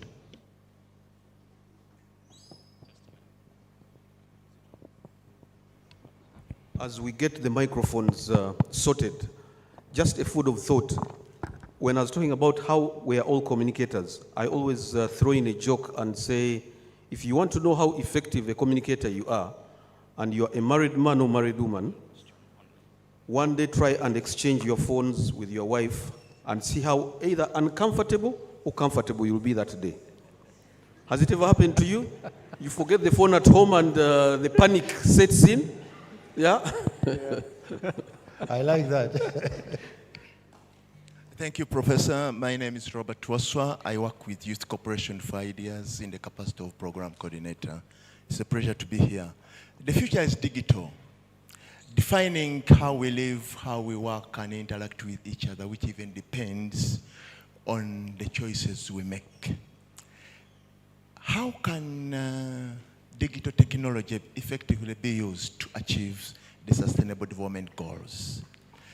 2, how does digital technology affect communication? And possibly last, how can Uganda effectively harness digital innovation to develop sustainable solutions for its national development goals, given the challenges around in infrastructure, skills, and possibly business environment? I thank you. Thank you very much. Those are 3 questions. Can we have more contributors? The gentleman right here in front.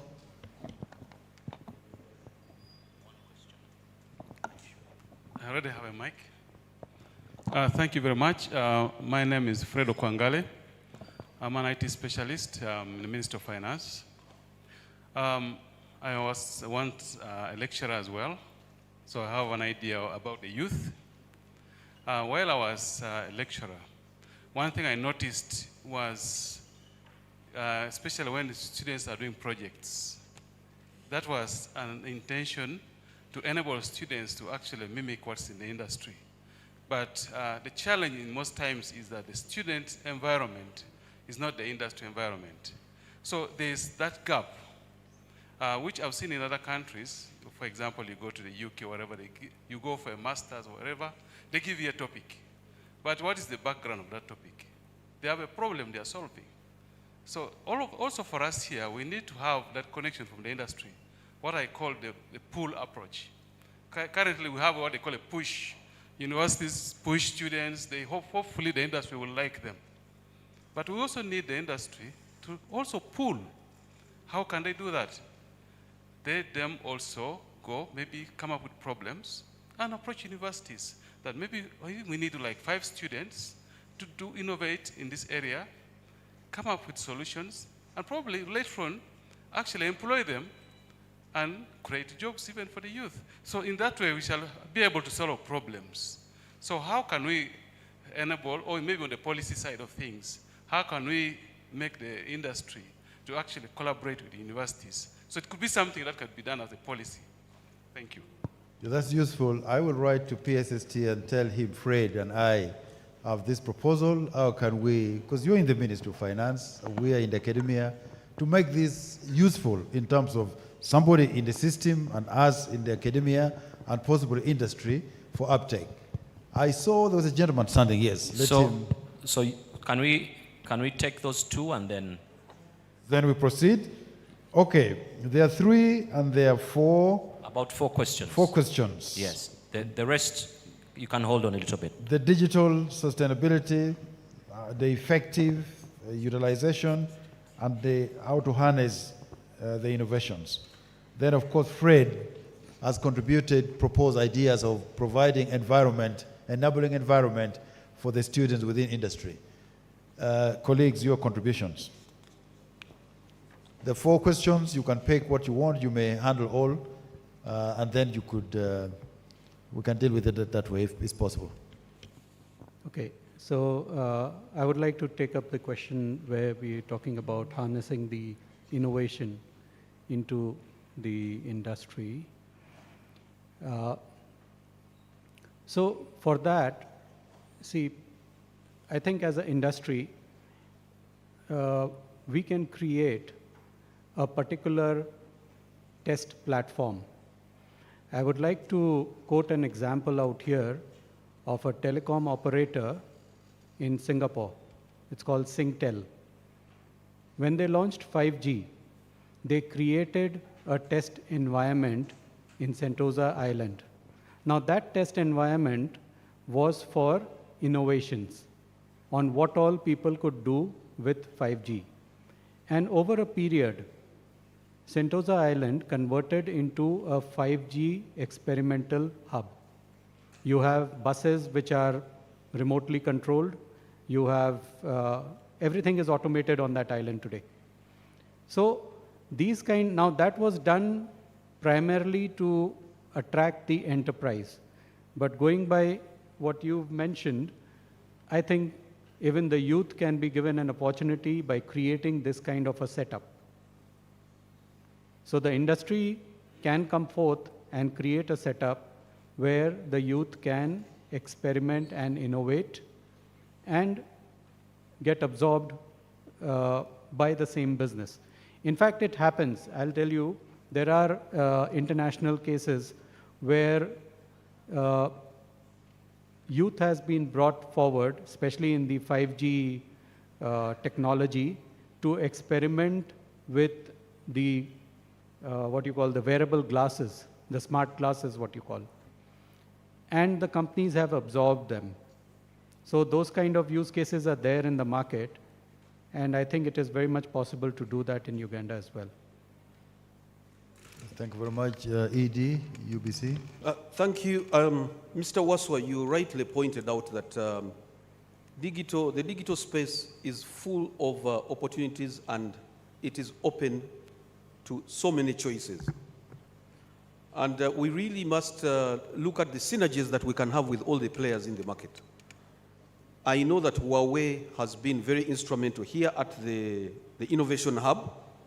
I know that there are very many other innovation hubs, private, that are getting direct support from the Ministry of ICT. So innovation is expensive because it takes time. And like my colleague here did say, it's all about try and fail, but do not fail to try.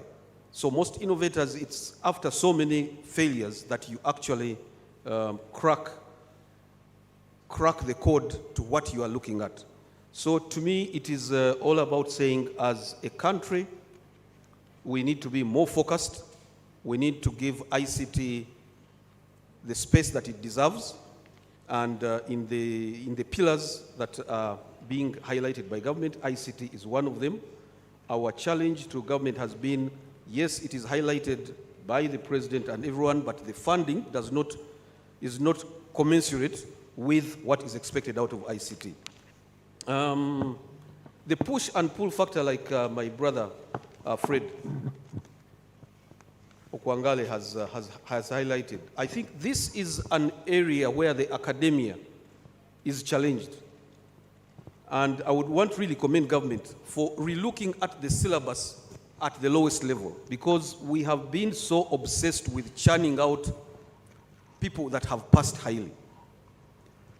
The same applies to even when you get to a level of PhD, and we have had this. I'm also a scholar doing my PhD, and we have challenged ourselves.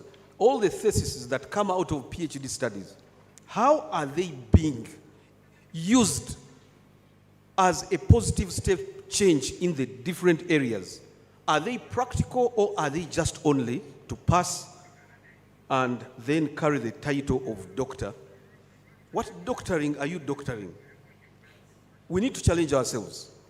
And it's not only at the doctoral level. Working in groups, and this is very common if you read some literature, especially from the Asian countries, they are very good at working in groups and not working just to pass alone. And I think that's where Fred comes in and says, you know, we're just churning out as many as we can. But what is the quality? What is the thought that we have put into what they are coming up with as innovation vehicles to address real life challenges? It's again back to all of us. We need to challenge ourselves and say, what are we contributing in whatever we are doing? It might look very small, but it is those small innovations that bring the bigger ripple effect. I'll give you an example, because my background is also in marketing and sales. And when you look at some of the challenges, we did challenge some of the big players on the pay TV platforms for a very long time. And they were adamant, you must pay for a whole month to watch whatever programs, whether you're at home or not. But I think they have had the innovations that other people have done in the FMCG, where people like Unilever have broken down quantities of Blue Band to the minutest, small, affordable. You talk of Royco, you can buy it in. And the innovators were already there. People who are selling cooking oil had, those of you who know Akendo, yeah? They would do this and they give you cooking oil for chikumi. At Makere, when I was there was chikumi. Those of you who know, you know, with your 500, you have soup, you have this. Those are innovations. How do we apply them in real life scenarios to address real challenges? Thank you. Yes, thank you very much, panelists. I want to state this, that we are all kind of victims, or perhaps guilty in one way or the other, of our laxity. In the academic world, and I'm talking about every university who is in the house, that might be in the house, in how we played around with the constructs of the curricular development. And I'm glad, possibly government has had a pause now to tackle us to begin to reorganize the issue of competency-based method of doing things. Simply because for a very long time, if you ever bother to read some work by someone called Professor Nico Cloet, who examined 8 universities in Africa, and Makerere was one. The relationship between universities, he called them flagship, those universities, and their contribution to the socio-economic transformation of a country. He ends by saying the academic core of a university presence is the end product. So there must be that productive relationship. If you're doing a PhD, as you state, that somebody defines you, that you contributed to something, as opposed to carrying a title, walking around, and then you're solving no problems. I think that's fundamental, in my view.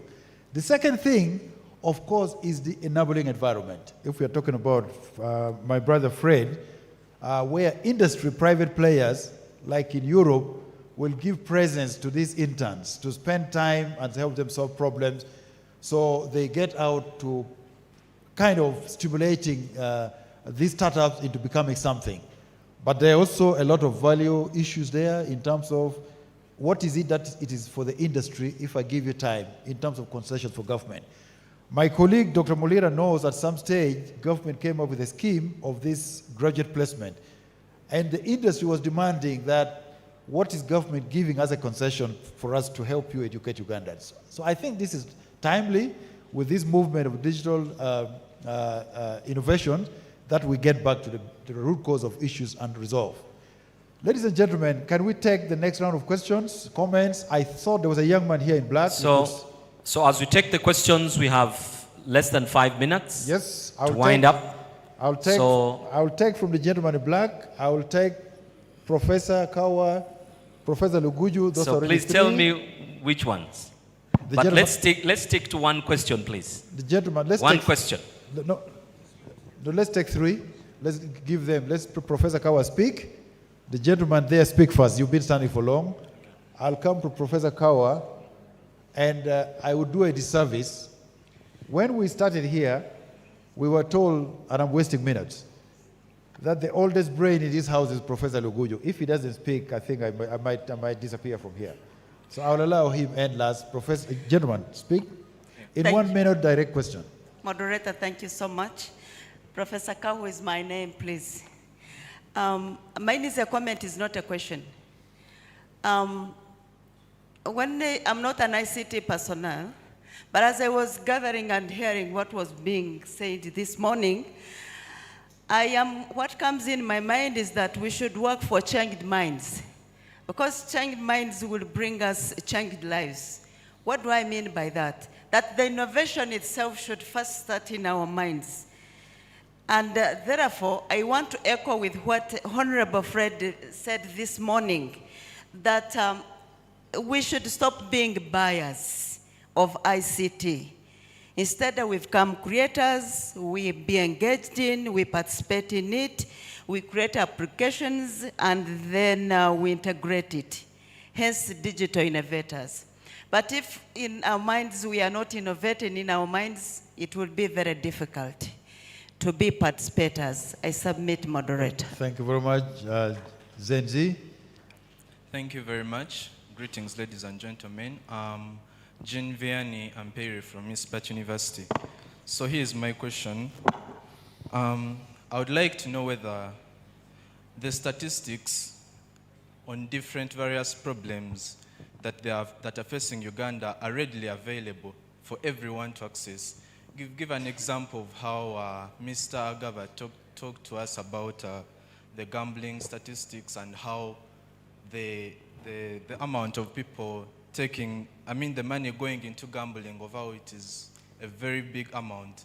So I would like to know if there is a platform where we can access such information. Thank you very much. Yeah, thank you. Professor Luguju, please, I know you're not going to give us a lecture here. Professors cannot speak for a minute, but I trust you. I'm going to be very brief, but let me tell you maybe what you don't know. The triple helix model. The triple helix model has 3 arms: the university, the government, and the industry. It is a triangle. Countries have used this. What happens, you create a legal framework where industries are supposed to collaborate with universities. And if they do, they get what we call a tax rebate, namely tax incentive. It is a catalytic pull factor between an industry and a university. The government has to monitor. For instance, you find out that at the present level, even placing students for internship, you need to lobby. And yet, the industries requires highly qualified, skilled people. But some industries don't want to participate in the process. That's why you need a legal framework requiring this.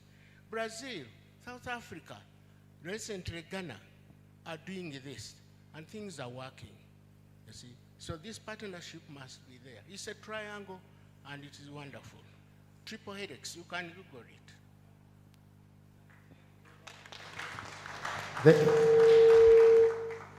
This gentleman in the middle, at least you speak last. I was not fair comment. Thank you. Thank you so much, Professor. My name is Moses Wamanga. I work with the KAWA. I'm an innovator. And we are based here at the National Innovation Hub. I also work with ICT clubs in secondary schools.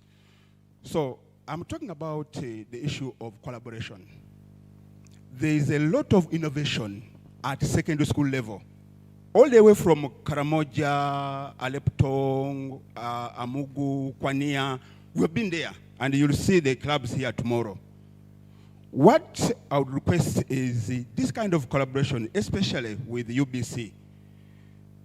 If there can be a show, people can watch, and it can enable those who have been lagging behind to see that, okay, it can be done if a secondary school child can do this. So I'm asking for that kind of collaboration so that we can partner and see how to take this message to the community. Parents can see their children doing things. And also, it is important to collaborate.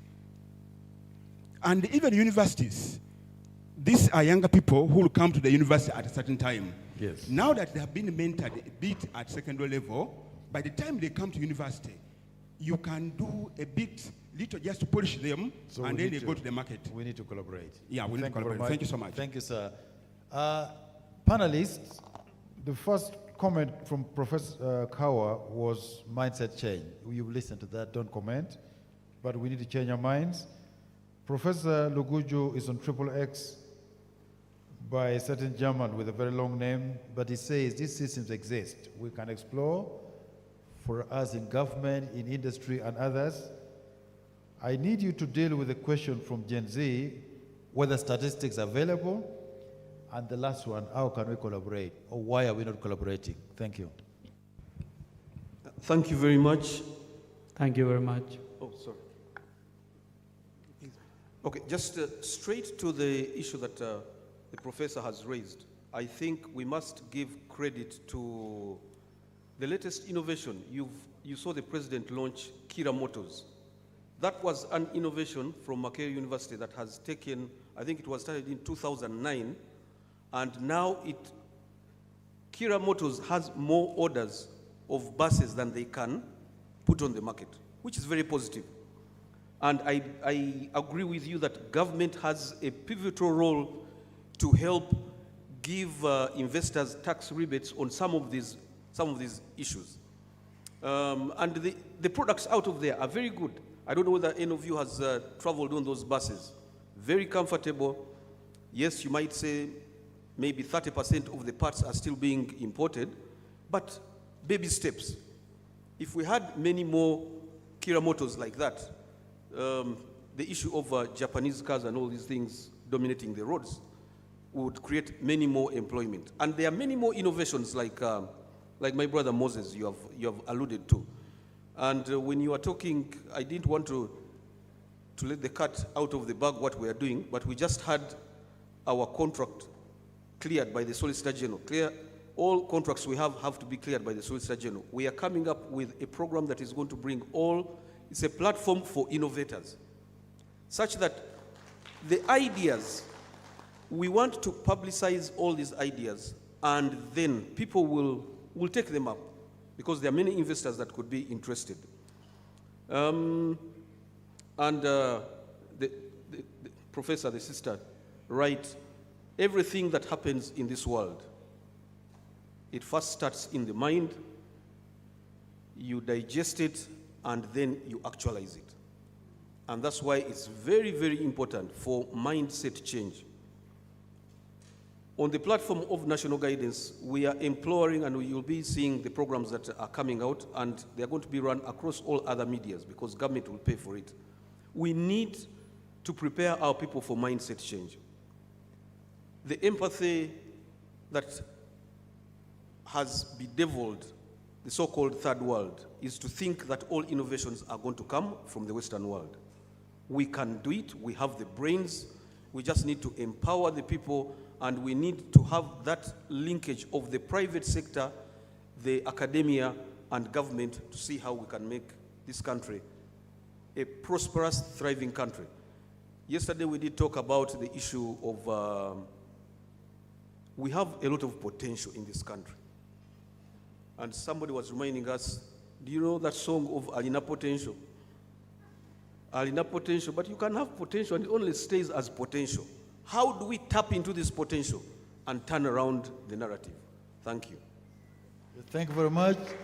I thought you'd comment on the issue of data availability. You talk about the gaming. Can the young man go online and see something?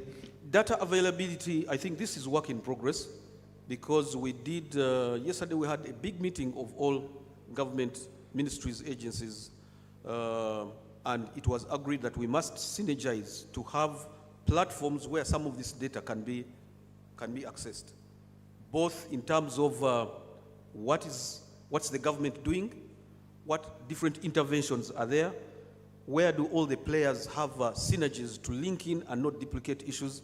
So that data is not readily available in one portal, but those are some of the innovations that we can brainstorm on, and I know there's a team working on it, and it should be able to see the light of day by being available to anyone who wants to know what is happening in the different Work areas. in progress. Thank you very much. E.D. Laika, could you tell us, why are we not collaborating? Why are you not providing opportunities for industry like yourselves to absorb these men and women from universities to get more practical kind of orientation and hone their skills? Yeah, so it is not, my response to that would be that as an organization, we definitely look for a lot of local innovation. And trust me, the amount of tech innovation that we are engaging with locally is tremendous. There are certain technologies which we have to get from outside, which are not available locally. But yes, as far as tech is concerned, we are definitely engaging with local. And like the CEO of MTN, she mentioned very aptly that the particular use case that was highlighted, or the particular innovation that was highlighted on page 92 regarding the vandalism of the sites, that is one of the problems that we are facing as a telco. So if you have some technology that is related to us, please approach us. We will definitely look at it. It is not that we are not going to look at that. But yes, we are open to it, and we are definitely considering whatever is possible as an industry. Thank you. Thank you very much, panelists. Ladies and gentlemen, Gen Zs, before you step out, pick their business cards, especially like I tell the opportunities, as he says, so we can have a conversation that is meaningful.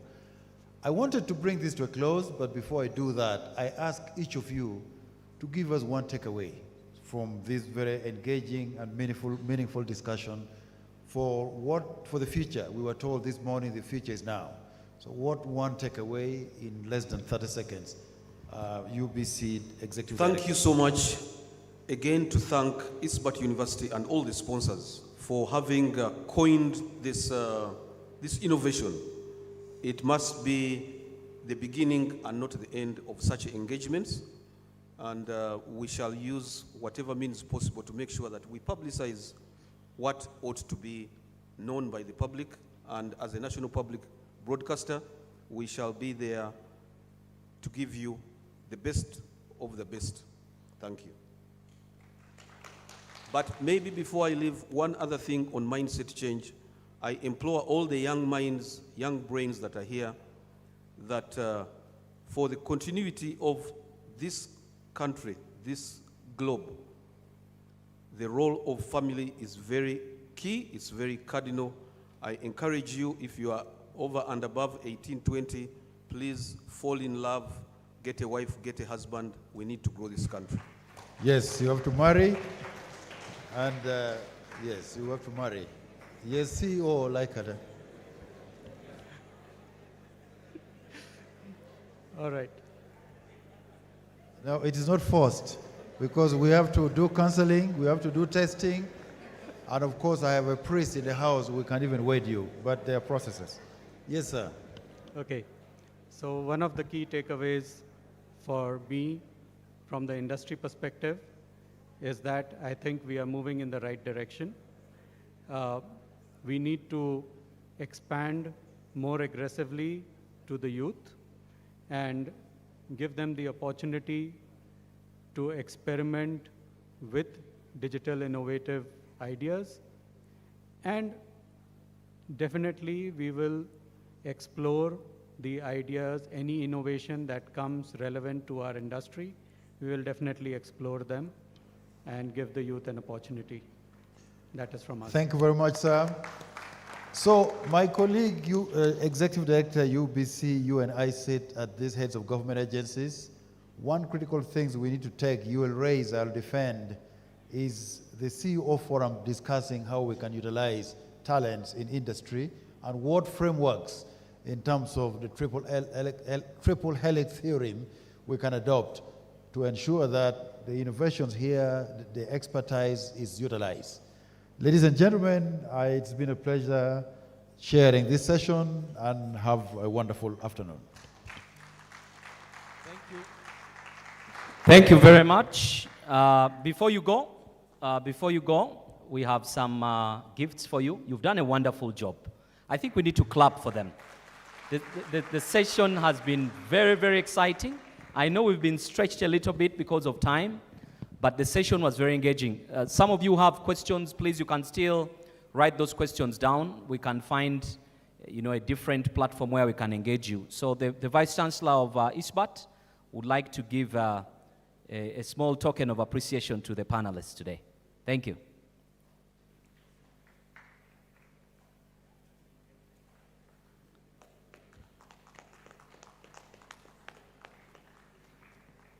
For the marketers, that's what we call branding. So you'll make sure you work with the brand of ISBAT University wherever you go.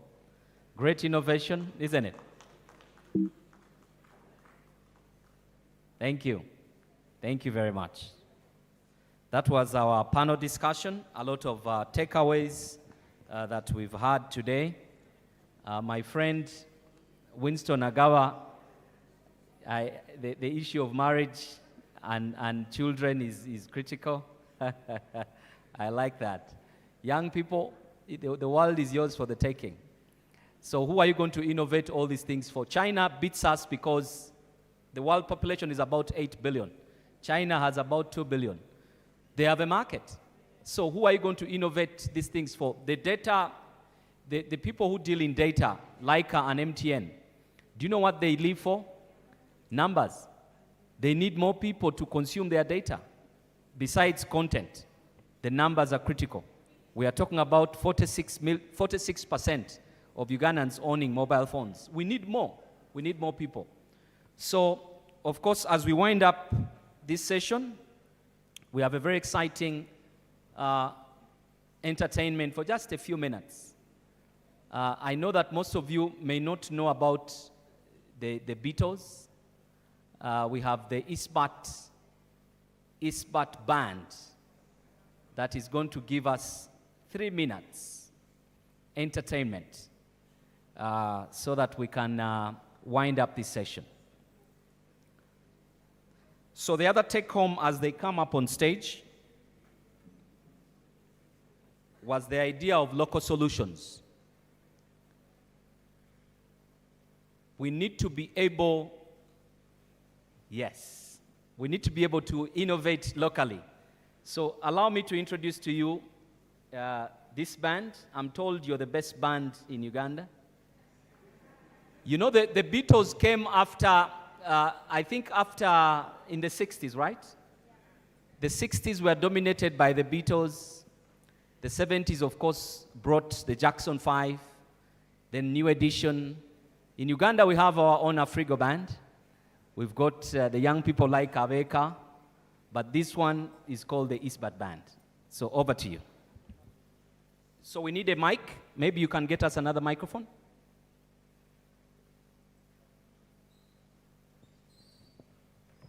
Please, stage presence is so important. No, you can use this. You can come here. Come in the middle.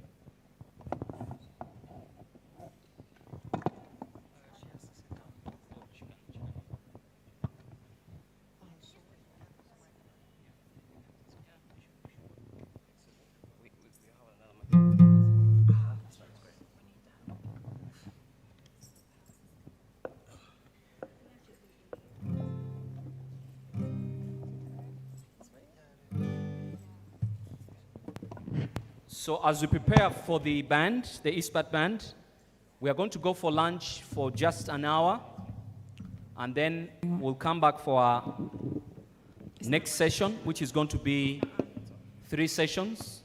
Testing. Oh. In the main hall, in the boardroom 1 and boardroom 2 the other side. And then, of course, we'll have the different presenters. So if you're a presenter for a particular session, please make sure you've submitted your presentation with the ICT team. Thank you. Over to you, Eastbat Band. Hey Jude, don't make it bad.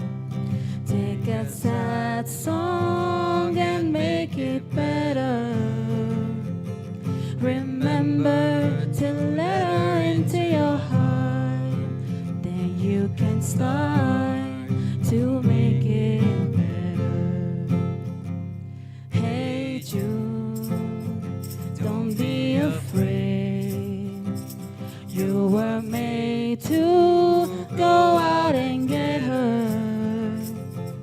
The minute you let her under your skin, then you begin to make it better. And anytime you feel the pain, hey Jude, refrain. Don't carry the world upon your shoulder. Let it now you feel the pain. You plays it cool by making his world a little colder.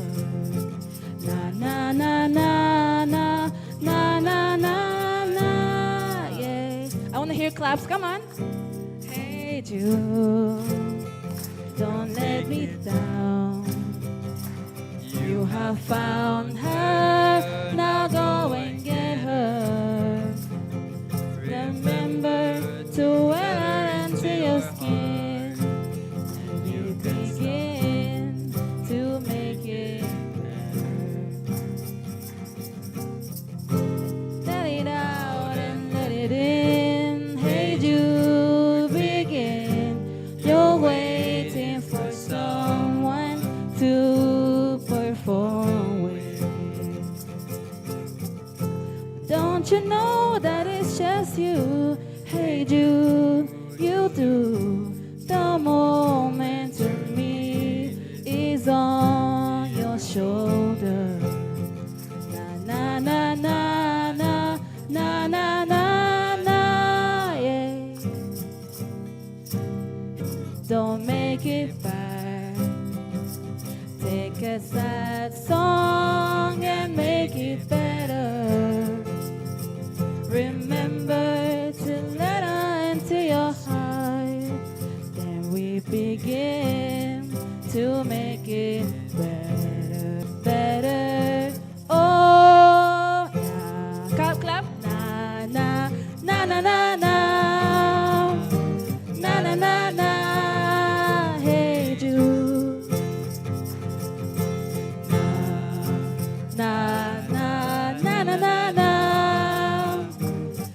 na na. Hey Jude.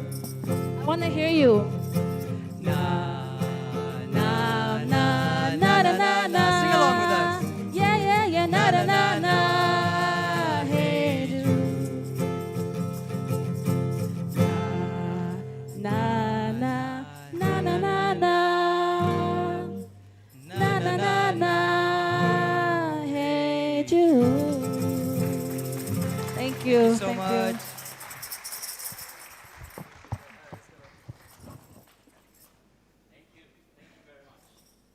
you. Now, the song they've just performed is from a band that is considered to be the most successful band in pop culture. Yes. They sold over 1 billion copies, and to date, and thanks to technology, they are still making money from the 60s to date. So you can see innovation around music.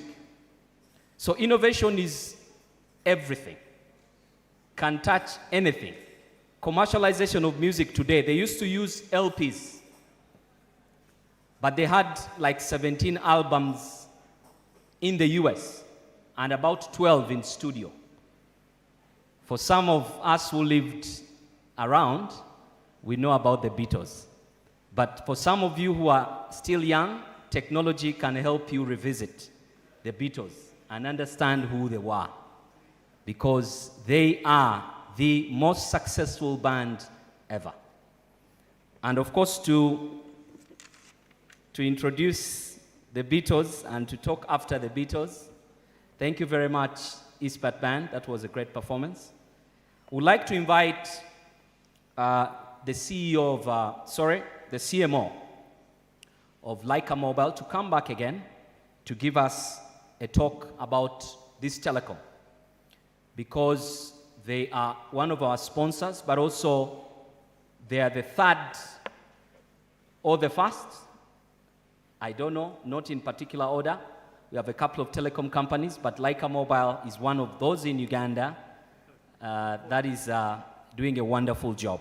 So the Chief Marketing Officer will join us to give a talk about their aspirations, innovations, and ways they can change the trajectory of innovation in this country.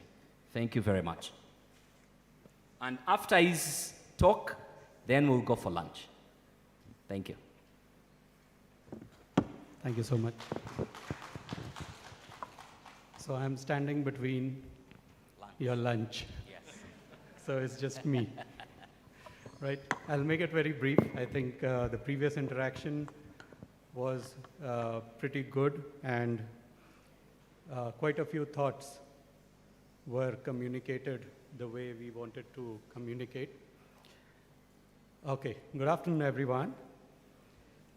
I've prepared a speech, by the way, and it's 3 pages long. But I'll not go through the entire thing. All right. So, firstly, I would like to thank Isbat University to giving us the opportunity to participate in this conference. In the last couple of days, I was looking into what exactly has been happening in the digital space in Uganda, and I see that quite a bit of it has been happening. There are quite a few projects. There are initiatives by the government, by the ministry. So it is actually, the 9th NCC, which we are currently standing and currently attending. It's actually the heartbeat of Uganda's digital future.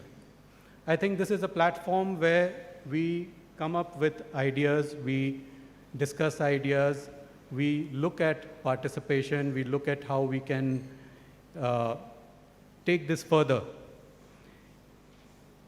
So when I look around this hall, I see leaders, I see innovators, I see change makers.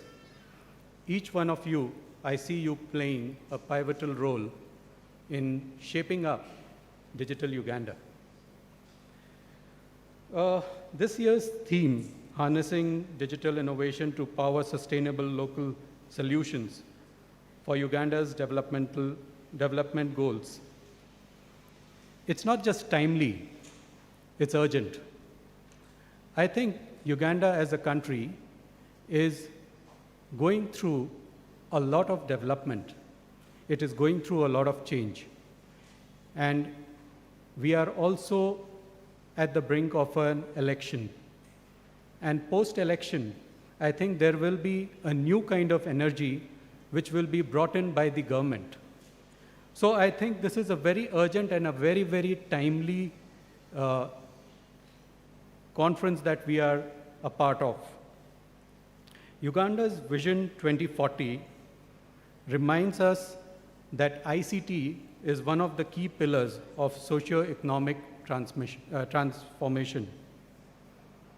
If we were to achieve our aspirations, technology must move beyond being a support function. It must become the driver of inclusive growth. So allow me to share with you 4 ideas which I feel are, I think one of them we have already covered, which is digital innovation for social impact. So when you talk about digital innovation for social impact, what comes to mind is Ugandans, as a country, you have adopted mobile money to bring about financial inclusion into the society, into the country. And that is a commendable achievement. I think we all deserve a round of applause for ourselves. I have been interacting with various fintech startups in Uganda. I have a list of, it's not a very exhaustive list, but I have a list of around 55 of them where we have interacted one-on-one with each and every fintech. And the amount of work that has been put into that is phenomenal. So with that fintech background, if we can do it for fintech, why can't we do it for health? Why can't we do it for education? Why can't we bring it into our schools?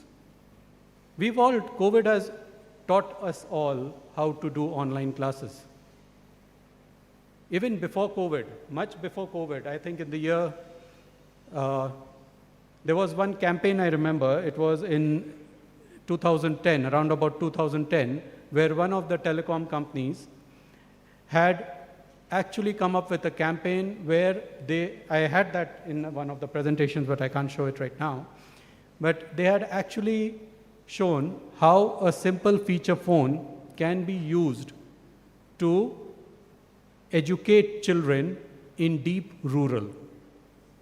That was only voice. That was only one tech. Today we have data. Today we have internet, which is much more capable.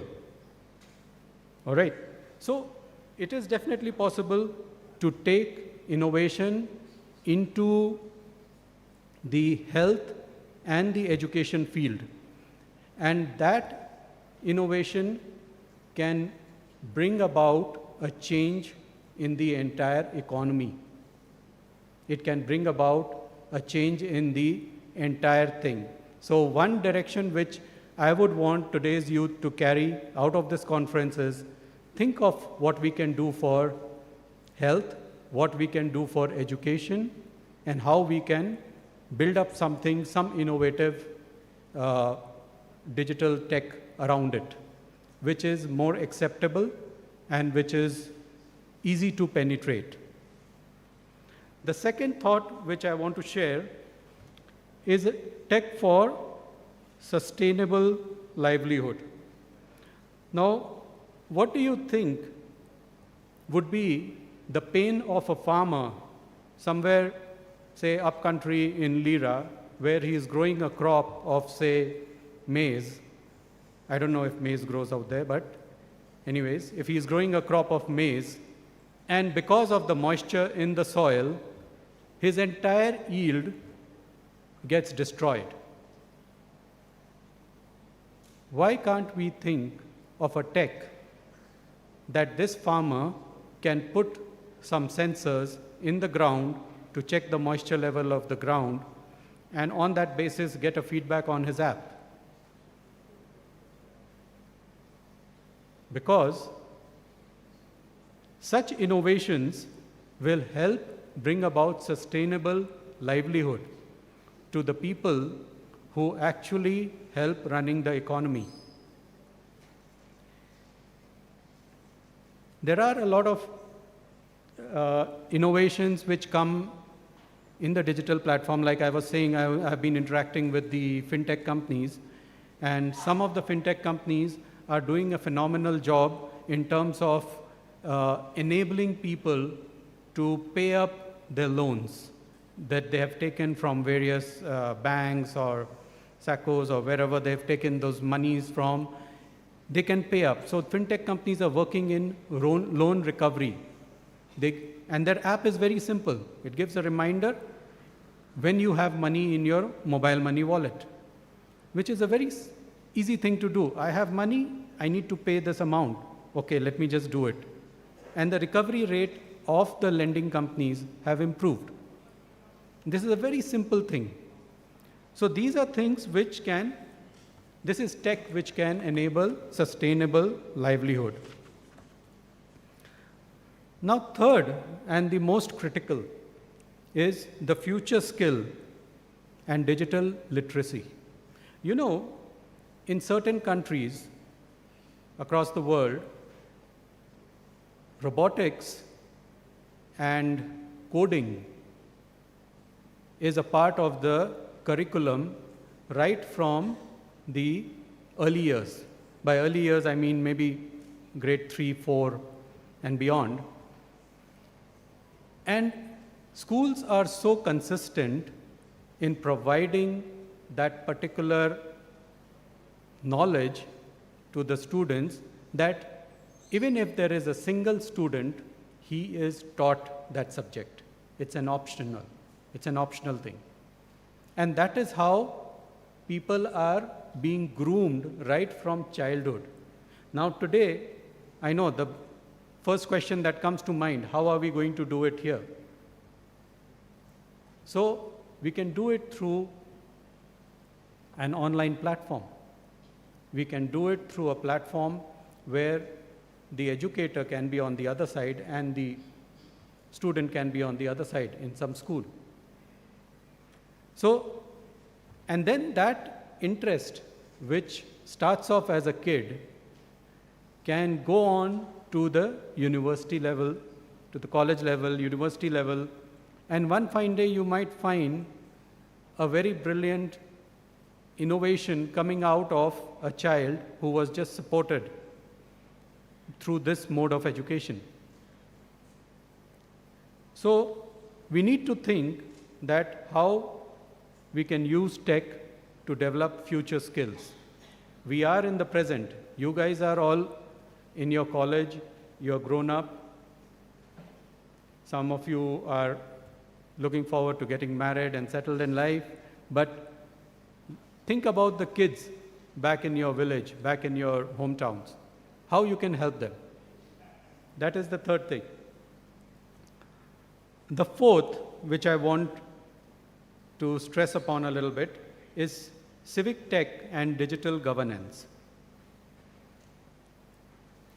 Now, for anyone to trust technology, or rather to embrace technology, they have to first trust technology. All right. Now, if you are looking at modules of e-governance, so this is where the role of government comes in. And I must really commend the government of Uganda. There is a lot of tech that is there in all the government departments which is being used currently.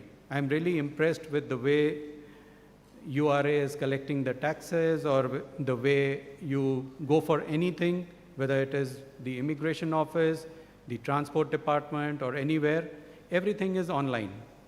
So there is a lot of tech which is there already in Uganda, the government has to focus more on building around more trust on the technological and digital transformations. So that is where the government's role comes in. So to summarize it all, I think the call to action is very simple, which I have mentioned in my previous interaction as well. There are 4 pillars of digital innovation. The first is the government, the second is the industry, the third is the academia, and the fourth is the youth. Now the first 3 are, as Professor mentioned, the first 3 are a part of the AAA model that is being used in different countries. But I feel the youth is also very, very critical, because the youth is the one that will take this model ahead. So, to conclude it all, if there is one message that I leave with you today, then it will be that Uganda's challenges are unique. The Ugandan challenges are unique, and so must be the Ugandan solution. So look for a unique solution, and trust me, you will come up with a very, very innovative idea which will go a very long way. Thank you very much.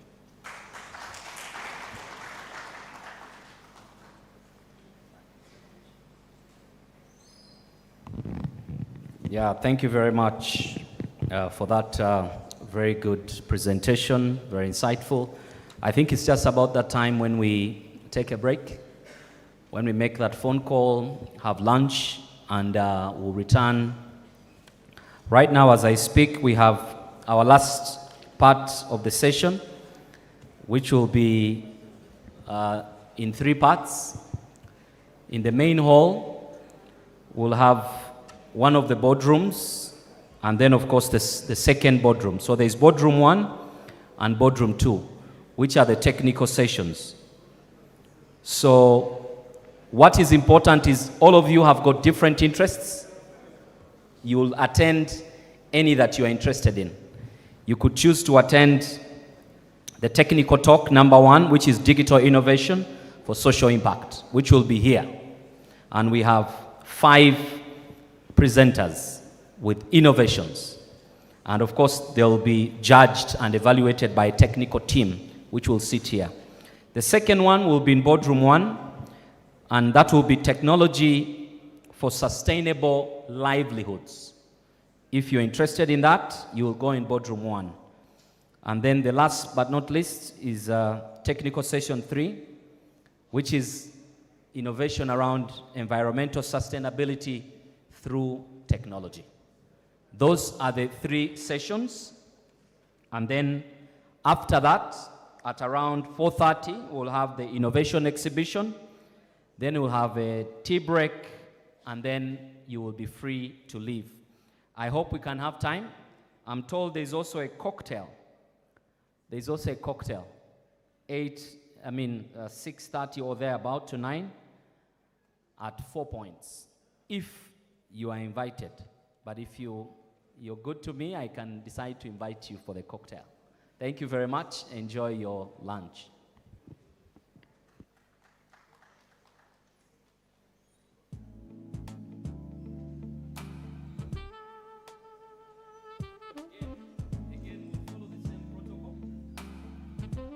We'll follow the same protocol. Please, the right side, the most important people on the right, and then some of us will go on the left. So thank you. Yes, the VVIPs on the right. The VVIPs on the right, the ones who have sat on the first and second. Then the rest of us will go on the left. There's been a change. So please, did I get it right?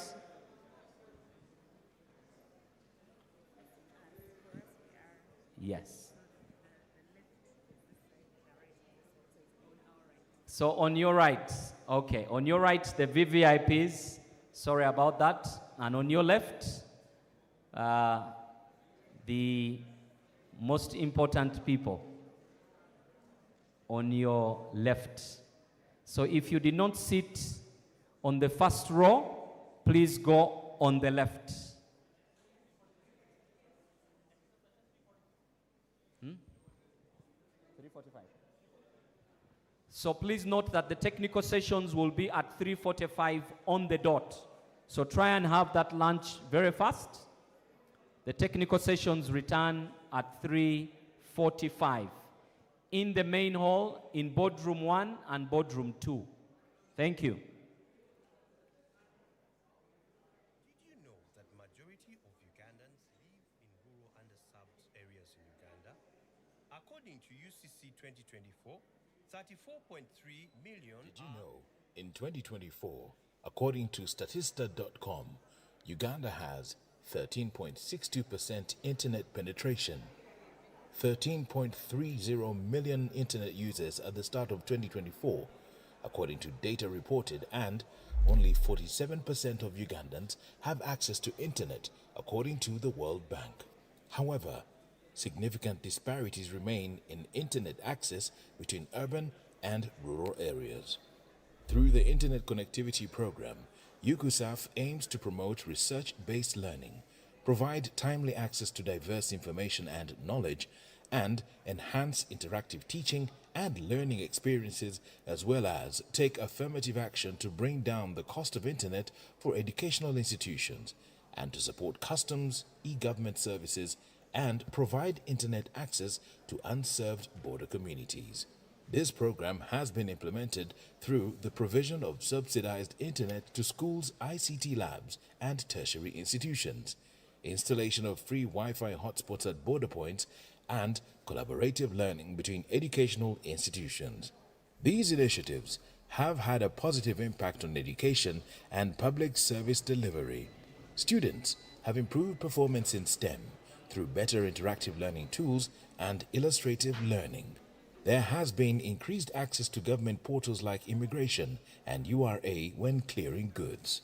Increased efficiency in public service provision at customs. Increased access to internet for teachers. And key sustainable development goals have been addressed. That is to say, SDG 4, quality education. SDG 9, for industry, innovation and infrastructure. And SDG 16, for peace, justice, and strong institutions. The Internet Connectivity Program ensures that all individuals, especially in remote areas, have access to the information and opportunities provided by the Internet. Through this program, 96 new sites for 3G/4G broadband connectivity and 500 Wi-Fi hotspot sites at border locations have been set up. 78 public access centers set up, including public libraries, 210 schools connected to internet, and satellite projects set up in 2 places, that is, Rwanda and Ntoroko.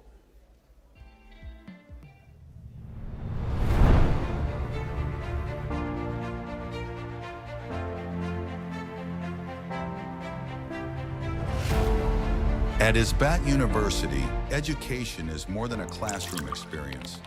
It is a journey of innovation, inclusivity, and transformation, preparing tomorrow's leaders today. The vision of ISBAT as an institution is to become the most sought-after destination for quality higher education in business and STEM focus within the East African region. STEM being science, technology, engineering, and mathematics, which speaks for the niche of ISBAT as an institution. At the Faculty of IT, we believe in empowering students with cutting-edge knowledge in artificial intelligence, cybersecurity, software development, and data science.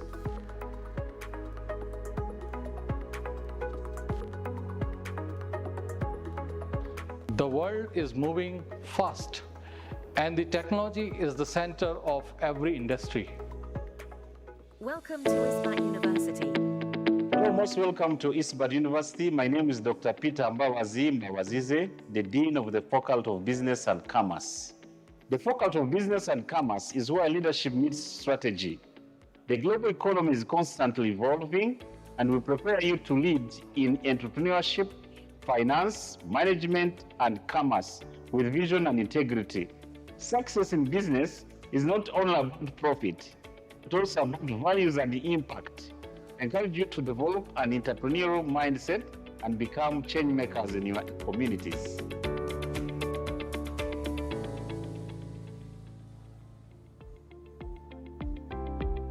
Greetings to all. Welcome to the Faculty of Health Sciences. My name is Dr. Tom Musubuga, the head of the Department, School of Public Health at Isbat University.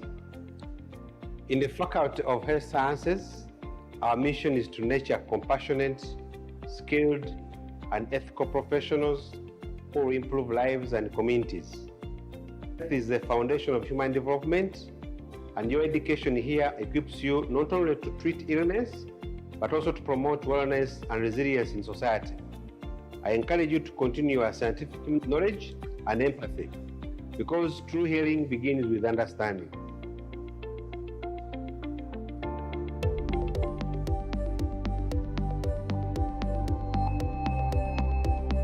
I'm Ilavarsan, Head of Department's Faculty of Health Science. Our students receive world-class training in both our modern skill laboratories and real clinical settings, such as hospitals of radiology and medical laboratory departments.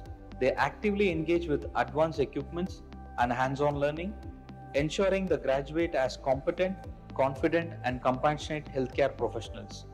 We are proud to nourish the next generation of allied health experts who are ready to meet global healthcare challenges. We warmly invite you to be our vibrant and dynamic learning community. I'm Dr. Mayur Kumar Chipa, Head of Engineering in Faculty of Engineering at Isbat University, Kampala, Uganda. Welcome to Isbat University. The Faculty of Engineering at Isbat University is proud to be a hub of innovation, creativity, and excellence. Within our faculty, 3 key pillars define our vision for the future: robotics, electronics and communication engineering, and computer science. Robotics is transforming industries and daily life. It combines intelligence, automation, and design to create solutions that were once only imagined. Here, our students are empowered to innovate and build robots that serve humanity in healthcare, industry, and beyond. Electronics and communication engineering is the heartbeat of the modern connected world.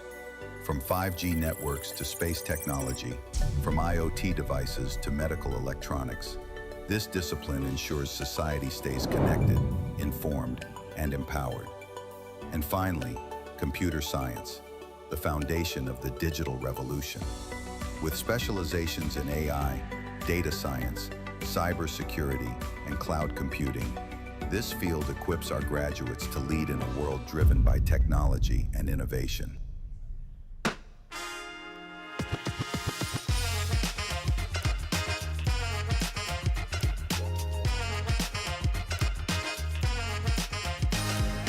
I joined Isbat this year, and I had a passion, or should I say I have a passion for graphics designing. I got mentoring from the admission office where they recommended for me to do VFX, and so far the skills I've learned have been put into practice. So when I talk of Isbat, it really helps us and it nurtures us a lot starting from our first year. We don't have to wait until we reach a PhD level before we can even start building robots. For example, we have these here are some of the robots that we built here at Isbat. I would like to encourage everyone that wants to come here, come and all we have fun, because building big things is really fun. My favorite part of being at Isbat University is that I get to engage with the content or curriculum at a more practical level. And of course, the facilities are available for me to facilitate basically learning practically.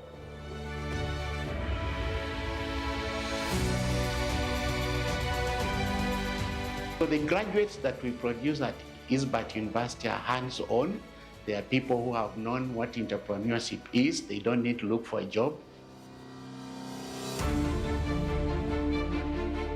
Beyond academics, ISBAT University offers a vibrant campus life.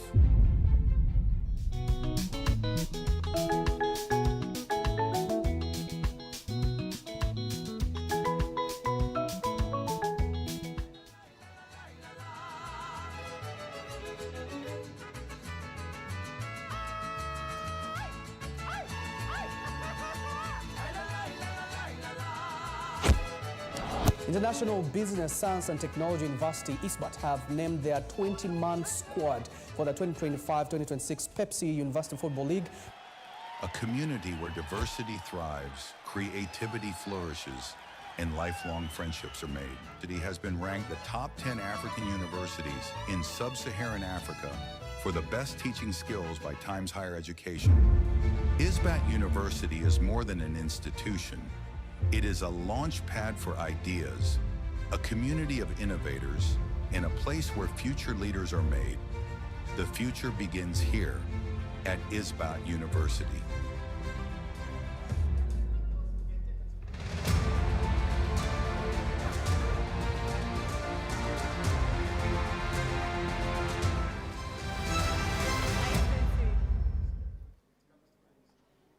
Did you know that majority of Ugandans live in rural underserved areas in Uganda? Digital innovation. According to UCC-2025, 34.3 million are mobile subscribers. Only 47% of Ugandans have internet access according to the World Bank. And internet penetration is at 13.62% according to statistica.com. UCSAV's Access Infrastructure Program aims to extend telecommunication access to unserved and underserved areas that are not commercially viable for licensed operators through upgrading of GSM masts from 2G to 3G, installation of greenfield towers, 3G and 4G sites, installation of internet point of presence at local government administrative points and headquarters, installation of public payphones. Through collaboration with licensed operators, consultants, vendors, and suppliers, UCSAV ensures the sustainability and effectiveness of these infrastructure projects. This program has led to improved device and internet use penetration, extension, and growth of innovative ICT-based products and services, and ultimately increased socio-economic productivity. The Access Infrastructure Program continues to bridge the digital divide, fostering a more connected and productive society. Did you know, in 2024, according to Statista.com, Uganda has 13.62% internet penetration, 13.30 million internet users at the start of 2024, according to data reported, and only 47% of Ugandans have access to internet, according to the World Bank. However, significant disparities remain in internet access between urban and rural areas. Through the Internet Connectivity Program, UCUSAF aims to promote research-based learning, provide timely access to diverse information and knowledge, and enhance interactive teaching and learning experiences, as well as take affirmative action to bring down the cost of internet for educational institutions and to support customs, e-government services, and provide internet access to unserved border communities. This program has been implemented through the provision of subsidized internet to schools, ICT labs, and tertiary institutions, installation of free Wi-Fi hotspots at border points, and collaborative learning between educational institutions. These initiatives have had a positive impact on education and public service delivery. Students have improved performance in STEM through better interactive learning tools and illustrative learning. There has been increased access to government portals like immigration and URA when clearing goods. Increased efficiency in public service provision at customs. Increased access to internet for teachers. And key sustainable development goals have been addressed. That is to say, SDG 4, quality education. SDG 9, for industry, innovation and infrastructure. And SDG 16, for peace, justice and strong institutions. The Internet Connectivity Program ensures that all individuals, especially in remote areas, have access to the information and opportunities provided by the Internet. Through this program, 96 new sites for 3G/4G broadband connectivity and 500 Wi-Fi hotspot sites at border locations have been set up. 78 public access centers set up, including public libraries, 210 schools connected to internet, and satellite projects set up in 2 places, that is, Rwanda and Ntoroko. Research is an integral aspect of Uganda's ICT sector. It fosters innovation, informs policy, promotes infrastructure development, and enhances economic growth. It helps institutions understand emerging trends and challenges while providing local solutions for a competitive advantage in the fast-changing digital era. WUKSAV's Research Support Program for ICT aims to ensure that interventions are evidence-based and impactful in addressing gaps related to ICT in various sectors. The purpose of the eBooster program was largely centered on enabling the development of ICT solutions that would address challenges of access, communication, and communication facilities and infrastructure by the underserved and unserved communities and sectors. And the idea behind the unserved and underserved sectors is that usually because of the private sector commercial drive, these companies tend to focus on sections of the society that can afford and create meaningful markets, and then they tend to ignore markets that are not profitable. The program provides funding and grants for research projects that focus on ICT development and encourages multidisciplinary research that addresses complex social, economic, and environmental challenges related to ICT development. Solutions that we were able to attract were cutting across various disciplines. For example, we had some solutions on e-health, solutions on e-agriculture, solutions on e-education, solutions on fintech, those that address issues of payment, solutions on e-commerce, among others. So we evaluated these solutions in terms of their applicability, in terms of solving real-life problems that people who are underserved and those who are unserved are facing right now. So we evaluated them on the basis of that. We also looked at how practical these solutions can be. Through workshops, seminars, and conferences, researchers are given opportunities to exchange knowledge and collaborate on ICT-related research topics. This promotes the development of innovative solutions and encourages partnerships between academic institutions, research centers, and industry experts.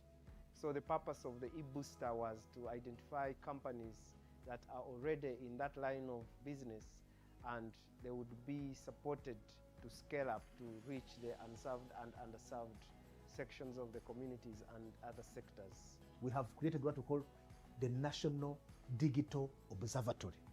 So this digital observatory is able to tell you as a country for decision-making purposes how many persons with disability do we have in the country in terms of sex, how many females, how many males. In terms of age, also we have a mobile application.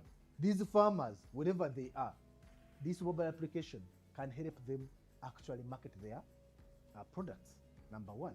Number two, diseases. Even if you don't understand a particular type of disease, the only part is to take a picture, send it where? On the app, call someone at the call center, explain to you the type of what? Of disease that is there. And we have also come up with scientific papers with universities, policy briefs that are helping government through the Ministry of Gender actually make the right decision concerning person with disability. But also we have had several other projects. Recently we had a project with them called the unserved and underserved communities, digital skilling of unserved and underserved communities. Together, the program contributes to UCC's strategic mission to develop a robust communication sector that drives economic growth and prioritizes Uganda's third National Development Plan, NDP3, focus areas on digital transformation. The research support program enables the development of innovative solutions and identification of research needs and priorities related to ICT development and digital transformation, leading to more impactful interventions.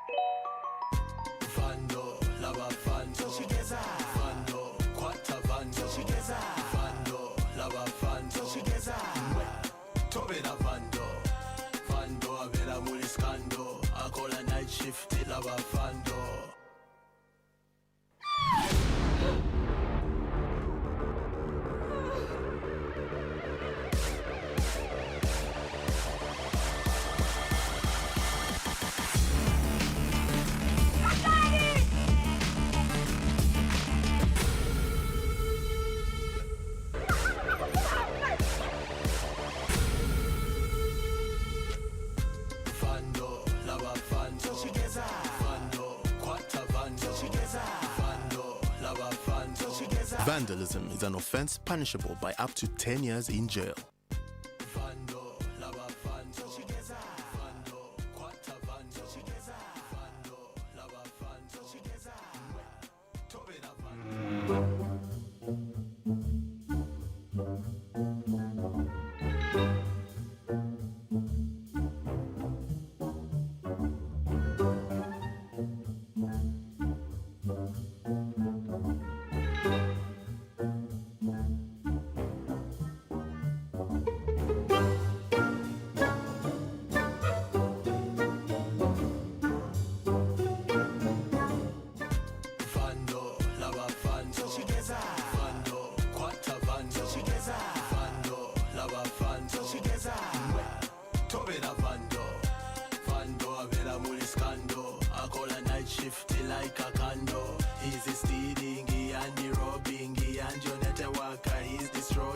Vandalism is an offense punishable by up to 10 years in jail.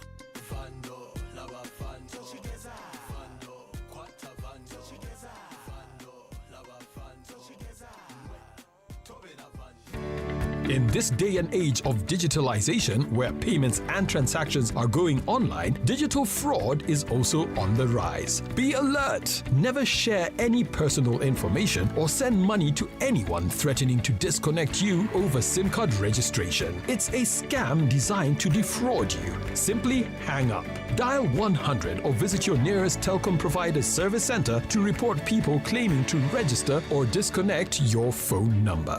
Tonfera, this message is powered by the Uganda Communications Commission.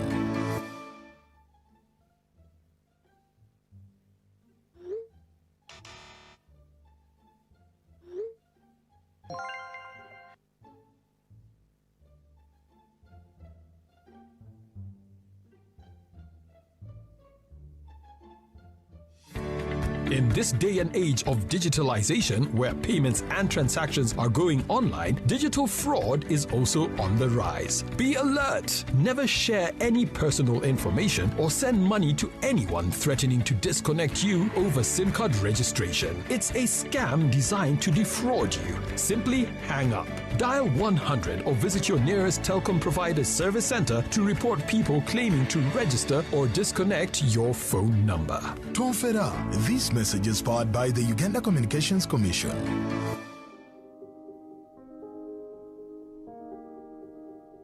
A story has been unfolding over the past 25 years. It's a tale of vision, determination, and innovation set against the backdrop of the vibrant nation of Uganda.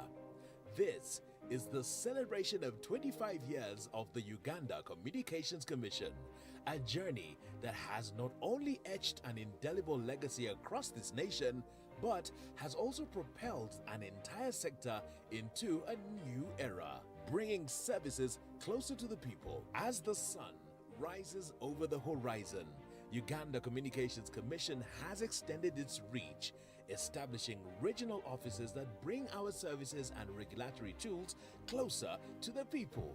Monitoring sites and digital loggers now stand as sentinels of connectivity, ensuring that every corner of this country is covered. The transformation from the Rural Communications Development Fund to the Uganda Communications Universal Service and Access Fund, UCUSAF, signifies an unwavering commitment to bringing the power of ICTs to all Ugandans, especially those who have remained unserved and underserved. Innovation and creativity have flourished through flagship programs such as the Content Development Support Program and Uganda Film Festival, nurturing the creative industry. The National Conference on Communication fosters collaboration with academia, while the Computer Emergency Response Team CEO Breakfast cultivates connections that fuel progress. The Communications Consumer Parliament brings together regulators, operators, and consumers to provide accountability and receive feedback. Through the years, ICT has evolved, cementing its pivotal place in the national development agenda. From NDP 1 to NDP 3, ICT has transformed from a groundwork layer to a driving force, expanding coverage to underserved areas and becoming an enabler that integrates seamlessly across sectors like education, health, and agriculture. Strategic partnerships have brought efficiency and productivity to sectors like education, where digital resources bridge the gap. Precision farming has empowered agriculturalists with real-time data and market access, and the tourism sector thrives on seamless connectivity. SMEs have enhanced ICT adoption, enhancing productivity and performance through digital skilling. On the global stage, Uganda's voice resonates through active involvement in setting and aligning global standards in line with Uganda's interests and aspirations. Uganda's participation and leadership in international organizations has not only elevated the national brand, but also reinforced our commitment to playing a pivotal role in shaping the future of global communications. The past 25 years have witnessed remarkable growth in the sector, which now boasts of 325 radio stations, 48 TV channels, and from 2G to the cutting-edge 5G technology. Connectivity has reached even the remotest corners, and usage metrics have soared, ushering in unprecedented levels of mobile phone and internet penetration, plus value-added services such as mobile money. None of these achievements would have been possible without the unwavering support of strategic partners, both at home and abroad. Together, we've achieved so much, and we stand united in the understanding that the journey is far from over. As we pause to reflect on these remarkable achievements and stand at the inception of a new chapter, one thing remains certain. Uganda Communications Commission remains steadfast in its mission, which is clear: to transform Uganda into a brighter, more connected, and inclusive tomorrow. Join us on this inspiring journey as we illuminate Uganda's digital future. Uganda Communications Commission, pioneering progress, shaping tomorrow. In an era where technology is reshaping every aspect of our lives, many students in Uganda suffer the brunt of computer literacy, poor ICT infrastructure, and limited number of computers to support them, thus disproportionately placing learners and teachers at a disadvantaged end in the fourth industrial revolution. With enrollment of the new lower secondary education curriculum in Uganda, there is a growing need for students to learn this 21st century skill of digital literacy to enhance creativity and innovation regardless of where they are located in the country. The ICT in Education program is at the forefront as a solution transforming education in Uganda.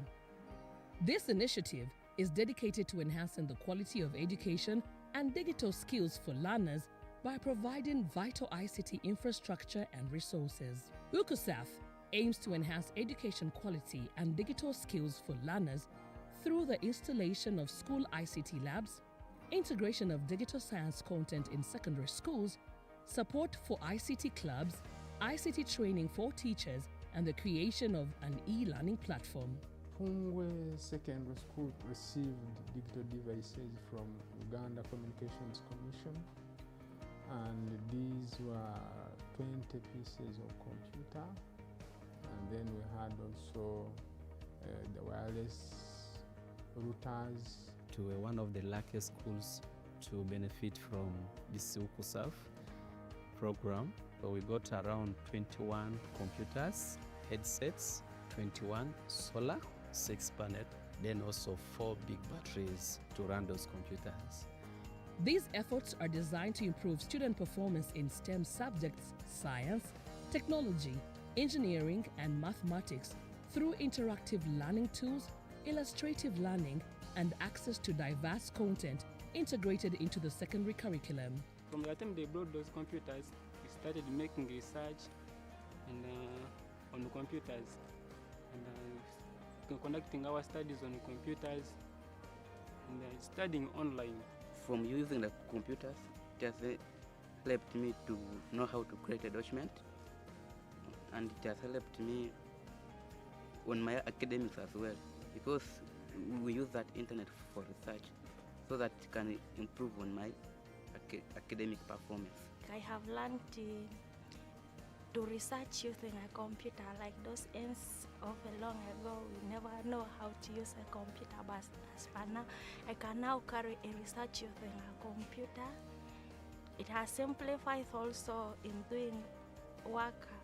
Even the teachers can also give us some work. They can also use those computers for making us timetables. You just go and see the timetable in the computer. This innovation has positioned Uganda to address the Sustainable Development Goals, SDG 4 on equality education, SDG 9 on industry innovation and infrastructure, and SDG 10 on reduced inequalities through promotion of inclusive learning for learners with disabilities. As a result, more than 1,000 school ICT labs were set up, 306 schools have been connected to internet, 300 teachers have been trained, and over 300 students have enrolled for e-learning. 4 schools were supported with assisted devices for learners with disability. 183 schools have ICT clubs. Learning content has been installed in 298 schools, and 9,404 teachers have been trained in the teacher-head teacher retooling system. This internet was so much disturbed by the weather. When it is raining heavily, you cannot access it. And since many gadgets were connected to it, computers and what, it used to be slow. Then also it was only limited to with a computer lab and a few offices within school. As we look to the future, continued investment and expansion of these initiatives are crucial to ensure all students have access to the digital tools and infrastructure necessary for success in a modern economy.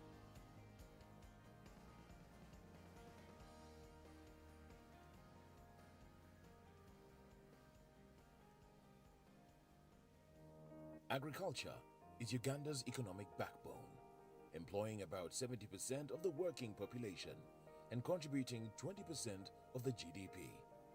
UCUSAF, through its Strategic Plan 3, recognizes the importance of access and usage of ICT-based tools, information and knowledge for farmers by providing them the needed skills to live, learn, work and participate in a digital society. ICT for farmers is one of the things that Uganda National Farmers Federation gets involved to. Uganda National Farmers Federation felt that we should go into digitalization of agriculture, where our farmers are trained on digital ways of farming. We want to improve our farmers from peasant farming to commercial farming. UCC carried out a research on the extent of ICT in agriculture in Uganda, and some of the realizations were that certainly there was minimal usage of ICTs by the farmers. And this minimal usage, it was realized, was also contributed to by the lack of awareness and digital literacy of these farmers. UCOSAF's ICT in Agriculture program includes a range of initiatives such as the ICT for Farmer app, Farmer Extension Services call center, websites for district farmer federations, digital skilling for farmers, and the Agricultural E-Academy. We managed to skill up to 100,000 farmers across the country. In some of the initiatives like e-government, use of social media, creating content, it has helped them improve their output. They can now sell their produces beyond the boundaries of their own prisons of their home or even districts in which they live. We have an e-agriculture academy, the first of its kind here. Also, we have a mobile application. These farmers, wherever they are, this mobile application can help them actually market their products. On the same system, we provide service providers, those who are providing inputs, farm inputs. When I need to go and sell in lira, so I check from this phone how the price of lira they are selling per kilo is how much. So this helped me to know the price of our product as a farmer. We used to be people who are strictly on one crop, maize and beans only, sometimes sorghum. But now we have realized that in this training, it opens us the mindset, growing many crops, which is even cash crop more than food crops. Someone who is in Kampala there can easily identify me here, that so and so is having this project of chicken, maize or fish farming. So they actually exposes you to other people. The few farmers I have interacted, this issue of digitalization has really helped them, and our farmers are agro. One agro-based mobile application was developed, that is ICT for Farmer app. Online animated videos were created and translated in different local languages to support online content for farmers, and a free call center was opened. So I would suggest that this ICT for farmers, trainers and experts and consultants would keep on coming. The ICT for Agriculture program is the testament to the transformative power of technology in enhancing agricultural productivity and sustainability. For any assistance, you can reach the call center on 0800 209. According to the Uganda Bureau of Statistics Census Report of 2016, in Uganda, 12.4% of the population, about 4.5 million, live with a disability, with a higher prevalence among women that are 15% than men that are 10%, and more commonly in rural areas that are 15% than urban areas that are 12%. Limited access to ICT and assistive technologies increases digital disparities, prompting UCOSAF's aim to promote digital inclusiveness for persons with disabilities. The ICT for People with Disability program aims to improve the accessibility of education and technology for persons with disabilities and promote their full and effective participation in society. In Uganda currently, we have around 6 million PWDs. We realize that this is a group that is disadvantaged when it comes to access and use of ICTs. And certainly this was through the access and usage survey or study that was also conducted by UCC. What was recognized in this study is that there is low awareness of ICTs by these PWDs, and this is for the ICTs as well as the assistive technologies. It was also discovered that there is limited information about the people with disabilities. When it comes to information that could be used for planning purposes, it is really limited within the context of what is available. is implementing this program through the creation and maintenance of an online observatory for persons with disabilities intended to link persons with disabilities with service providers and different programs that empower them, and provision of adaptive tools that enhance their quality of life. We have created what we call the National Digital Observatory. And that project has been run by us, 8Tech, as an IT expert on the project, National Union of Disabled Persons of Uganda, and we have trained more than now, I think we are entering around 200,000 persons with disability across the country. We are trained how to handle computers in Microsoft Word, how to use a smartphone, how to use apps that is inside it, how to send messages and emails. We looked at the talking computers, the talking smartphone, using that appropriate software so that regardless of the site, somebody who is conversant with the keyboard can communicate the idea of the world being a global village. At first, before we got the knowledge, we were limited to thinking like all internet issues are email and maybe smartphone for WhatsApp, not knowing there are other services that a phone, that internet renders to people with disability in regards to making the world global and being nearer to each other. Personally, I'm a leader. So if I want access the government services, I can now use my phone to get the TIN number, register with UNRWA, and other government services. More than 200,000 persons with disability have been trained and capacity enhanced through digital skilling. 4 schools received assistive technology devices to support learning, 1 online repository portal for persons with disability, and the development of 35 district union websites. I wish the thing was residential, so that we take all our time learning, sharing, discussing. But the training itself was short, and it also affected by rain. So the way I wish if we could have it for next time, at least 1 week. The ICT for Persons with Disabilities program ensures that all individuals, regardless of their abilities, can benefit from the opportunities provided by digital technologies and have an improved quality of life.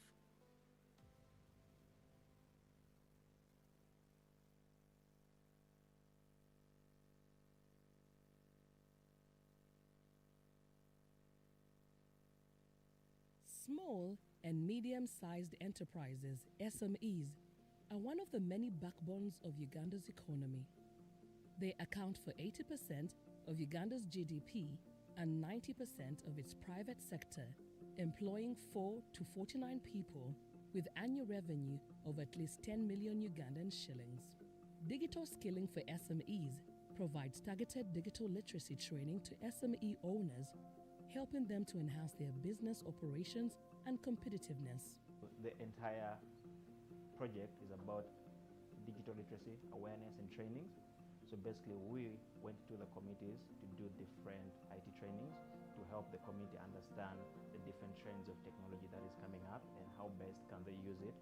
1, to develop themselves, 2, to improve on their businesses, 3, much of self-awareness of the different trends that are rising up at the moment. Some of the problems I used to face was the visibility of my items. Like when you look at the setup of this market, it's very hard for somebody to know where your shop is. But then when you load on your status and people view and they be like, where are you located? Can I get a product? They can easily locate you and come and support you. Digital skilling for SMEs provides targeted digital literacy training to SME owners, helping them to enhance their business operations and competitiveness. Participants gain practical skills in creating websites, using social media for marketing, managing online transactions, and utilizing digital tools for business management. Some of the things I learned from the training was publicity, like how to advertise my product using WhatsApp, Instagram, YouTube, trying to see how we can use online platforms to market our products. Taught us how to use WhatsApp business to advertise our goods and sell them to people who are not within the area. I'm now able to communicate with my customers through WhatsApp, can send for them photos and they send to me. It has reduced the cost of the transport. Customers should have come from the place to show me the things at hand, but now it has become near to me. At the same time, I'm now able to do it the way it should be. Once they have sent for you, but you have to have it at hands, so you know how to do it. So it is easier now for me to do it. The digital training first gave me the idea on how to do business, online business. So at least, of course, when you do online business, you cannot take something that is not of good value to market online. That means it gave me that mindset to first add value to it before I do it online. And most of the vendors in the market had been used to physical selling of goods. But this training changed the trend, changed the story by vendors now knowing how to advertise their businesses on different platforms, that even somebody in Kampala, in Mbale and elsewhere can see what they are doing in Moroto Central Market. I would recommend maybe they do another training, mostly for the population here, and see the progress of those who attended, and then the new ones, maybe try to engage them and give them the skills for digital marketing. But if all markets, multiple markets, or all markets could be provided with a Wi-Fi or internet connection, so that we can be able to improve on the digital economy, such that when we put this digital infrastructure in the markets, the digital economy will boost because of vendors' access to what kind of goods they need to purchase from different areas of the country or outside the country, and what they have here, such that other people in other countries or in other places can be able to view what is in Moroto. As of 2024, over 60,000 business owners and staff were trained in different SMEs concerns.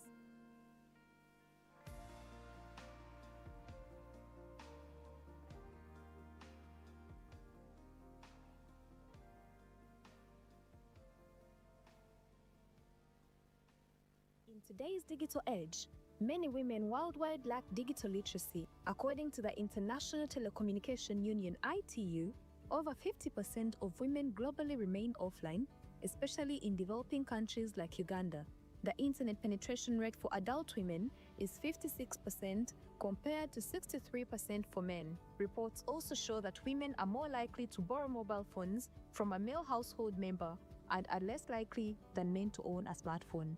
This gender gap in digital access and meaningful use has limited women, particularly in rural areas, from benefiting from online opportunities in education, employment, business, networking, and capacity building, ultimately reducing their earning potential. I was unable to communicate well because there are some jobs that you can get in the internet, but I didn't have a phone. The Digital Skilling for Women program by UCSAF aims to bridge the gender-digital divide by providing tailored digital literacy training to women and girls across Uganda. Through this program, women are equipped with essential digital skills including internet usage, digital marketing, and online safety, enabling them to harness the power of technology for personal and professional growth. We're trying to teach them those skills that can help them create content they could use on YouTube or TikTok or any other sort of platform they could use to enhance their skills, but also create some bit of money for themselves. They were also taught about brand development, skills and marketing, how to use their gadgets to create communication design, which should be able to profit them in their enterprises and their marketplace engagement. In the training, I learned how to make posters for my business. I learned how to make videos and actually edit videos. The training also introduced me to TikTok. I was not on TikTok.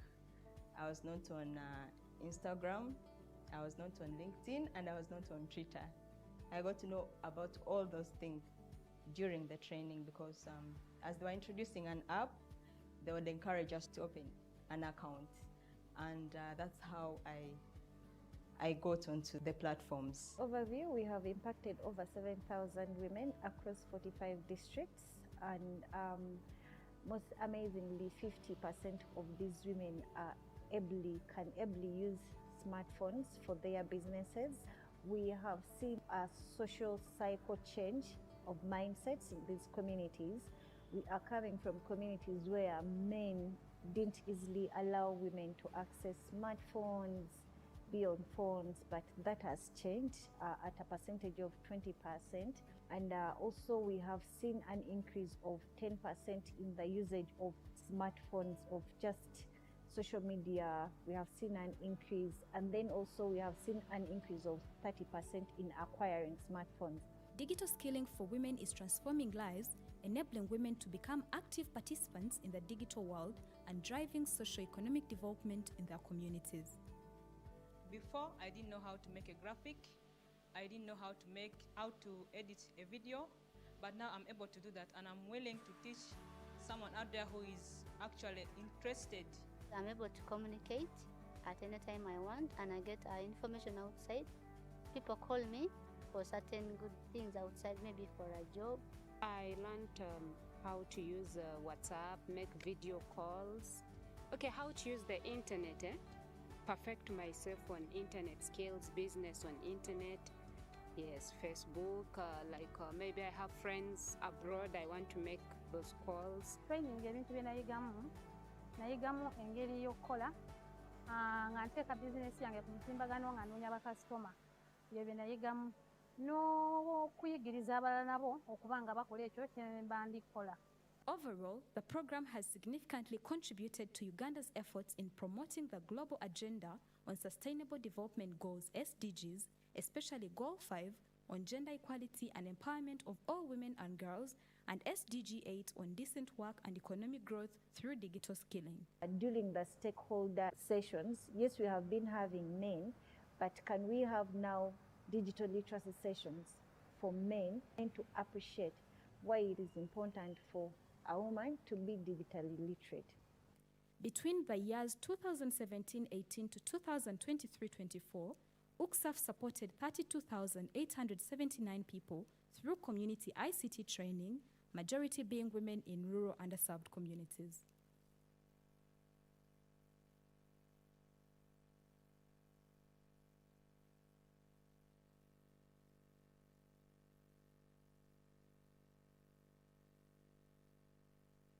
Because we are doing a lot on connectivity, we are doing a lot on content, we are doing a lot on digital literacy. Where we haven't been doing some work is on the devices project. So for the past 2 years, we are also doing something on the devices project. The Uganda Communications Universal Service and Access Fund, or UCUSAF, is a key initiative aimed at bridging the digital divide and promoting universal access to communication services across Uganda. This is the fund. As you could be aware, we collect our money from the operators, which money we take back in terms of projects for the underprivileged areas. Those areas which are non-commercial, where the operators won't be able to make profits. Formerly known as the Rural Communications Development Fund, RCDF, UCUSAF was established in alignment with the Uganda Communications Act of 2013 and the UCUSAF regulations of 2019. UCUSAF's mission is to facilitate universal access to high-level broadband capacity for all Ugandans through targeted interventions that address location, physical inability, gender, and cost barriers. By implementing strategic programs and initiatives, UCUSAF focuses on expanding connectivity, enhancing digital skills, and promoting the development and consumption of ICT content and services in unserved and undeserved communities. There's a generation of Ugandans that have interacted with a computer or mobile phone in an advanced age in their lives, or some of them even at the university, or even for some very unlucky ones, at their first job or employment. And that is the narrative we seek to change through this program. Through its various programs, UCUSAF addresses critical areas such as ICT in education, enhancing education quality and digital skills for learners through the installation of school ICT labs, digital science content, ICT clubs, teacher ICT skilling, and e-learning platforms. UCC's ICT in education program is two-faceted. We have aspects of infrastructure and aspects of content. We've been trying to drive adoption through content creation and digital skilling. Under the access, we equip the school's labs with computers that are used by both the students and the teachers. We're just informed that we were one of the luckiest schools to benefit from this UCUSAF program, and that they communicated to us through a letter that we were going to be donated with some computers. They also gave us solar, 6 panels, those ones on top there.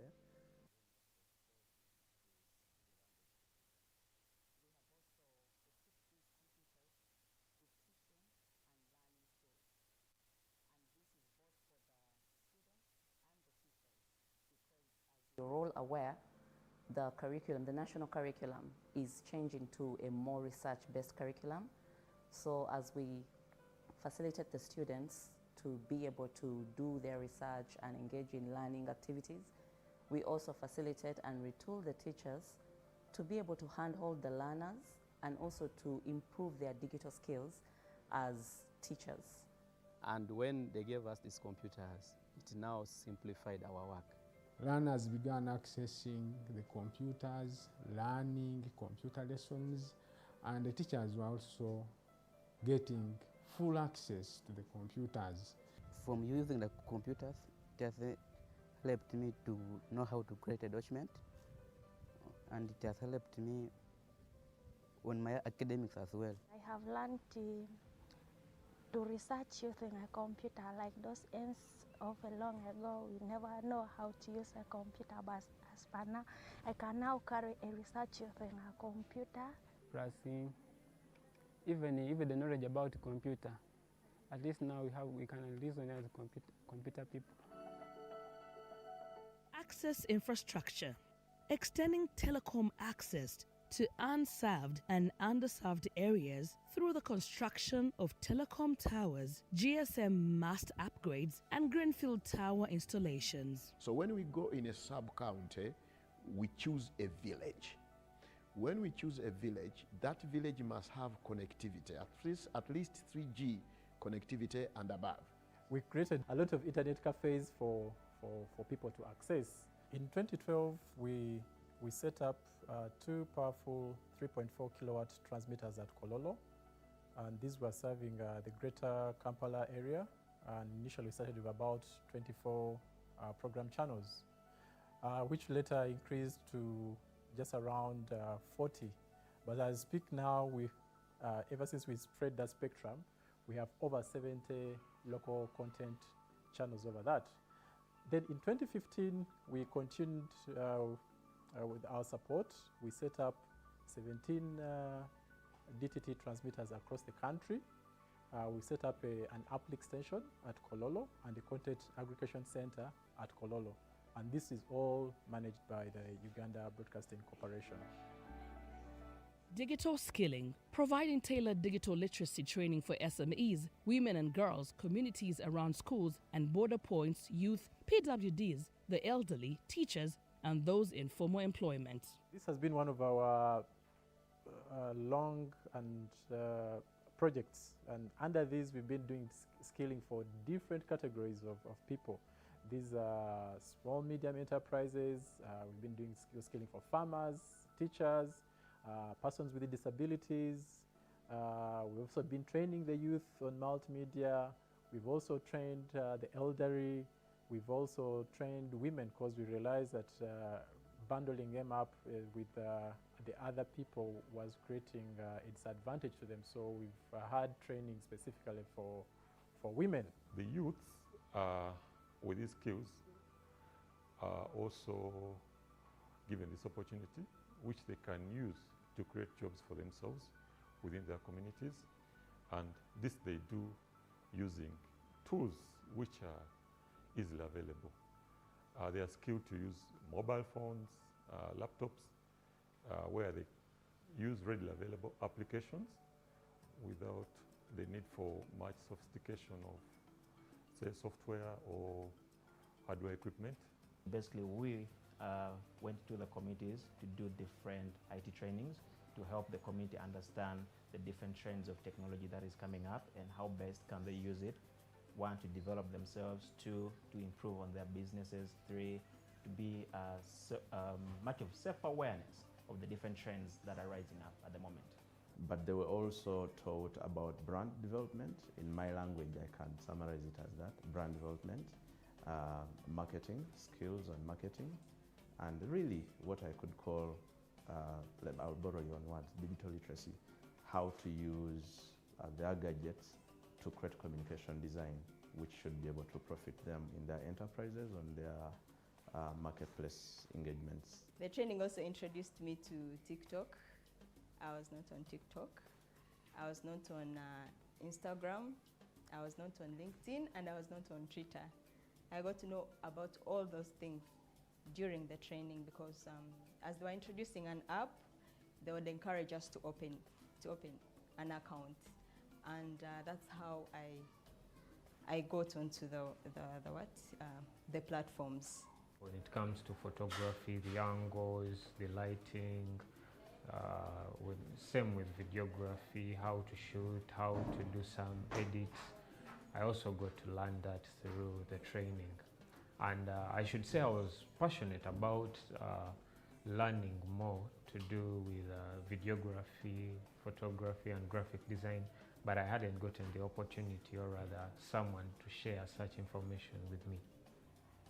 The little knowledge I learned was how to advertise my business, how to sell it out, and that was through social media. We are taught how to have a good YouTube whereby information can pass from one person to another. Sometimes you want to access Facebook, you want to access WhatsApp. So even if you access, the knowledge is limited. Somebody gives you a phone, yes, it's like getting for you gold and putting in front of you when you don't know how to use it. They give you a phone, but you can't use it. Of course, you're going to hold it and give it to the owner. But after showing me how to use the Facebook, the WhatsApp, now at least even if I borrow the phone, I can use.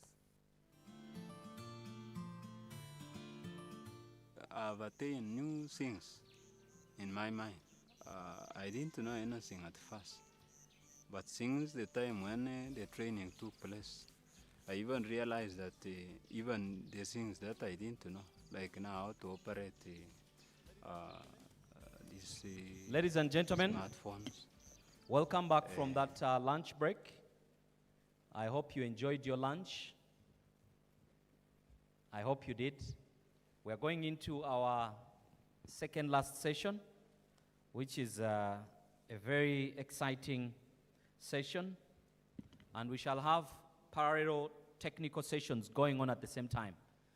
Like I communicated earlier, we'll have a session going on here in the main hall, and then there's another session like this one happening in boardroom 1 and boardroom 2. So this session will be led by Professor Jude T. Lubega, who is the Vice Chancellor of Nkumba University. And of course, he will be leading that session.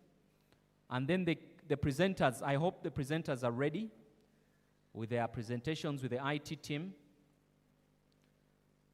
I hope Rogers Mutegechi is around. Please put up your hand if you hear your name.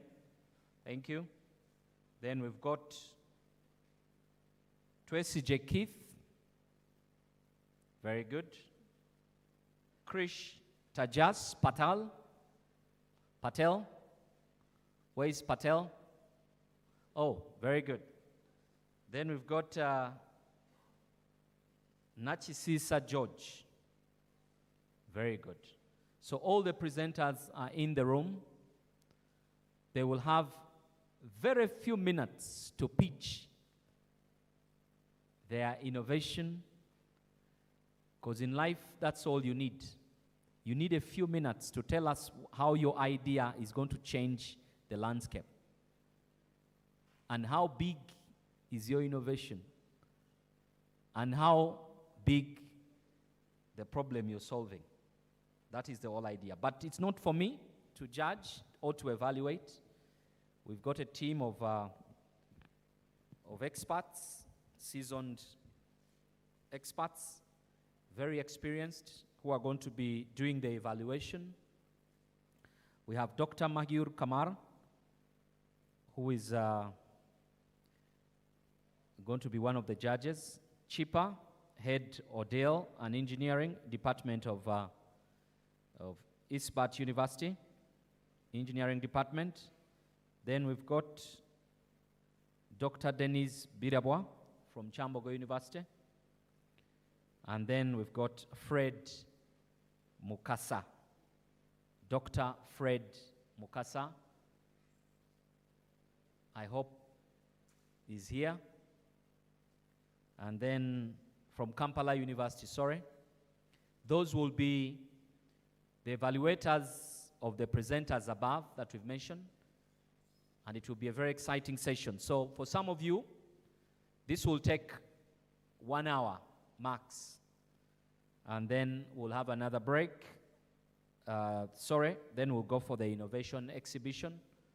And then we'll go for a tea break.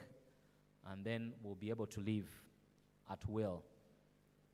So thank you very much for your patience. Thank you very much for your attention. I'm told that the attention span of young people nowadays is only 3 minutes. I don't know who did that research, but prove me wrong that your attention span goes beyond 3 minutes. Because whatever we are going to discuss today can change your life. It can trigger the most important idea for this country, for Africa. So please, I know that some of you are already on your phones on TikTok.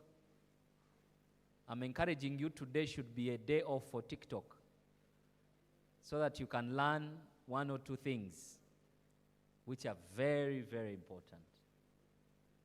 So allow me to welcome Professor Jude T. Lubega, the Vice Chancellor of Nkumba University. Let's give him a round of applause. He's the man in charge of this session, and he will manage it the best way he knows how. Thank you.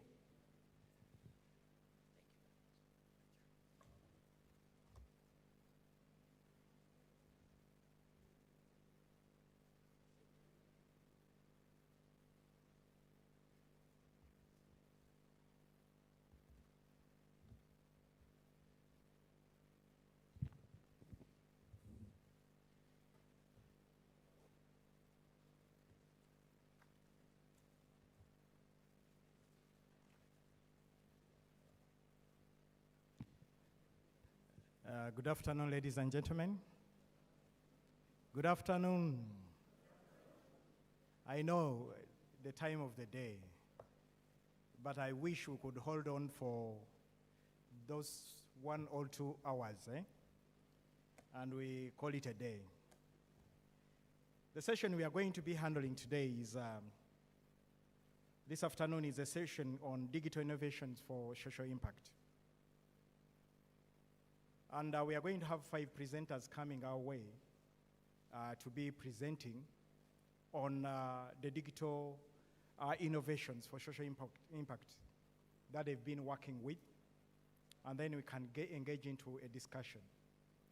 But before we head into that, I'm sure each one of you out there are just wondering, what is this we are going to be talking about in relation to digital innovation for social impact? I want us to reflect for the first 10 minutes only on this topic, digital innovation for social impact. And I want to look at it in terms of 5 questions.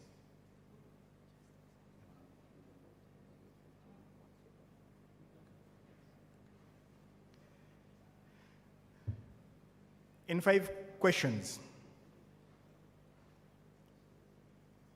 looking at the digital innovations, if we ask ourselves, how can the public benefit out of these digital innovations in order to create social impact? Already, if you went around to see what government has been able to do, today, you can be wherever you are across the entire districts of Uganda, and you are able to apply for a work permit before you can come and pick it from here, for a passport. Okay? This is the social impact we are talking about when it comes to digital technologies. What is that infrastructure that has been put together that can get work done right at the base within the population? Such digital innovations is what we are looking out for in terms of how are they coming in to solve community-based problems.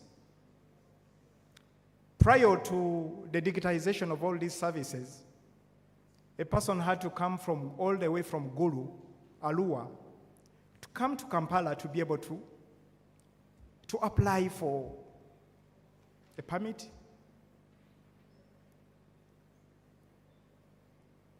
to apply for their passports, and things of that kind. These are changing, and they are changing quite a lot of what we do. And with the emergence of innovations in AI, I think we are seeing things even getting better and better. So the social impact is being felt around these e-services that the government is trying to put together.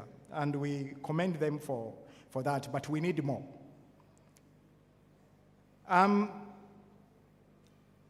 Looking at the last mile, in terms of connectivity and device access. Some of us who have been here for some time, you could go simply around the metropolitan area and you had good data connections. But what we see today is that even if you went deep, deep in the village, you have data, you can be able to access all your services you need. So the last mile connectivity, which UCC is trying as much as they can with all the service providers to make sure that we have all this in place. These are digital innovations we are looking out to. The device access to devices. If they don't have smartphones, how can they be able to acquire some of these services? There are so many models that have been deployed already to support the community to be able to access the content they want to access. There's an example that was already given, the use of mobile money. I think you can attest that today you can do quite a lot with mobile money than ever before.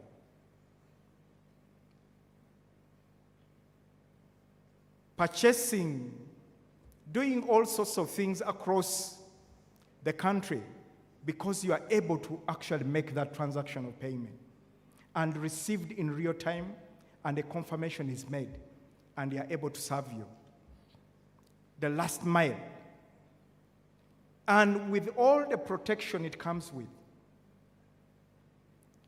These are the social impacts that we are looking out for. That is an innovation that comes into place and changes the entire game. I'm sure some of you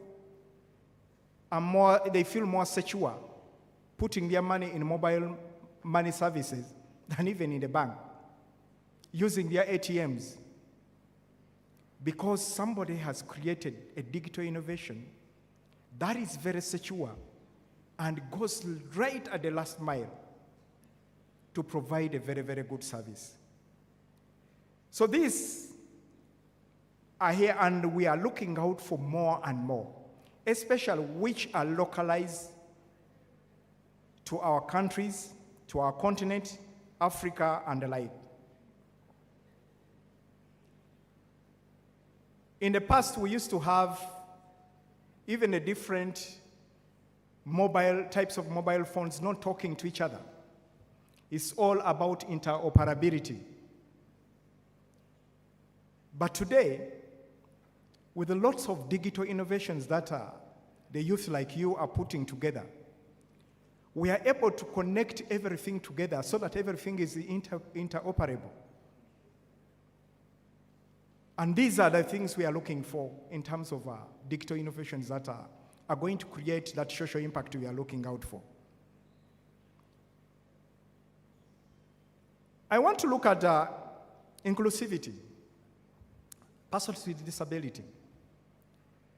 Several years back, a blind person would not even be able to identify whether this is a 15 notes paper, a 5,000 paper, a 10,000 paper. But with the digital innovations that create social impact, today we are seeing mobile apps that are able to read what type of cash money that person is actually holding. The social impact. That they can actually hand over a 15 note and the balance, their mobile app on the phone can be able to tell that you've been given a balance of so much.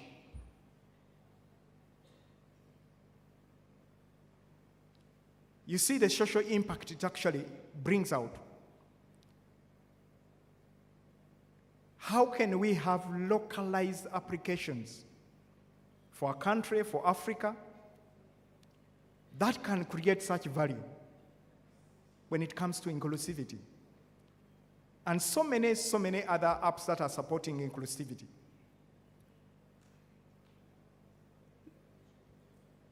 Today, we are also able to see a lot of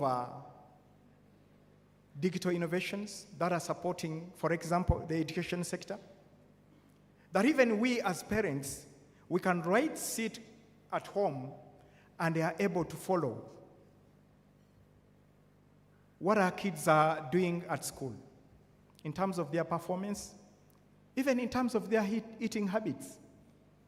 That I can be able to deposit money onto their account at the school, and I can be able to follow on what they buy, and therefore be able to gauge that now my kid is actually feeding herself on garbage all the time. It's crisps and everything. That's why the entire money is actually being wasted. But seeing it right on my mobile phone. Social impact. Right at the last mile.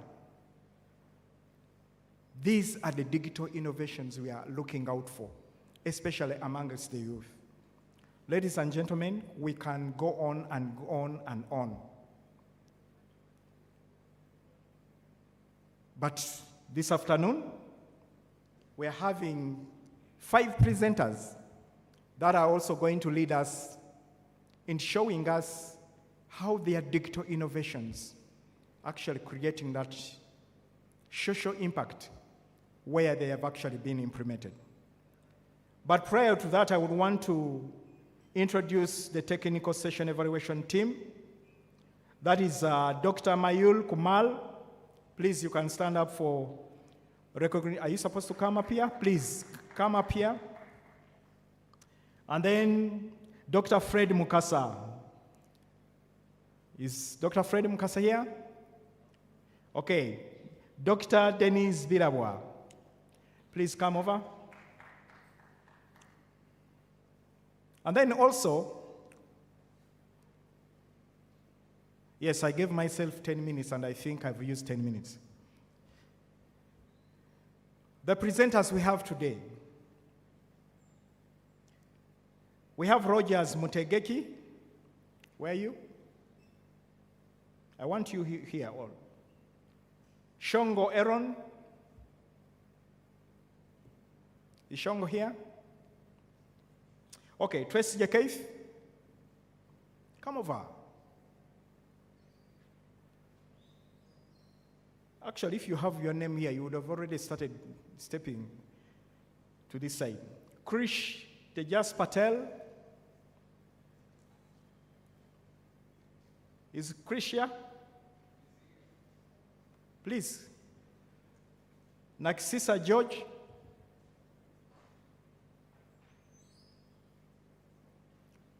Oh, it's a full team.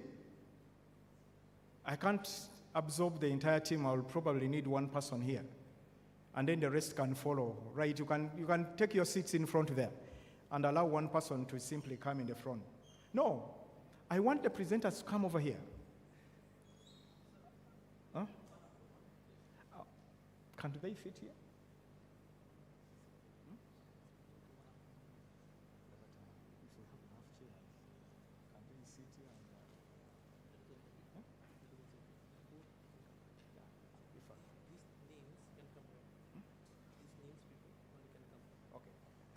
Four of you only from one team. If you have more than one person in a team, allow one person to come here. Who is going to be presenting? Rogers Mutegeki, you are one. Can you come over? Find a seat there. You've been promoted today.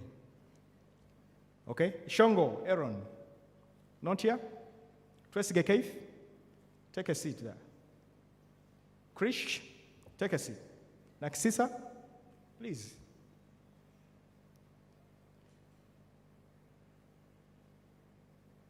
I hope we have enough seats. Okay. So, ladies and gentlemen,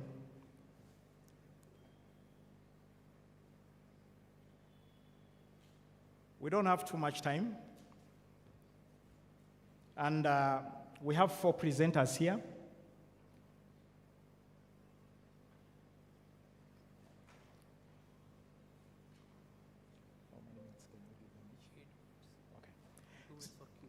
Okay. So we are going to be giving each one of you to pitch your digital innovation in 8 minutes. 8 minutes. Okay? We'll allow 2 minutes for questions, but I'll pile up all those minutes at the end. So we have 32 minutes for all of you. We'll start with Rogers Mutegeki. Your flow is right. Your time is right now. Come. Do we have a presentation you are going to beam? Okay, please.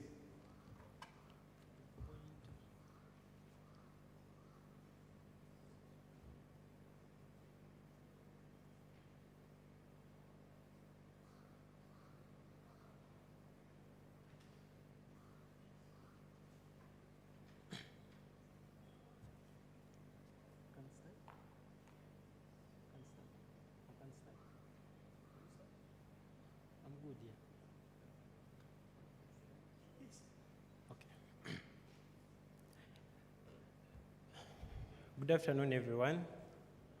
My name is Rogers Mutegeki from the Research and Education Network for Uganda, that's RENU.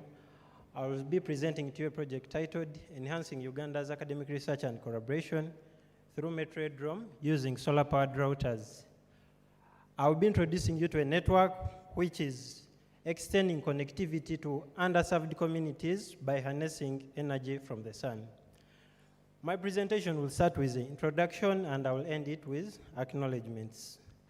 As you are all aware, most learning and research resources can be accessed online, and this makes access to reliable and secure internet a necessity to most of our researchers. However, in Uganda, the prices of internet still remain high, limiting most of our researchers' access to these resources. On the other end, there is ZROM, which is a well-known wireless network, free and secure, provided by RENU, but its deployment is only limited to on-campus environment. So RENU had to get a way of making sure that our researchers can access this network even when they are off campus. And the solution to this was Metro Headroom. Additionally, we needed a solution in scenarios whereby, assume there is a location which has researchers, but they don't have power, or their power is unstable, and that's where our solar-powered routers, S618, came into play. So with Metro Headroom and supporting it with the S618 routers, we are able to align with SDG4 and SDG7. One of the things that showed the need for Metro Headroom was the COVID-19 pandemic. This is a period where most universities had closed and students were off campus, but yet universities were adopting the use of online resources. But the students were off and they lacked access to reliable internet. Additionally, by the end of the first quarter of 2023, one of UCC's quarterly performance reports indicated that Uganda had more than 15 million users subscribing for internet, but on average, each user was spending about 1.7 GB of data. So the question to ask yourself, how many lectures can you attend using 1.7 GBs? According to the World Data Lab, as shown by the picture on the right, that is the Internet Poverty Index, by the end of last year, almost 6% of the Ugandans were internet poor. This implies that in a month, this percentage can't afford using at least 1 GB of data at a minimum rate of 10 Mbps without exceeding 10% of their income. On the related works, you have heard me sound Headroom. Headroom stands for Education Roaming, and it's a network which was developed by JANT, and currently it has been adopted globally for its benefits, which include being free and secure.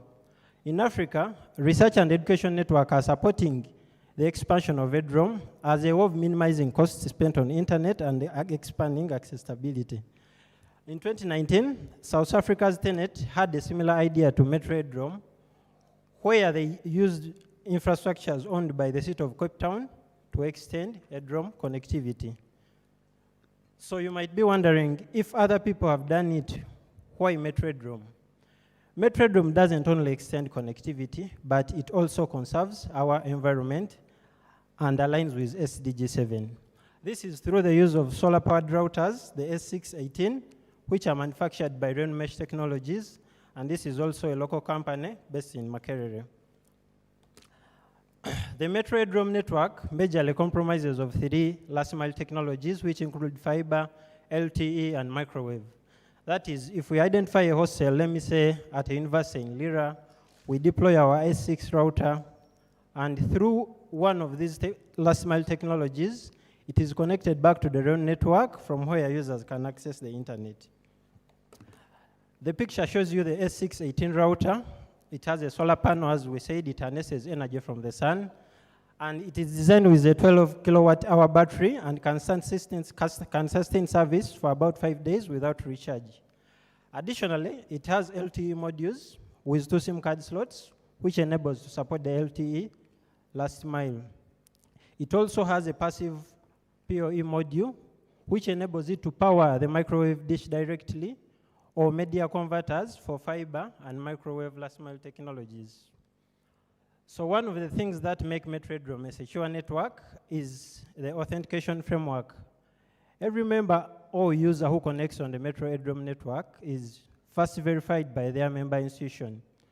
What ideally happens is, if I get my phone, I go to a hotspot location.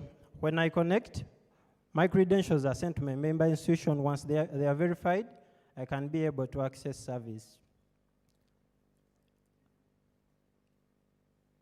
The project has undergone 2 phases of deployment. The initial one was in 2020, where we partnered with third-party providers to extend the Wi-Fi. Then the second phase, that was 2022, with support from Internet Society, we were able to deploy S618 routers in more than 18 districts in the country. The image you see on the right is a router which is deployed at one of the hostels at Chambogo University. assessing the impact of the project, in 2021, we had about 900,000 users authenticate on the AIDROM, but by the end of the first quarter of 2025, as shown in the picture, we had more than 6 million users already authenticated. From feedback from some users, there has been a reduction in the amount spent while buying mobile data, reliable access to e-learning resources, and seamless connectivity. The network footprint has grown, and as of today, we have more than 600 hotspots in 20 different towns around Uganda. And as you can see in the map, those are the different geographical locations where you can access the network. And as this footprint grew, there has been a growth in the bandwidth utilization from around 100 in 2022 to more than 1 Gbps as of today. And this shows you how the members are using the internet.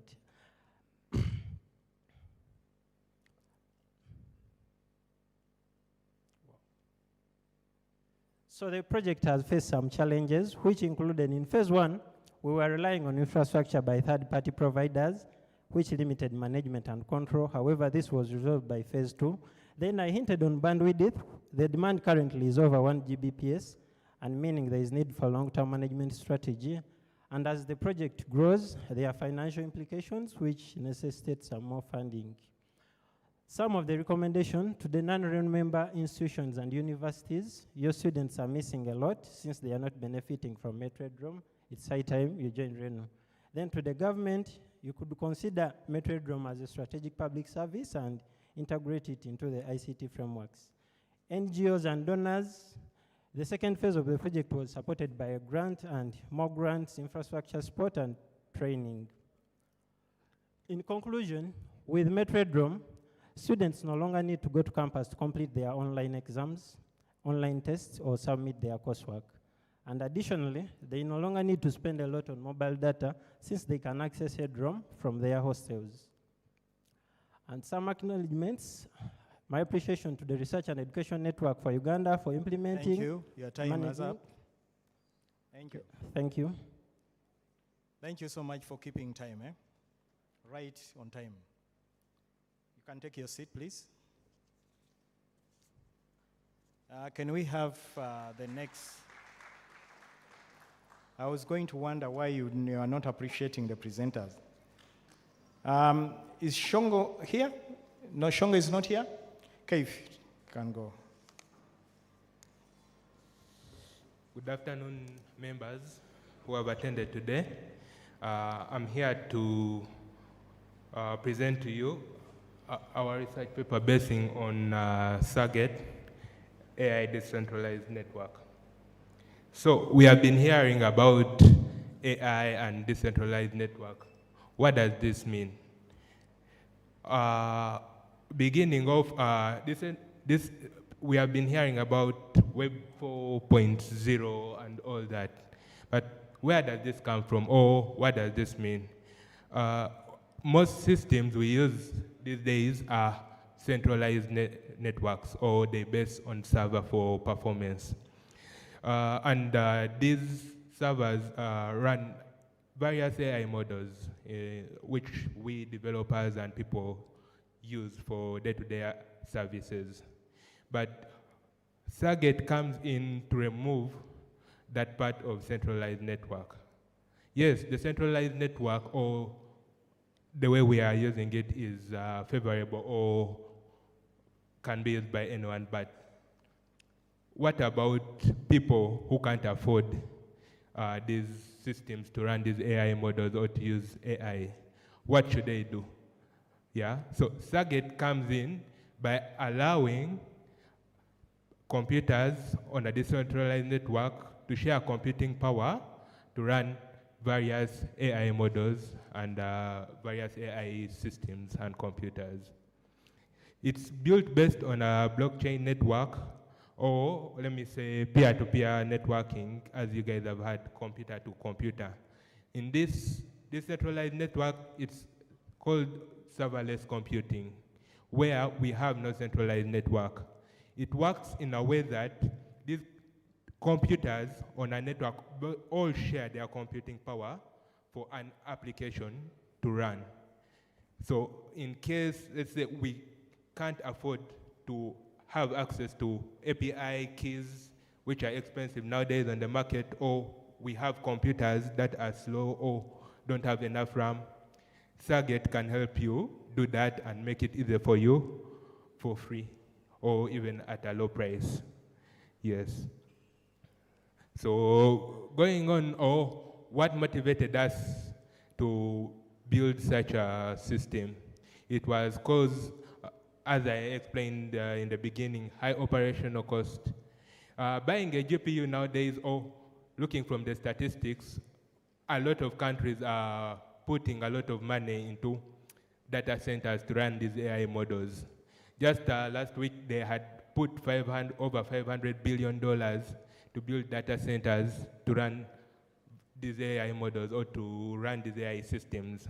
But with Sargate in place, it utilizes the how can I call it, GPUs around the world. People have various GPUs or computer systems around the world that are underutilized. Sargate comes and uses that opportunity of underutilized GPUs and computer systems to run your models. On the network, it will automatically detect a node with underutilized GPU and get that power and provide it to another user so that they can run their AI model and their systems. Yeah. Another thing brought from centralized or the already existing system where our models run is, what can I say, limited data privacy, as you see. With this, people who have access to those centralized servers can easily access your data. But with a decentralized system, that can't happen because each of you on this network are protected by various security methods called hashing and all that, as I'm going to explain in the future. Yes, so our literature review comes from this paper implicitly draws upon the references of several existing technologies, as I explained to you, the already existing technologies that are already there and running. We use an IPFS that it's called an interplanetary file system that stores and transfers files for you on your decentralized network. Yes, and also we run a VLLM that can detect which node or computer on the network can provide resources to other nodes and all that for allowing large language models to run. Yeah, another on the methodology part, our system architecture involves or based on these smart contracts. We keep saying smart contracts. What are they? Smart contracts are programs written in a blockchain network to tell the blockchain network on what to do and on how to handle data on the blockchain network. Yes, so this helps us to know what is happening on the network or making commands run as they're supposed to do on the network. Yes. So another methodology here is the integration of workflow. How does this thing work? Since it's kind of a new concept and not a lot of people have been talking about it. Yeah, but this thing runs on the owner publishes files or on the IPFS, as I explained, and the model registers it on the blockchain with an initial stake or price. This price is from the storage of the data and also the usage of the GPU, as I talked about. Yeah. Yes. So going on, this system model depends a lot on nodes or other users' computers. That's what I've said on the network.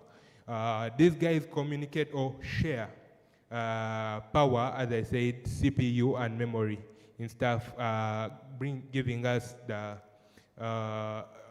back to the worker capacity of calculating for the CPU, memory, RAM, and GPU. Yeah. So there are also various security models. Of course, security is number one. We can't forget about security. It comes encrypted because on the blockchain network, your data is protected through a hash. It's hashed so that no one can have access or read it on the blockchain network. A blockchain network is the most secure way of the modern era on how to protect your networks and your data, but a lot of people don't know that. Yes, so going on the results and discussion, this is a better and a cheaper form than whatever we are using today to run our models and systems, because this is even cheaper than cloud. If you go to cloud or try going to cloud using Google Cloud or Microsoft Azure, all those, you can pay over $1,000 a day just to run your model or have a IDE or environment to run your model. But with this in place, you can even be running for free on this peer-to-peer network. Yes. We come also, I can talk about the limitations. The limitations now, right now, we are facing are on our bandwidth. We don't have enough computers on the blockchain network to share these resources with other people. But with the future work as we are going, we are trying to find a way Your to time add is up. more nodes on the network. Your time is up. Thank you, Thank you. for Can we your have the time next and presenter, please? understanding. Your time is up. When you are pitching, you have to be mindful of the time. Okay.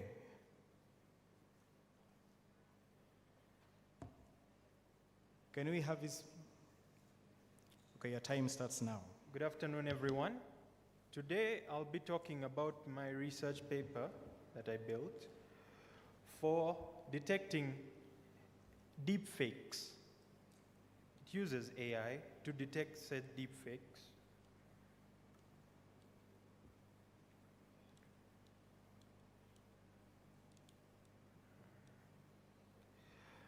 The threat. Deepfake technology just creates a hyper-realistic synthetic media. Let's just say it will create another human in front of you, and you will not be able to distinguish him or her from a real human being. We've seen a lot of this. Very recently, we saw it with Sudhir Ruparelia and his deepfake that was going around asking various business people for more money, which obviously it was for money.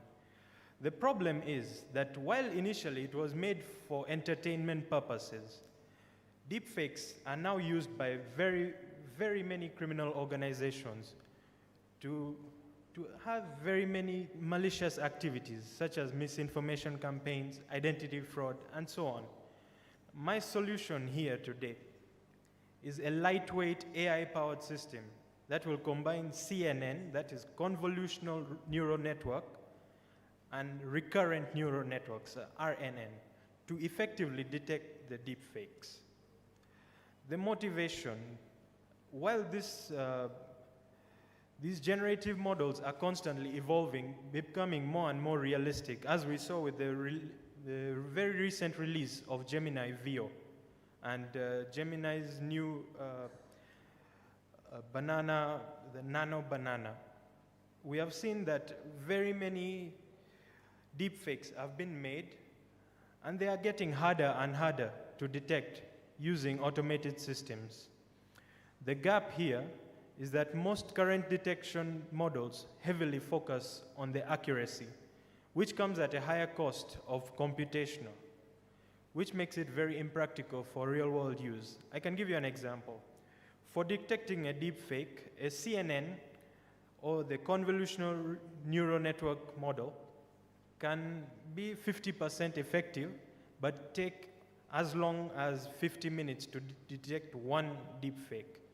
My goal here is to create a deepfake detection system that strikes a crucial balance between high accuracy and computational efficiency, making it practical for deployment in real-time applications.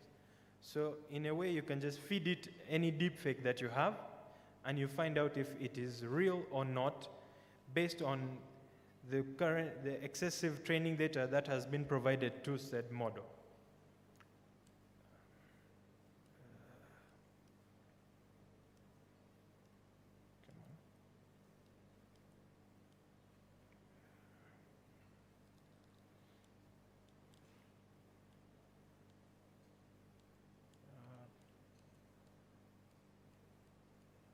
sorry about this.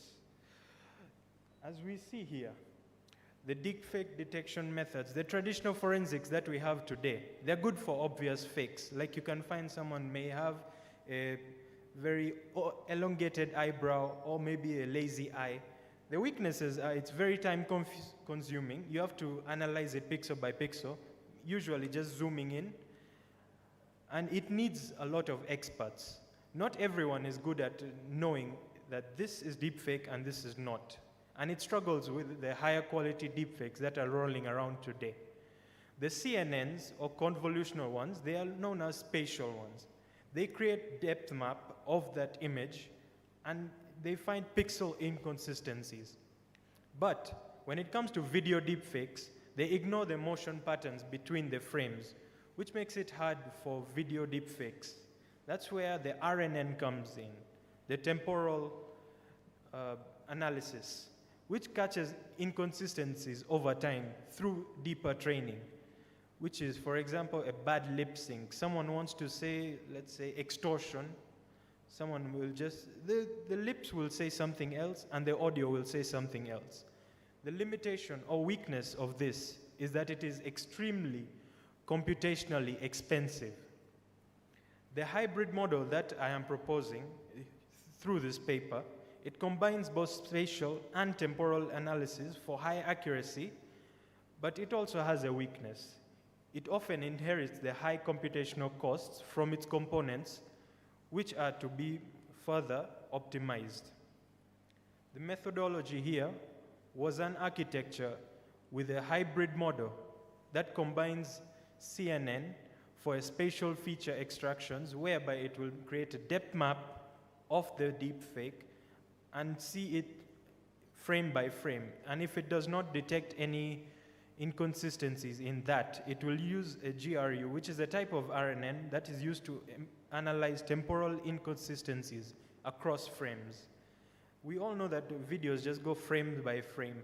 So if a CNN can detect that out of the 30 frames in a video, one of them is accurate and it's a deepfake, it will send it to the RNN to analyze further and know that if it's only that one frame or the entire video that is deepfaked. The data set was trained on industry standard deepfake detection challenge data set that is openly available even today. The process is to pre-process the data. The faces are extracted and aligned and resized into video frames.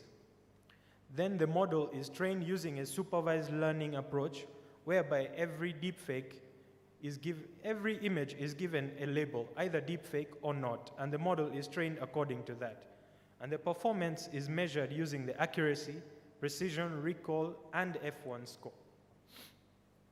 The model's analysis here, the CNN uses a depth-wise separable convolution to reduce the computational loads. So if it's an obvious deepfake, it will use CNN by itself just to, it will use the CNN if it's an obvious deepfake, but if it's a higher quality deepfake or it's even real, it will use RNN to use the bidirectional gated recurrent unit for better computational performance and higher performance as well. Higher accuracy, sorry.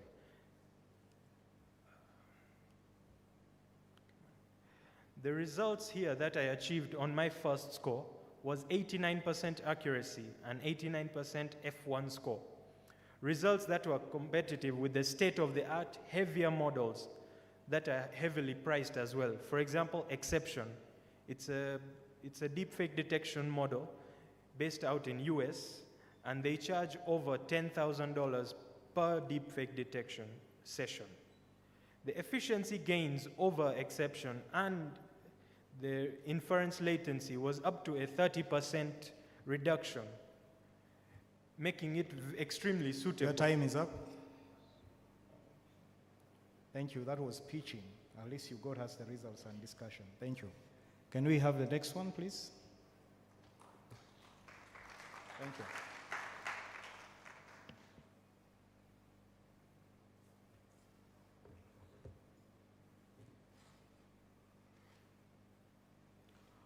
Good afternoon, all of you. My name is Naxisa George, and let's wait for them. Okay, I'm here to present to you a research we have been doing. It's a Click to Assist, an AI-driven platform that transforms Uganda's informal sector through contextual algorithm matching. Okay. Now, in Uganda, the informal sector employs over 70. The informal sector employs 70% of Ugandans working. Yet we suffer a market fragment. Now, of course, we have a gap in the Uganda sector where the informal sector, let me just make it a simple way. You wake up in the night, your pipes have busted and you need to fix them, like that woman over there. And trust me, the calls you make to get a single plumber to actually come at your home and actually fix you, it's just a lot. Yeah, I have a power issue. I have an issue on I would say a furniture issue. The calls you get, the time you take to actually get someone to come and do service at your homestead is actually really a lot. Yeah. So this is the gap we are trying to fix. So we realize that in Uganda, there is a big gap in the platforms that are already running the service sector. We have not seen any platform yet set up to actually be able to work, to connect the servicemen. When I say servicemen, I mean all those are in the vocationals. When I say vocational or the handymen, I mean the plumbers, the electricians, the builders, and a lot as you may go. So we did this research, and of course we found some research running already. There was some running on transport, and of course it served markets and also the taxi riders. Then of course another one missed human elements in the verifications, and then of course we have silicon clones, that systems that pop up, and you want to use it maybe to connect to a customer, but you still, with silicon clones, you realize that actually silicon clones never understand the Uganda service sector in terms of how really our country works. So our research question was, how can an AI-powered platform overcome the trust deficiency in Uganda's informal service sector while respecting the local market dynamics? So we are not just connecting customers to providers, we are rebuilding the marketing structure from ground up. Yeah. So of course, we are not saying the informal markets trusts that it's not just about the star ratings, it's about your neighbor, whether your neighbors know the plumber next door. So the methodology we used, we concentrated on Kampala only, and we considered actually 3 divisions. That was Kawempe, Nakawa, Makinje, and we did this research for 3 months. And of course, we followed, our approach was we followed the community-based verifications, weekly concurrent sessions with the users, and the agile with the African characteristics. So we went down to the markets where these services are already done. We went down to the plumber and interviewed them from there. So during our development, we ended up developing what we built to actually be able to work with them. We developed a customer application that's really I need a plumber, I'll go down, fill in the details of the actual service I need, and book. Of course, we can book and also make payments. Then, of course, the provider application, that was for the person who is actually offering the service, and of course, the admin panel.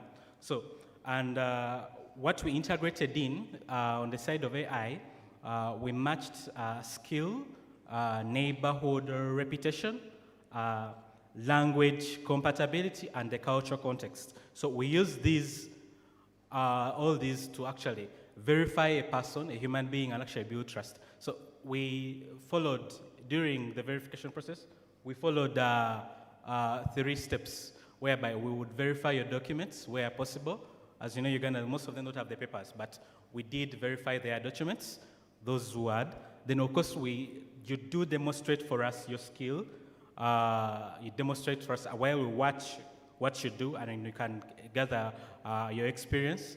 Then the community reference. Of course, we would look at the people you have worked with, the clients you have worked for, interview them, ask them, of course, how have you been working? Now, with all this data, and we submitted it to our AI, and of course, it gave us a 90% verification completion rate.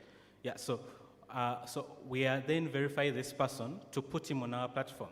Yeah, so and our key findings after we did the system was running for quite a time. So we improved the way people do find servicemen, in the way that previously it was taking you up to 4 to 3 days to actually find someone ready to fix you. But with us, you know very well, within 5 hours, your issue should be resolved. And of course, the customer satisfaction increased, of course, by a bigger rate, 4.3. And of course, with the income of also these people, we also increased their income by a big margin, because we're able to connect them to the customers who need the service themselves. Then, of course, the service completion rate, of course, increased, since we're having very skilled people to actually have. We worked with about 250 providers and about tested with 1,000 customers during this activity. And the contextual marking, how we did it, skill matching was about 35%. Location proximity, how far the plumber is to actually the client, 25%.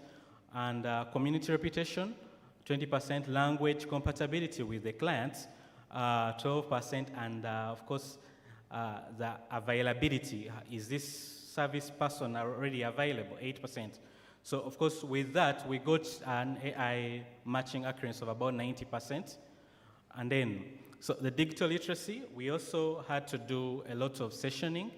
Since we are dealing with informal people, we had to make sure the application is too user-friendly to be able to support these users. So when we began with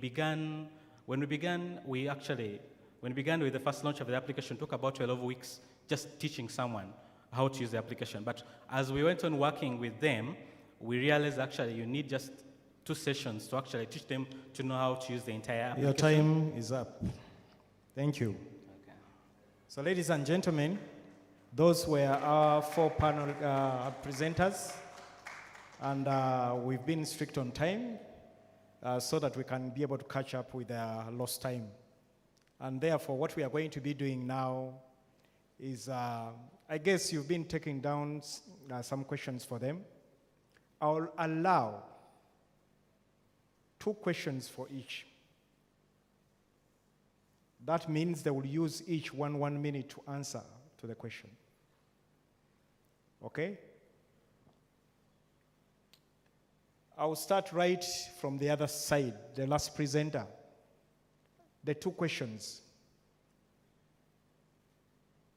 If there are none, then I move on. 2 questions for the last presenter, for their innovation. There's one there, and the second one there. So take note. And then I would want to have the 2 questions for the next, for Patel. 2 questions for the deep stick. 2 questions. One there. Only one? Okay. And then we have for Keith, 2 questions. There's one at the back. And there's one at the back. Where are the ladies here? I see these are all gents. You mean they were absent, eh?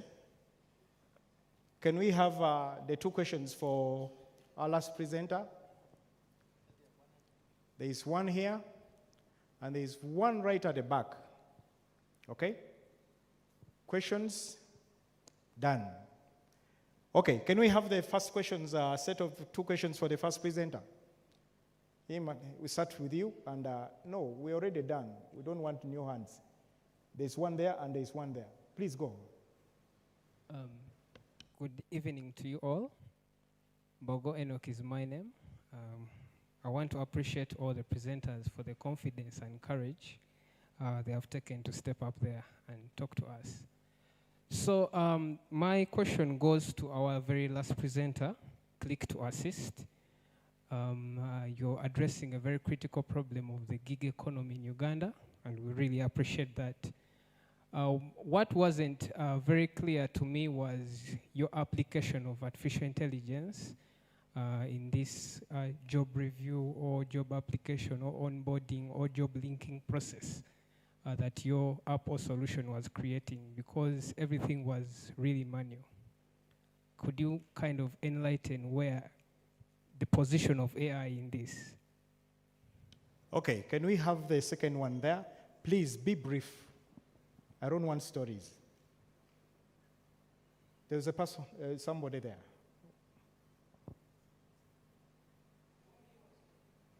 No, the first presenter. There was someone around there. Was it you? Okay, then you have it. Thank you. My name is Dr. Living Onyesiga. I have a PhD in energy systems. I just want to ask the first presenter, he presented about, my concern is about the policy, the licensing and the data protection when it comes to energy, because Uganda has policies covering energy under ERA. So I wanted you to highlight on how this policy licensing of your system is going to be addressed. Then 2, do you have a monitoring system? No, I said one question. It's either one or none. I request I summarize this. It is one. Please. It's about vandalization. For you to have sustainable headroom internet, you need to look at vandalization. How have you addressed on the vandalization and also on the, because these panels, they always go into challenges like malfunctioning of the battery. Have you designed a system that will keep looking at those faults that occur? Thank you. Okay, thank you. Can we have the 2 questions for Patel? There was him and the other one.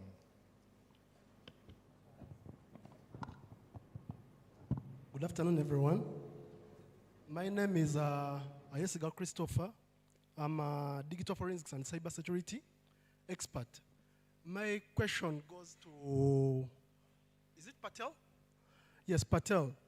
You're designing a system that detects deepfakes, right?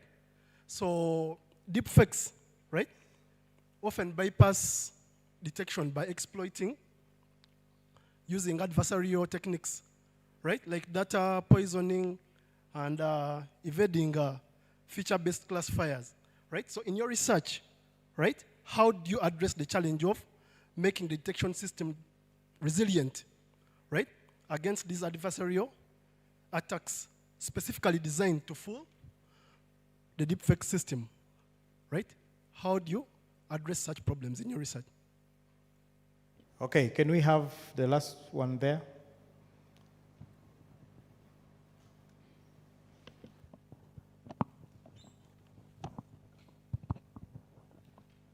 Yes, thank you. I'm by names of Sandy Stephen, a student of cybersecurity at Eastbert University. My question is, can deepfake technology be weaponized in a cyber warfare or political propaganda? And if so, what strategies can be used to control its misuse? Okay, thank you. Can we have the two questions for Keith? We had two people. For Keith? Keith, it seems they've forgotten about you. Stand up so that they can see you. That's Keith. Two people, we already selected them. There's one there. Where's the second one? He's scared to ask again. Good afternoon, good evening. I don't know. So I'm Manuel, and my question goes to Keith.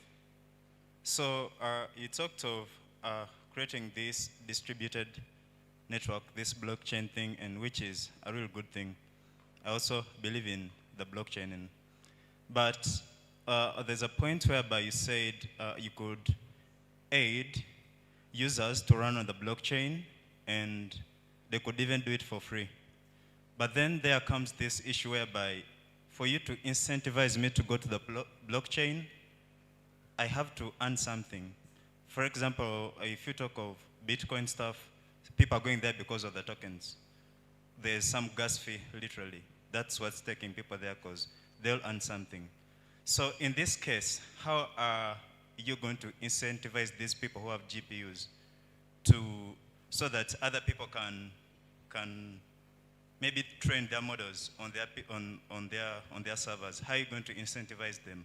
Because if you're not, there's no financial stuff for them, most likely they're not going to accept to deploy, they're not going to accept people to train their models on their PCs. So how are you going to handle that? Okay, he has taken note. Can we have our last set of two questions for gentleman from Renu? Those at the back, right at the back. Well, a very good afternoon or good evening, or whichever time you prefer. I am Douglas Onen, a faculty from Eastport University, and I'm interested in what he presented. The issue I have is the question of objective functionality improvement that you have. What exactly is this objective improvement in the functionality, leaving alone just purely the use of solar? Thank you. Okay, we had a second hand, which has also disappeared now. Huh? There's a gentleman at the corner there.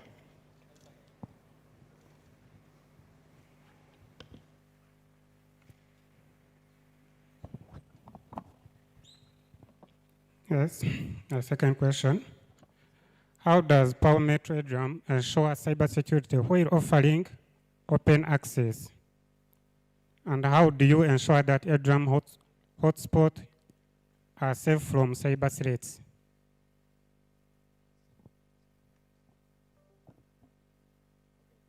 You've taken note? Okay, so our presenters, I'm going to give you just 2 minutes each to respond to what has been raised. And after you've responded, I'll allow you to take your seats down. And I hope the audience will give you an applause after that. Now we'll start with you going the other side. Okay, thank you. I think I have 3 questions. So the first one was on policy and licensing. The S618 router is a standard product and it complies with all the policy and licensing requirements. And then he also added on vandalism and monitoring. We have a monitoring tool, meaning we can monitor the device, but on the issue of vandalism, that still remains a problem. But currently, we consider the premises where we deploy the router for custodianship of the device. Then Onen asked on the objective functionality of MetRedROM. We are looking at a situation where we are having a digital divide in academia. If researchers can't afford the internet, the reliable internet they need for their work, then they can't progress. And that's where MetRedROM comes in. extends the headroom network to their premises. Then the gentleman on cyber security, the first question was where you find headroom is open. I don't think that is a metro headroom hotspot. Everywhere you go and you find headroom, you require credentials from your institution to connect to it. That is the first thing. Then on the cyber threats, the metro headroom is controlled by RENU, and at RENU we have a team which is dedicated for cyber security, and one of the things they focus on include the metro headroom network. Thank you. Okay, thank you so much. Can we have Keith come in?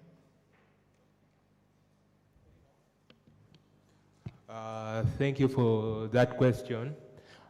If you had, or when I was talking about our limitations, I said we are dependent on bandwidth.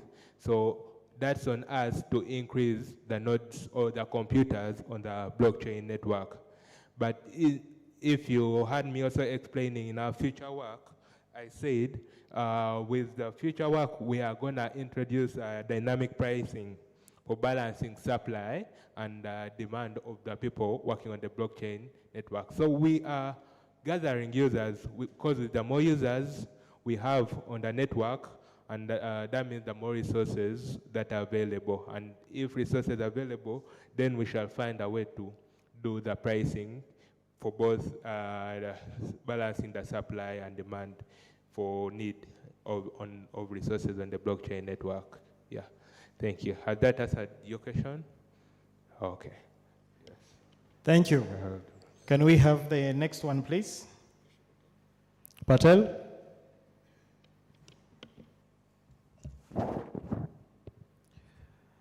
The first question was by Mr. Christopher, if I'm right, yes? You had your question about adversarial attacks on the model. The first thing is that this model, it relies on external scanning. It does not feed any data into any software, so that the data itself cannot be poisoned, because it will be externally scanned and also processed.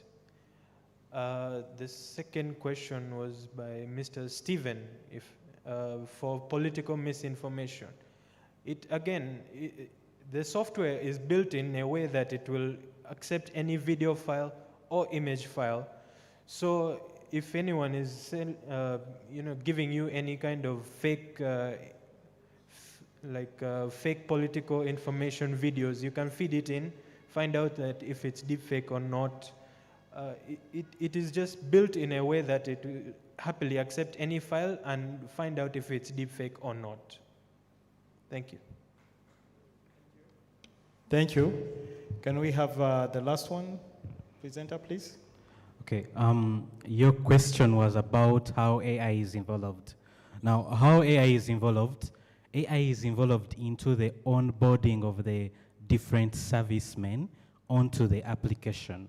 Of course, as I said, we verify their skill, we verify their community involvement, we verify the past work they have done, and we also continue verifying the works they keep doing even on the platform, so that by the time we refer you for a job of, say, fixing an AC, we know you are really more powerful into that particular activity. Now, the other gentleman, I think the question wasn't directed to me, but the first question, which was about the policies. Of course, we have several policies set in place to actually manage this application. You can't train an AI model without giving it a policy to really run on. And what we are doing, we are verifying two things. They are verifying the people doing the work and the company in charge of people doing the work. So we are directly verifying all of them under two different policies. Of course, looking at the government and also looking at the work policy that we currently have. Thank you. Okay. So ladies and gentlemen, I would want to really give an applause to these gentlemen for a very wonderful presentation they have actually done. 8 minutes is not too much time. And all of you did their best. Congratulations, thank you. I think you can really do a pitch as per what you've done today. Please, you can step off the stage now. Thank you.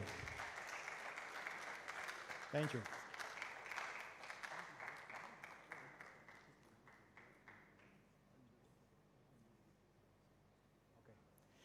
So those of you, if you are interested in interacting with the router, which he has talked about, is right in this tent around there.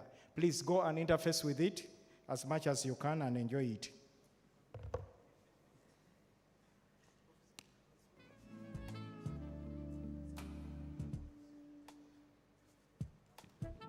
Thank you very much, Vice Chancellor. We need to clap for the VC of Nkumba University. I think he has made this very, very exciting, very informative, very practical, and very engaging. And thanks to the presenters, let the best person win, and of course, the evaluators, the evaluating team, thank you very much.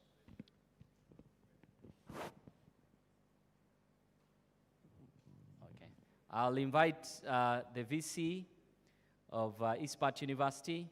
They are very good at appreciating, a token of appreciation to our moderator and, of course, the evaluation team. Thank you. Thank you. Kumba University, well represented. Thank you. Yes, and of course, Eastpart, thank you. Thank you very much. So tomorrow, the first day has been excellent, thanks to all of you. Tomorrow we'll start early, so please try and keep time, because we have a lot that we are going to be discussing, and we hope that it will be more exciting, and turn up in big numbers in the quest to change Africa through ICT. So thank you very much. It's been my pleasure. I'd like to thank Eastpart University, Gulu University, all the partners, Leica Mobile, of course UCC, and of course the government under the ministry. Yes, so we have another tea break. Today has been very exciting. Lots of tea and everything.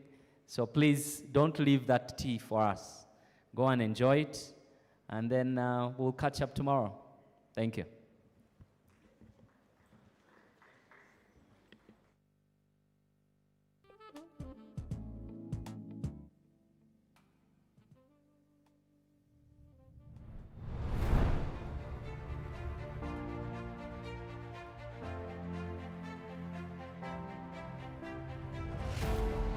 At Isbat University, education is more than a classroom experience. It is a journey of innovation, inclusivity, and transformation, preparing tomorrow's leaders today.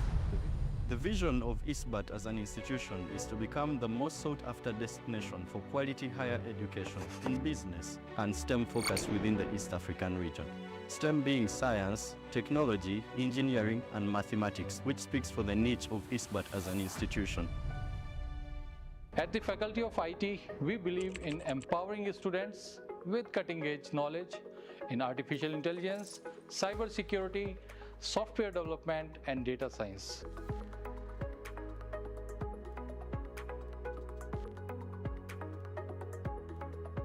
The world is moving fast, and the technology is the center of every industry. Welcome to Isbat University. Hello, most welcome to Isbat University. My name is Dr. Peter Mbawazi Mbawazize, the Dean of the Faculty of Business and Commerce. The Faculty of Business and Commerce is where leadership meets strategy. The global economy is constantly evolving, and we prepare you to lead in entrepreneurship, finance, management, and commerce with vision and integrity. Success in business is not only about profit, but also about values and impact. I encourage you to develop an entrepreneurial mindset and become change makers in your communities.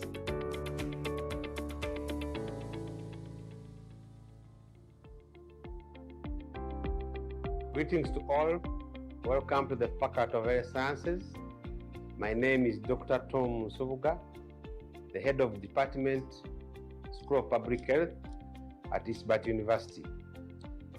In the Faculty of Health Sciences, our mission is to nurture compassionate, skilled, and ethical professionals who will improve lives and communities. Health is the foundation of human development, and your education here equips you not only to treat illness, but also to promote wellness and resilience in society.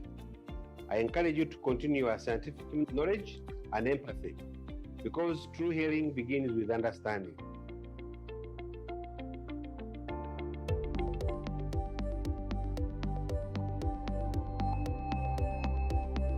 I'm Ilavasan, Head of Department's Faculty of Health Science.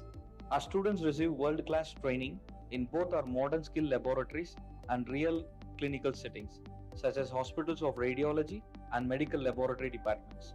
They actively engage with advanced equipments and hands-on learning, ensuring the graduate as competent, confident, and compassionate healthcare professionals. We are proud to nourish the next generation of allied health experts who are ready to meet global healthcare challenges. We warmly invite you to be our vibrant and dynamic learning community. I'm Dr. Mayur Kumar Chipa, Head of Engineering in Faculty of Engineering at Isbat University, Kampala, Uganda. Welcome to Isbat University. The Faculty of Engineering at Isbat University is proud to be a hub of innovation, creativity, and excellence. Within our faculty, 3 key pillars define our vision for the future: robotics, electronics and communication engineering, and computer science. Robotics is transforming industries and daily life. It combines intelligence, automation, and design to create solutions that were once only imagined. Here, our students are empowered to innovate and build robots that serve humanity in healthcare, industry, and beyond. Electronics and communication engineering is the heartbeat of the modern connected world. From 5G networks to space technology, from IoT devices to medical electronics, this discipline ensures society stays connected, informed, and empowered. And finally, computer science, the foundation of the digital revolution. With specializations in AI, data science, cybersecurity, and cloud computing, this field equips our graduates to lead in a world driven by technology and innovation.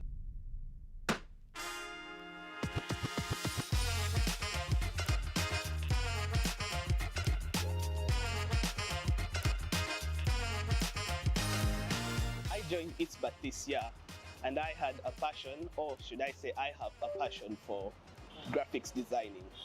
I got mentoring from the admission office where they recommended for me to do VFX, and so further skills I've learned have been put into practice. So when I talk of Isbat, it really helps us and it nurtures us a lot starting from our first year. We don't have to wait until we reach a PhD level before we can even start building robots. For example, we have these. These here are some of the robots that we built here at Isbat. I would like to encourage everyone that wants to come here. I am very excited to be here as the Master of Ceremonies for the 9th National Conference on Communications 2025. So this year's theme is a very exciting theme because most of us believe that harnessing digital innovation to the power of sustainable solutions is so important to the development of this country. But the underlying word is the local solutions.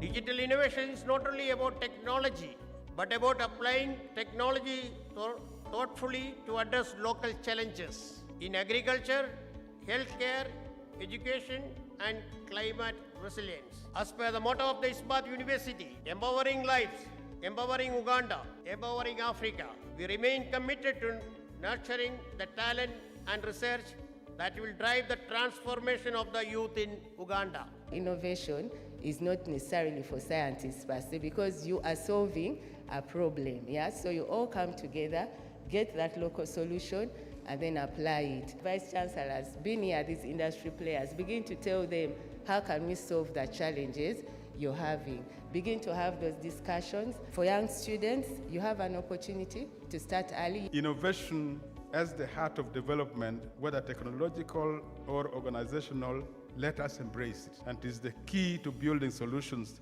that responds to Uganda's specific needs. ICTs, they have reached everywhere. They are massively consumed products. Now, that raises a strategic question. If they are to benefit us, if you are to get net benefit from these ICTs, we must be participants in this. We should not only be buyers of these applications, buyers of softwares, buyers of innovation from outside.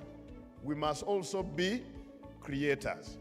We should not be buyers of other people's innovations, but we should be also engaged in these innovations. ICT and digital services are an enabler to every aspect of life. I would want to call for increased and enhanced collaboration so that we work together to ensure that we accelerate this drive of digital transformation. And I want to pledge on behalf of the government of Uganda that we shall continue to provide that space to enable all of us play our part.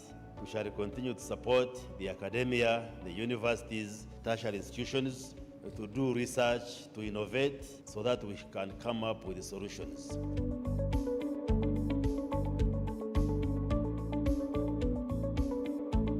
How do we empower our communication vehicles to bring to the fore all the innovations that are coming out from the innovators? Every region or every town having an innovation hub. We believe that the potential of our young, upcoming minds, there is so much that they need to support the innovations. We need to expand more aggressively to the youth and give them the opportunity to experiment with digital innovative ideas. Definitely, we will explore the ideas, any innovation that comes relevant to our industry. To all the students and young innovators who are here today, build what solves the problems that our communities face.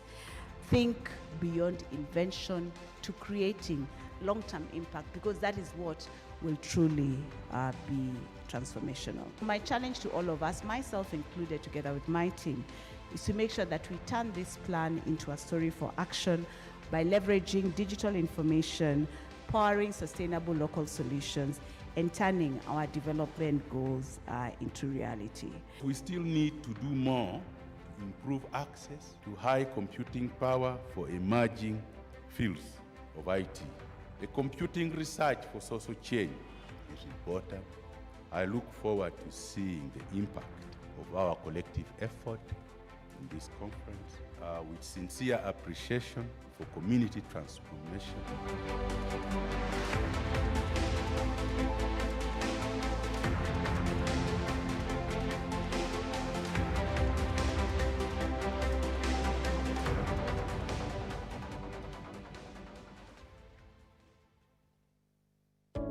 I am very excited to be here as the Master of Ceremonies for the 9th National Conference on Communications 2025. So this year's theme is a very exciting theme because most of us believe that harnessing digital innovation to the power of sustainability. I am very excited to be here as the Master of Ceremonies for the 9th National Conference on Communications 2025. So this year's theme is a very exciting theme because most of us believe that harnessing digital innovation to the power of sustainable solutions is so important to the development of this country. But the underlying word is the local solutions. Digital innovation is not only about technology, but about applying technology thoughtfully to address local challenges in agriculture, healthcare, education, and climate resilience. As per the motto of the ISBAT University, empowering lives, empowering Uganda, empowering Africa, we remain committed to nurturing the talent and research that will drive the transformation of the youth in Uganda. Innovation is not necessarily for scientists per se, because you are solving a problem, yeah? So you all come together, get that local solution, and then apply it. Vice Chancellors, being here, these industry players, begin to tell them, how can we solve the challenges you're having? Begin to have those discussions. For young students, you have an opportunity to start early. Innovation as the heart of development, whether technological or organizational, let us embrace it. And it is the key to